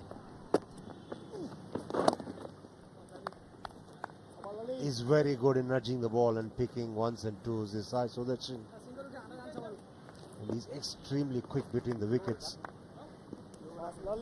First 7 or 8 overs, the boundaries are coming quite easily. Now look at that, 25 deliveries have passed, which means we haven't seen a boundary for over 4 overs now. Just means that these spinners at least are doing the right job. Oh, in the slot, and just as I said, the boundaries aren't coming. Abhishek Sharma cuts loose. It just tightened the bottom hand a little bit and then hit it onto the onside.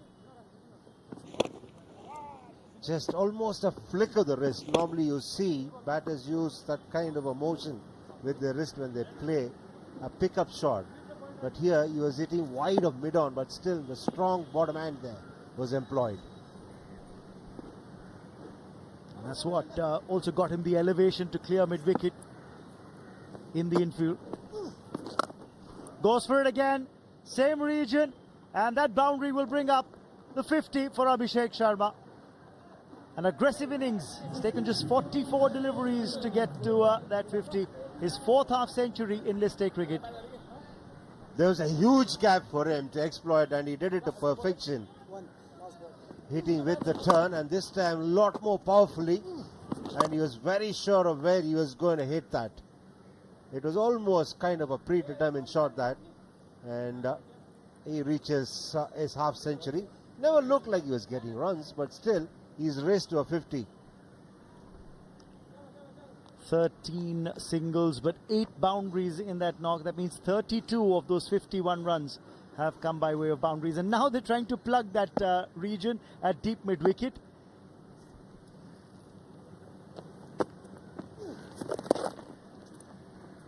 And he does the right thing. Rotates the strike, gets the single of the last ball, which means he'll have the strike in the next over. 13 gone, 96 without loss.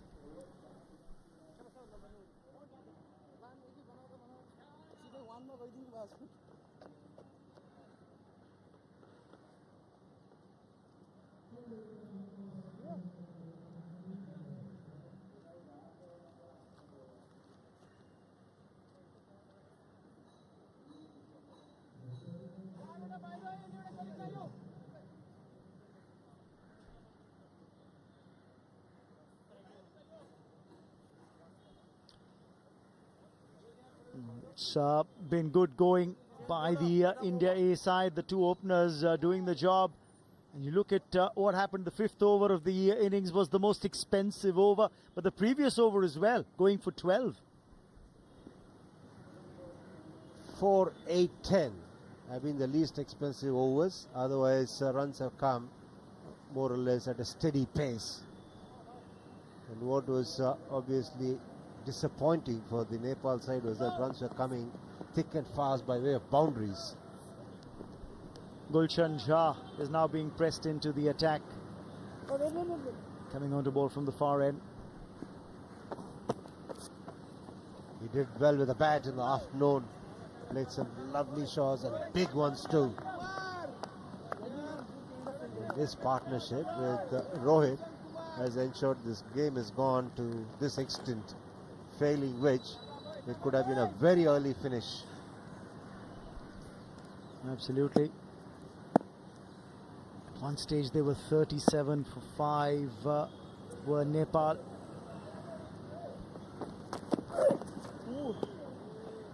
Just tangled across the left-handed Abhishek Sharma. Not much carry. The way he's gone about this innings gives me an impression he's looking to play a very tight game here. That's the summary of this match. Nepal, remember, were 37, as I said before, for 5 before they resurrected the innings thanks to 250-plus partnerships for the 6th and 7th wicket that got them to 167. The captain, Rohit, leading from the front. Rohit Paudel getting 65, 38 for Gulshan as well. But 4 wickets for Nishant Sindhu. Getting those 2 set batters out when he came on to bowl made the big difference. Very focused, looking to play with a very tight technique here is Abhishek Sharma. And is picked up easily enough. And this was hammered over the infield. Imperiously pulled. What a shot that was, back foot punch. And making it nice and easy. And that was just almost played with a lot of disdain. Normally you would see Abhishek Sharma looking to be enterprising, manufacture some shots, fidgety, restless, but today he's been very calm and composed, looking to play very close to his body and play as you would expect a top order batter to play. He's got 300s in List A cricket and notched up his 4th half century today to go with those 300s, so very, very capable. Talked about him scoring a quick fire knock in List A cricket of just 42 deliveries, got a century. Upish, but he's cleared the infield and he'll get 4, and that brings up the 100 for the partnership as well. India a 100 without loss. This one was almost an afterthought, this shot. He went down leaning onto the ball and at the last minute just played it over the infield. And he made it look easy as well.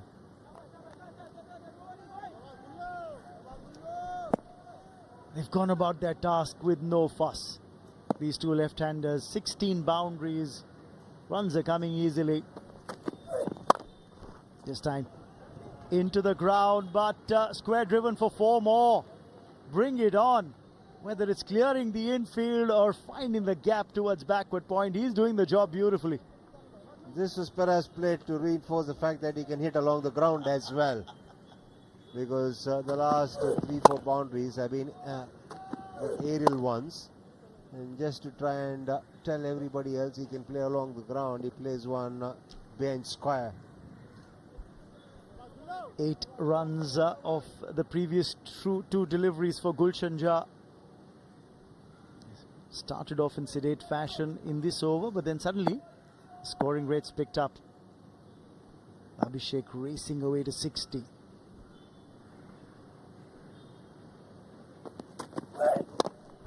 Was expecting the short ball, but unable to make the most of it. 14 gone. India A are 104 without loss.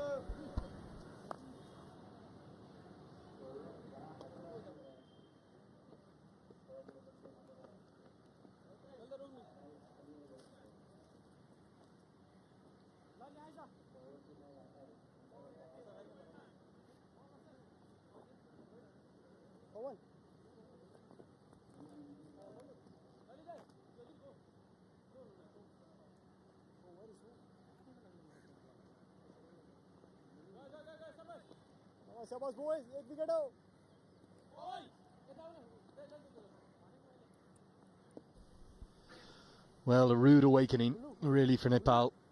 They are being hammered into submission here by a highly impressive Indian A side, and these two left-handed openers in particular means that Rohit Paudel will turn to his part-time off breaks himself just to try and get some semblance of control and maybe break this opening partnership.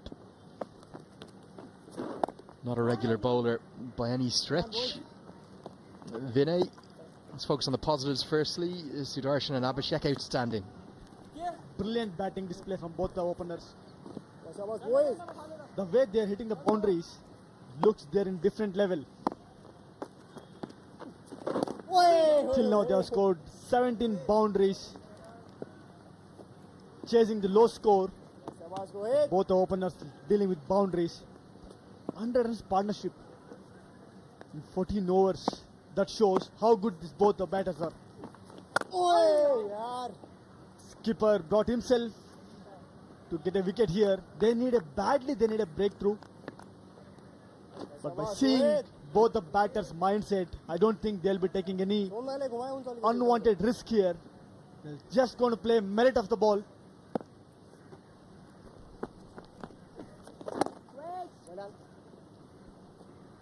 Yeah, really, it's been complete dichotomy, isn't it? The exact inverse from the first innings, where Nepal struggled early. India have been dominant right from the off. Good tight over from Paudel, one from it. It's 105 for none.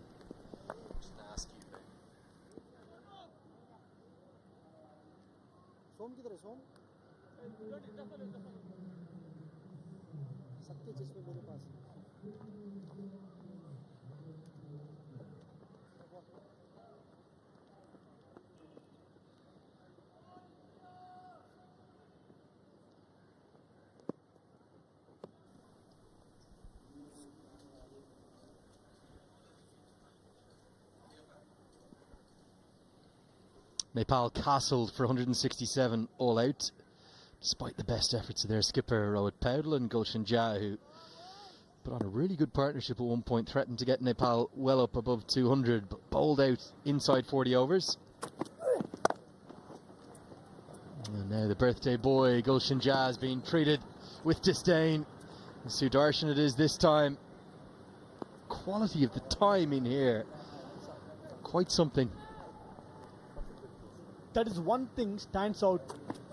Sai Sudarshan's batting. He's not committing himself. He's waiting for the ball and finding the gap. Beautifully batting. Not trying to do many things here. Just playing merit of the ball beautifully. Is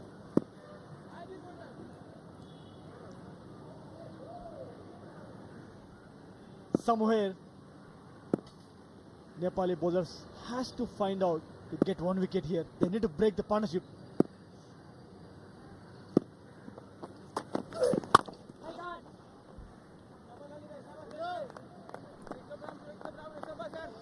Yeah, the wickets for Nepal, you're going to see it, the first part of this. They all went with the new ball, didn't they? The two quicks, so impressive. Varden, Hangarkekar alongside Harshit Rana. They took the first 5 to fall. A few errant strokes in there. Nepal's batters looking to be a bit too aggressive. And then when they got themselves into the game after the dismissal of Kushal Mallow, it was 37 for 5. Kami may be the one batter who'll feel unlucky. The last 4 were darted out.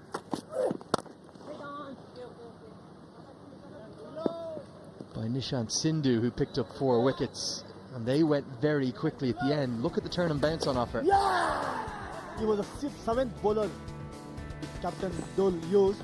But he bowled was crucial line and length to get those 2 wickets. So both set batters got out and ended up taking 4 wickets. Every over he got a wicket. Each over he was getting a wicket. That was the best thing to do as a bowler, especially when team requires you to get wickets. He He really does look to be one to me to watch for the future, not just because of his wickets today. Nishant Sidhu, remember his name. We saw India name their squad for the 19th Asian Games, going to be captained by Rituraj Gaikwad, but you look at the quality and the talent in that team. Yashashvi Jaiswal, Rahul Tripathi, Rinku Singh, who's hit many headlines, Avesh Khan, the quick, Shivam Dubey. There's a scary amount of talent in India right now. Definitely. One team is playing in West Indies. They have selected a squad for Asian Games. From this squad, India A. Beautiful shot here. Short ball. Picked up nicely and deposit to the long on. The first 6 of this innings came from Abhishek Sharma's bat. He's been outstanding today.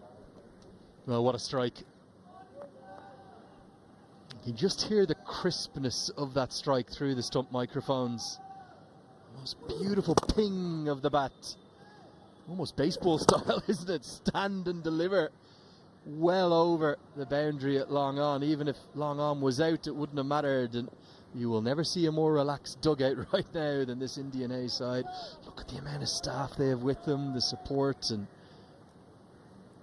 depth of coaching quality that they have. It's an exciting time to be an Indian cricket fan. This time through the offside, just be a single to close out the 16th. It's 117 for none.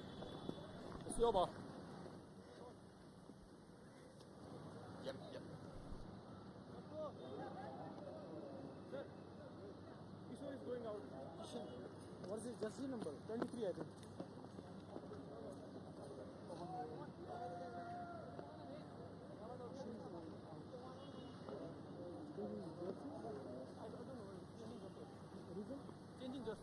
Another doubleheader tomorrow, making up for a terrific Tuesday, and it's a real decision day, isn't it, in the Group A, because Bangladesh A, Afghanistan A and Sri Lanka A all still in with qualifications chances.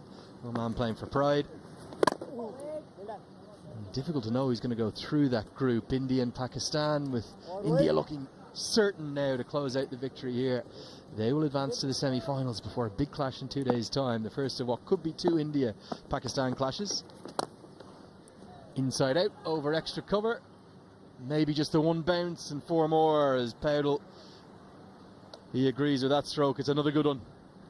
Abhishek Sharma batting beautifully here. Used his feet, hit it over covers. Effortlessly is hitting those boundaries. We were talking about the Asian Games. You can see the kind of talent this team has. India A team. Definitely 2-3 guys can come into that side. That kind of talent they have.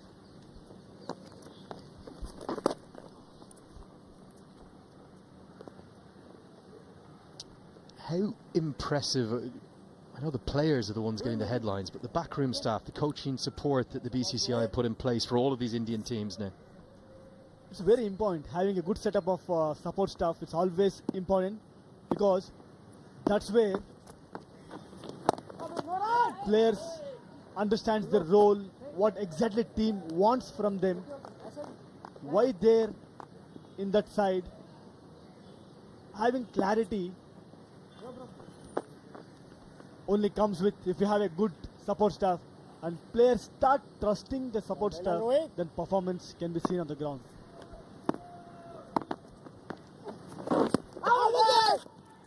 Down the leg side, maybe a flick of the pad, not given as a wide. 17 have been bowled. 1-2-2 for none.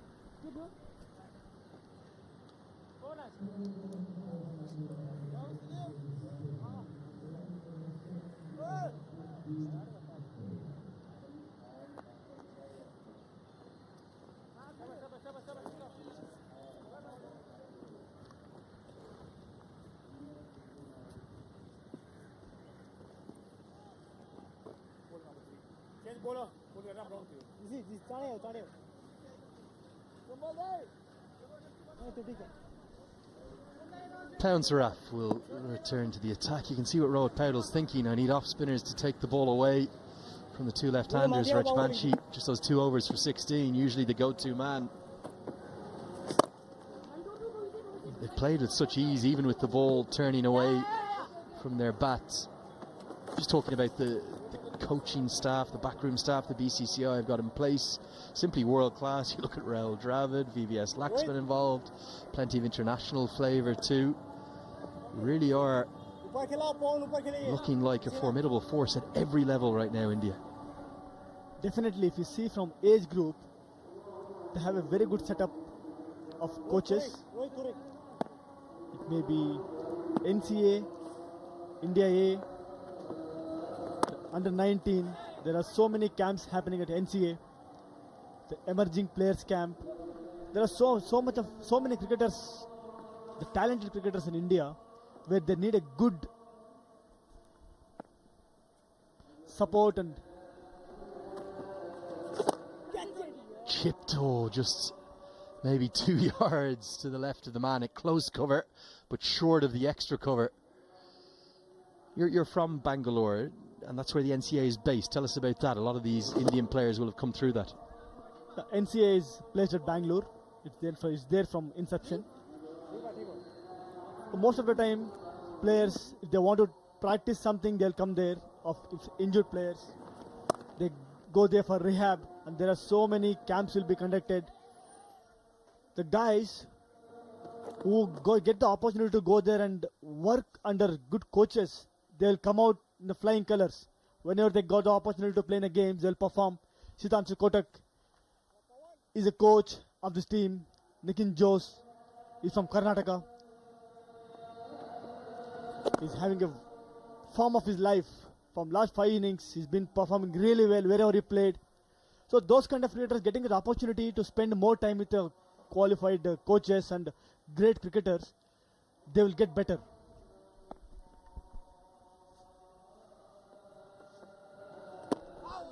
Truly world-class facilities there in Karnataka at the NCA, no doubt. 18 have been bowled, 1-2-6 for none.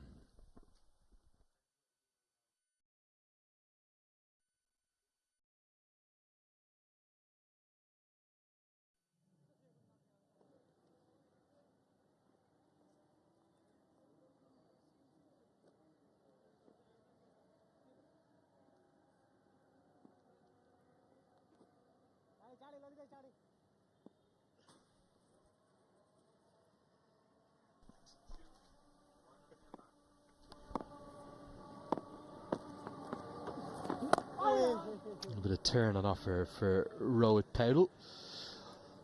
I think one thing that's worthwhile pointing out for the 3 associates that are here, the results haven't gone Nepal, UAE or Oman's way. It's a step up in class to the quality of these IPL players here. As this goes down the ground and just over the head of Kushal Malla, he nestled underneath it, he thought he might have a chance on it. But Sharma, such is the quality of his ball striking today, doesn't get to the pitch of it, but gets enough of it for 6. One more quality shot from Abhishek Sharma. One thing stands out for me in this innings is effortless hitting.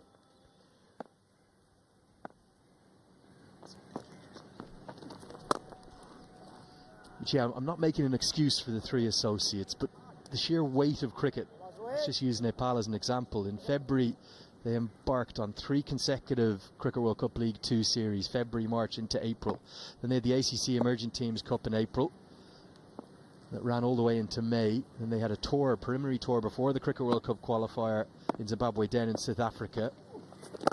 And then into the qualifier itself, which only ended as little as maybe 10 days ago. Then they had about 48 hours back home in Kathmandu. From what Rohit Paudel was telling me before the toss today, they had just about enough time to change their bags and get back on the road. That's not an excuse, it's just a reality. This has helped around the corner, there's going to be runs, and I think Bim Sharkey will chase in vain. It runs away for 4 more. And Sharma, all of a sudden, he's thinking of a century. Definitely. A bad line. Put it away for 4, Abhishek Sharma. This is 20th boundary in this innings. As you were mentioning about associate cricket teams, it's an opportunity for them to learn and get better. Chance for Kushal Malla and taken. some joy for Nepal. No real celebrations. The off spin to the left-hander has worked. Not even a smile or a hint of it from Mala, who takes a simple catch at long on, and it's the unlucky number down in Australia, isn't it? Down under. It's 13 shy of the 100 that Abhishek Sharma has fallen for. There was a hint of turn you can see there. That is the reason he couldn't time it well. Easy catch. Abhishek Sharma has to go. I think he missed his 100 here. Definitely the kind of knock he was in. He could have scored those runs. What an innings it's been, though.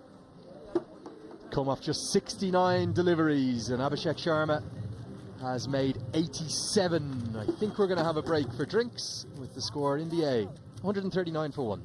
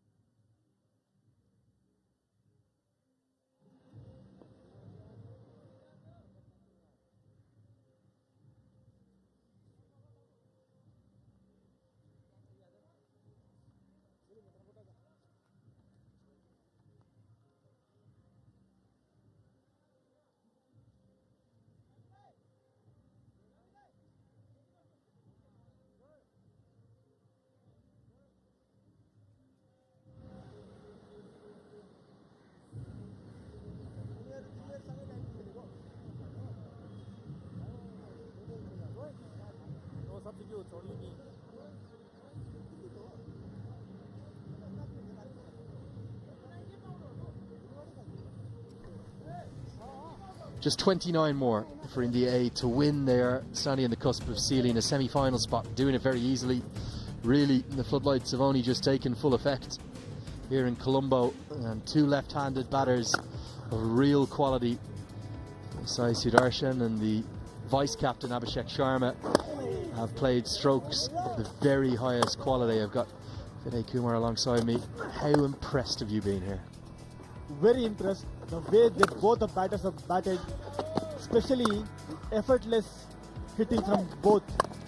They're not trying to do too many things here. You can see the best thing about their innings, they know exactly where they're hitting. Not losing their shape, letting ball come to them, and playing those glorious shots, especially the big sixer from Abhishek Sharma. Sai Sudarshan.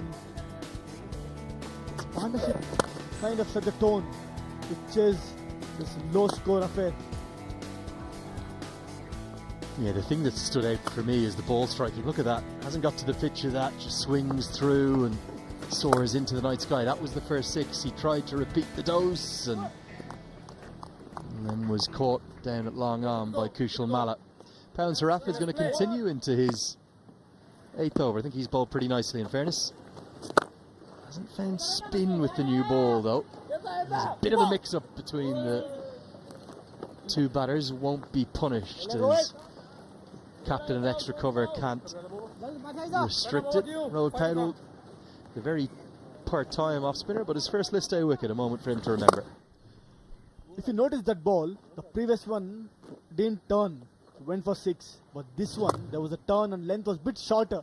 Abhishek Sharma tried to repeat the same shot, he got out. The new batsman, Dhruv Jurel, first ball, sixer, oh, mid-wicket. That shows what kind of talent He has. Not trying much. Minute of the ball. If it is there to hit, I don't care which ball it is. Even this first ball, I'll go for it. That's a clear message is giving Dhruv Jurel. Well, also a change in the batting order. We saw Nick and Joes come in at number 3 in game 1, but I think the Indian management is just trying to make sure that all of their batters get some time in the middle ahead of that Pakistan A game in 2 days' time. What a start! You called it a sixer all the way from his first delivery. It's going to be a cracker of a game. Pakistan versus India. It's going to be Indian batters versus Pakistan bowlers. They've been doing a great job, Pakistan fast bowlers. So it's all depend how our batsmen going to tackle them and how they're going to score against them. A little bit more round arm from Pawan Saraf, cleverly bowled, trying to take it out of the hitting arc. I have to say, I thought Jurel was outstanding with the gloves on a surface that was difficult. It was turning and bouncing, and he took a couple of very good catches off the spinners and was almost immaculate with the gloves. One to watch too in the future. So many of these players coming through that India under-19s, and Mala's going to have work to do here. He'll chase in vain. My oh my, we are seeing some quality batting from India A. Stars of the future in abundance.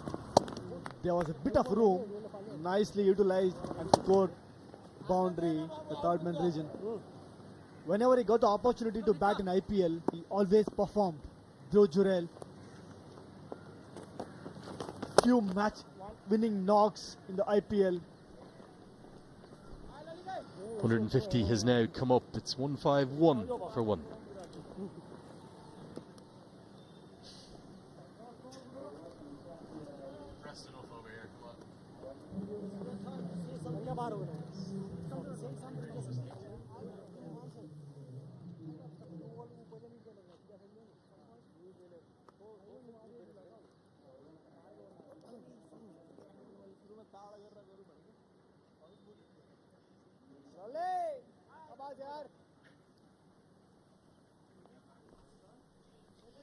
Well, Dhruv Jurel is continuing his form from his maiden IPL season.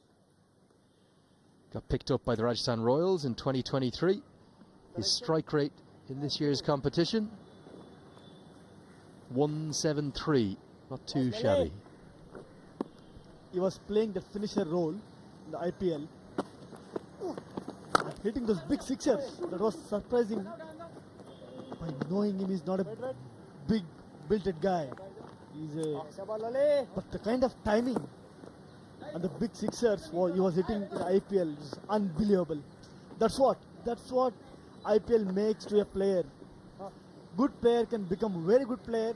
Average player can become a good player.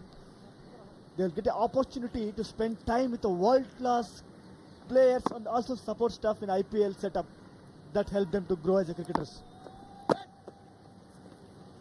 Raj Banshi's come back into the attack from the grandstand end of the ground. Just to bring a slight change in the field. Probably just as well he didn't deliver that ball. It would have been a no ball. There was only 4 inside the circle at the time in the second power play. You need to have 5 in. And that is going to be 50. Gets there off just 47 deliveries.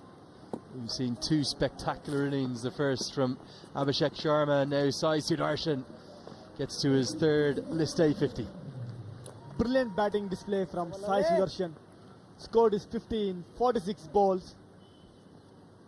Both were matching shot to shot, Sai Sudarshan and Abhishek Sharma.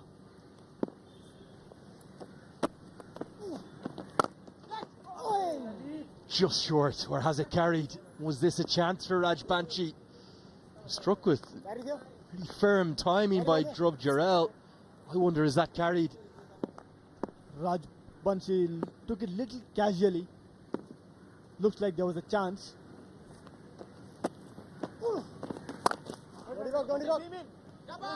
Good effort. An extra. Just unable to collect cleanly. Bim Sharkey, known as the Jaunty Rhodes of Nepal, gets a good diving stop. And now, did this carry to Raj Banshi? I felt maybe just did. Just on the bounce. Just on the bounce, not a chance.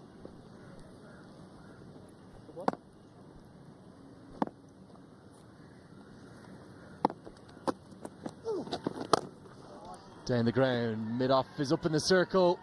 Doesn't matter if long off his back, it's gone over the rope all the way for 6. Sudarshan gets to the landmark and looks to cash in and end this game in a hurry. Using his feet, pitch off the ball and trying to hit exactly over bowler's head. Beautiful shot from Sai Sudarshan. He can play big shots, he can play along the ground. Overall, he has a great talent. He looks like the complete batter, doesn't he? Special talent. 21 have been bowled, 160 for 1.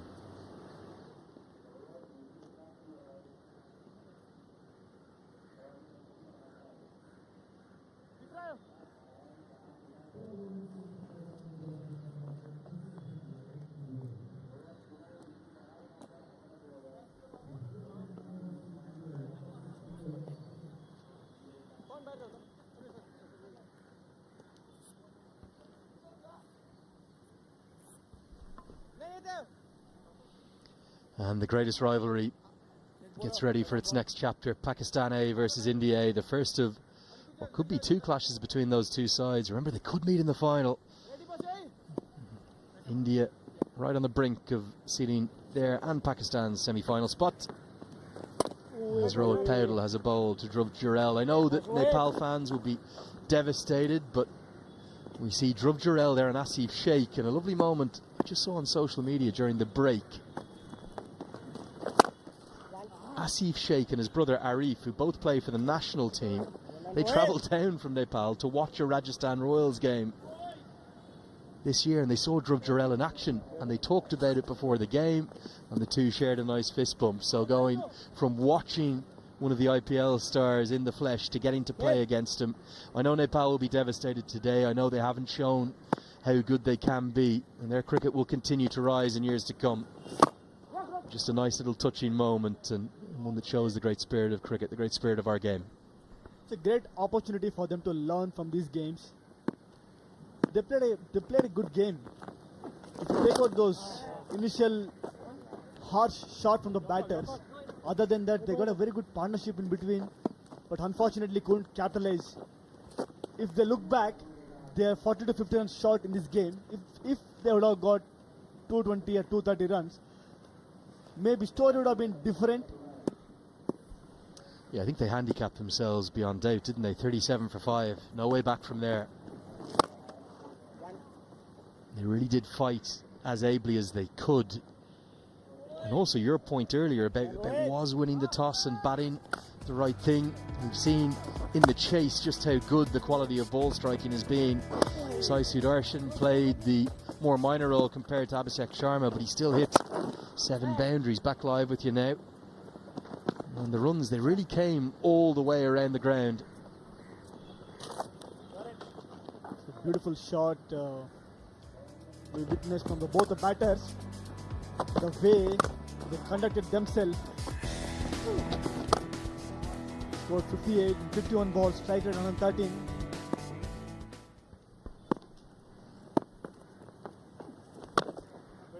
Not going to be able to get it done just yet. 22 have been bowled. India are 166 for 1.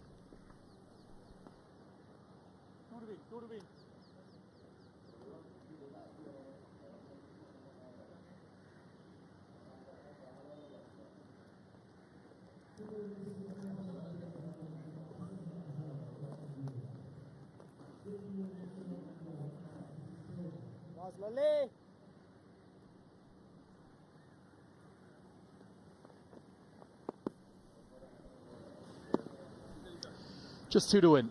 Raj Banshi will come in and try to find one more wicket for Nepal. Jurel, well, he's going to end it in real style. The straightest 6 you could imagine as India A. Well, they've waltzed into the semi-finals. The marvellous performance of magnificent quality with ball and bat. And they have proven far, far too good for Nepal today. A day for them to forget as India A win by 9 wickets. Superb display of batting here from Indian batters. Dhruv Jurel finished with a sixer. India A won by 9 wickets. The target was not that big, but the way the batters showed the talent, it was great to see. There was no loose shots, especially from the openers. They were just playing merit of the ball. There are many positive things to take it forward from this game for Team India, and also Nepal will learn many things from this game.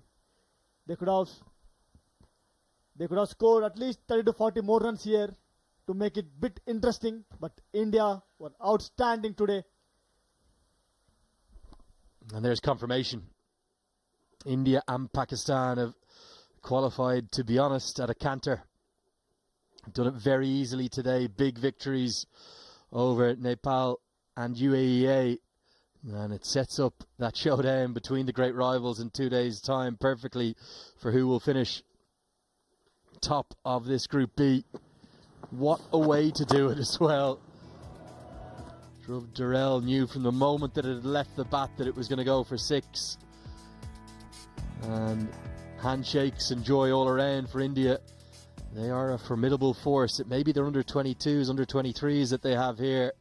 But for Nepal, outside of a couple of 50-run partnerships for the 6th and 7th wicket, not a lot to cheer today, particularly with the ball hammered around the ground by Sai Sudarshan and Abhishek Sharma, who probably paid the pick of the innings. It's meant that India have routed their opponents from north of the border. Very little joy here, just the captain with the 1 wicket to fall.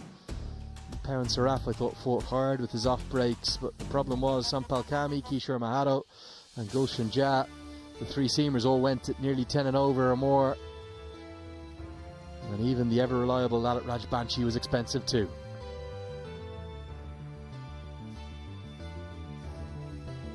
You have to say, for Nepal, a rude awakening. If you see their bowlers, they were trying many things. They could have kept it simple. They bowled many loose balls, end up giving boundaries. Most of the boundaries they have considered in their bowling lineup. There was no as such pressure for Indian batters to play out of the skin. They were just playing the normal merit of the ball and scored those beautiful boundaries and sixes. Something we talked about on air was that lack of margin for error that you might get away with at different levels. Here, when you're facing IPL batters, they put away anything too full or anything too short. Definitely, they're not scared. They will be ready from ball 1. The best example how Dhruv Jurel with the sixer in first ball. If there is ball is there to hit, they'll go for it. But Nepal bowlers, it's a good learning. Whenever they meet next time, whenever they play higher level cricket, they have to be there from ball 1. It's a beautiful shot here from Abhishek Sharma, using the pace and using the feet. It's really good to see. Yeah, real style from Sharma before he holed out to Kushal Malla. Turn it long on, I don't think he could quite believe it either. And there was that Dhruv Jurel shot from his very first delivery. He hit 2 sixes, including the one to seal the win, as India A cruise to their total, with the floodlights really only in effect for probably about 45 minutes or so. It means that India A have waltzed into the semi-finals. They have much to look forward to for the rest of this competition, not least that upcoming clash against Pakistan A.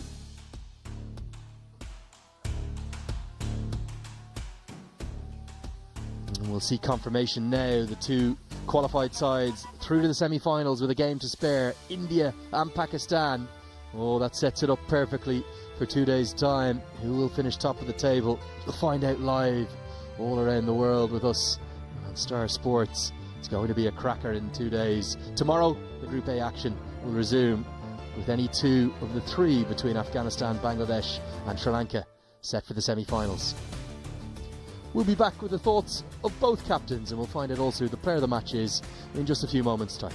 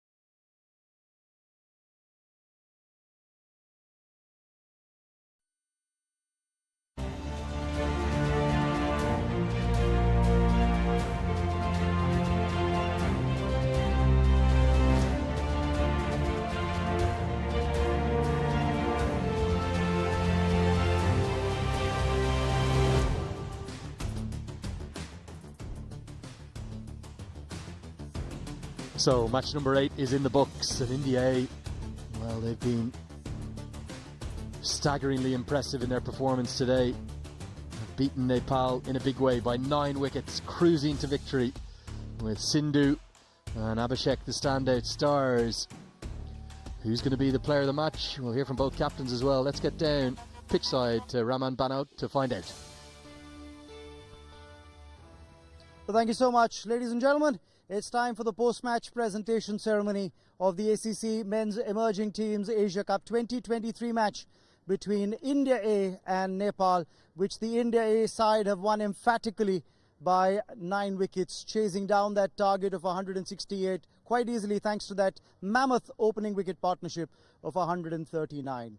Ladies and gentlemen, in the presentation party, gives me a great pleasure to welcome Mr. Upul Navratna Bandara, who is the head of marketing Sri Lanka Cricket. Great to have you here with us, sir. And he would be presenting the Player of the Match award. There were a couple of half centuries, remember, in the game today. The Nepal captain getting a half century. There were a couple of half centuries from the Indians as well, with Sai Sudarshan getting a 50. But the Player of the Match for that very attacking 87 that he got of just 69 balls, Abhishek Sharma. Can I request Abhishek to step forward? Well done, Abhishek. 12 boundaries and 2 sixes in that knock of 87 in quick fire time in that mammoth 139-run opening wicket partnership. Many congratulations. And we'll ask you to step forward, take that mic out of your pocket and have a quick chat with us as well. Just tell us a bit about how the wicket played, because when you were bowling, we saw the ball grip and turn as well, but not so much when the Nepal bowlers came on. I think the toss we lost, it was a good toss to lose, and the way we were bowling, it was quite I think tight, but the guys, they were playing a bit, they were showing a bit competition, and our plan was very simple in the batting. We just wanted to bat naturally and just wait for our balls, and luckily that went really well, because me and Sai, we were continuously speaking in between the wicket that we just gonna wait for our balls and just play according to the ball, and it happened really well. You're striking the ball very cleanly up there in the commentary box. We loved the sound of, when the leather was meeting the willow, and you got that handy half century as well, your 4th list A half century. Just talk us through the innings. The plan was pretty simple, as I told you, that I just wanted to play according to the ball, and I was getting the balls in my slot, and I just wanted to play some shots in the gap, and I knew that spinner's gonna come and it's gonna grip a bit, so I wanted to make full use of the fast bowlers, which I luckily did, and I'm glad we're on the winning side. Absolutely, 2 out of 2. Pakistan, remember, the A team that were playing today, they've also won their match, which means when you face off against the Pakistan A team in a couple of days' time, it's going to be a battle as to which one of these 2 teams can go on and top Group B. So your thoughts on that upcoming encounter? I think it's always a great match to watch for all the world. I would say that India versus Pakistan, and we are excited too, and it's just another match for us as we are practicing throughout the year for all these pressure matches, and the way Yash is handling the team, he's leading the team pretty well, and the coaching staff, I think we are all set to play that match. Well, congratulations on that great knock today, and congratulations on the Man of the Match award too. Thank you. Go well. Thank you. The deputy of this India A team, Abhishek Sharma, is our player of the match. We'll have a quick chat with the captain of the losing side, Rohit Paudel. Rohit, could you step forward? First and foremost, well played. You batted very well as far as your own individual effort was concerned. But in hindsight, now that you look back at the game, when you won the toss, would you think now it would have been better to bowl first? I don't think what we prepared. I thought batting first, average score was 230 around, and so we went with that. So I think they batted really well. Credit goes to them, both the openers of India. They played really well. And talking about our batting, I thought we could have done better with top orders. So yeah, we missed out there. Yes, your top order was back in the hut, 5 down for 37 in the power play. But then the recovery, those 2 50-run partnerships, 53 and 54, and you were an integral part of that fight back.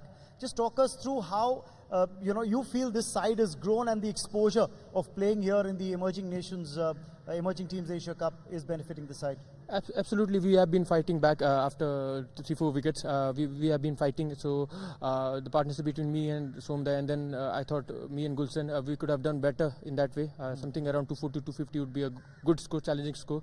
But I think the exposure-wise, I think in World Cup qualifiers also we have learned a lot. And coming back to this tournament, I think we have not meet our expectations, but we are improving every day, I think. What are the targets that you set for yourself now? There's one more match left to play in the group stage, but you can't make it through to the semi-finals. So what are the targets you set for yourself and for the team? Absolutely. Individually, we want to win the game. Everyone wants to win the game, and so we want to finish on high note by winning the last game. Well, go well for that encounter against the UAE side, and commiserations on the loss today. Ladies and gentlemen, the captain of the Nepal side got a 65, remember, while batting, but unfortunately, it wasn't enough. Time now to speak to the captain of the winning team, the India A side, Yash Dhol, to step forward, please. Yash, you didn't have to come out to bat today. Your openers did the job for you. अच्छा प्रदर्शन रहा team का. नहीं अच्छा था sir, अच्छा positive things I. दोनों opener ने हमारे अच्छा बैटिंग करी. बॉलर्स में आंग्रेकर खेला आज, उसने भी अच्छा परफॉर्म करा. अच्छा है, पॉजिटिव साइन है टीम के लिए, और हम नेक्स्ट मैच के लिए रेडी हैं हमारा. अपने ट्रम्प कार्ड के बारे में थोड़ा सा और बताइए. निशांत सिंधु आते हैं गेंदबाजी करने के लिए और 4 विकेट निकाल के दे देते हैं आपको एकदम से, 14 रन देकर केवल. सर वो ऐसा ही है उसका कि कभी भी बॉल डलवा विकेट दे सकता है हमें, तो उसको 4-5 ओवर कभी भी डलवा सकते हैं हम, और वो अच्छा टीम के लिए बेनिफिट होता है हमारे. राजवर्धन की गेंदबाजी पे भी बात कर लेते हैं. आज 3 विकेट उनके नाम रहे. नहीं, राजवर्धन अच्छा रहा क्योंकि फर्स्ट मैच खेला वो इस यहाँ पे आके, और उसके बाद उसने अच्छा परफॉर्म करा, अपना एफर्ट लगाया, तो अच्छा रहा उसके लिए. एक सवाल जो बार बार अब जहन में आ रहा है और कमेंट्री बॉक्स के अंदर भी हम चर्चा कर रहे थे, 2 मैच हैं लगातार कि आपकी विपक्षी टीम के 5 बल्लेबाज आउट हो चुके थे, और उसके बाद फिर एक फाइट बैक देखने को मिली है. यूएई की ए टीम के खिलाफ भी 66 पर 5 थे, उसके बाद एक फाइट बैक वहां से आई. आज भी 37 पर 5 नेपाल की टीम, और फिर 167 के आसपास पहुंच गए. नहीं सर, एक पार्टनरशिप तो लगेगा, इसके लिए हम प्रिपेयर रहते हैं कि एक पार्टनरशिप तो लगना है, तो उसके लिए प्रिपेयर रहते हैं कि अब उसमें तो सर कुछ कर ही नहीं सकते ना, पार्टनरशिप लगनी है. बिल्कुल. पर चलिए, प्रदर्शन अच्छा रहा है. बल्लेबाजी के बारे में क्या कहेंगे, जिस तरह से आज सलामी बल्लेबाजों ने बल्लेबाजी करी? नहीं सर, अभिषेक भैया ने बहुत अच्छा बैटिंग करा, साई सुदर्शन ने अच्छा इंटेंट दिखाया, उसके बाद ध्रुव ज्वेल गए, तो अच्छा इंटेंट था, पॉजिटिव साइन है टीम के लिए. और अब पाकिस्तान के खिलाफ मैच आ रहा है परसों, उसके लिए कोई खास तैयारी? नहीं सर, नॉर्मल जो हमारे नॉर्मल रूटीन है, नॉर्मल बेसिक जो हमारा है वही करेंगे, एक नॉर्मल मैच की तरह खेलेंगे sir. Chaliye. All the best for that game, and congratulations for the win today. Thank you so much. That's Yash Dhol for you, the captain of the India A side. Just summing up what he said, he talked about the fact that one, he's happy with the way Abhishek Sharma and Sai Sudarshan are batting. Good knock by the two of them. And as far as the partnerships that have come up, with the lower middle order against the two teams they've played, they said you always get that one odd partnership in every match, but the important thing is to stick to the basics, and then you'll come up on top. So that's exactly what's happened. India A winning the match today comprehensively by 9 wickets, and that's all that we have for you from the presentation area. Well, sincere thanks to Raman Banat, not just for his expert interviewing, but the translation as well. India A, exceptional today.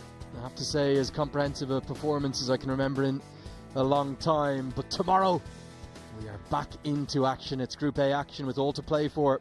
The 3 test nations, Bangladesh, Afghanistan and Sri Lanka, they're duking it out for just 2 semi-final spots. We'll be live from 10 a.m. at the Pisara Oval. That's the day game. And then at 2 p.m. here under the floodlights at the Premadasa Stadium, Sri Lanka A will take on Oman A with the added advantage of knowing exactly what they need to do by the end of the day. And we want to thank you all so much for watching today. Hope you enjoyed the coverage. We'll see you again tomorrow.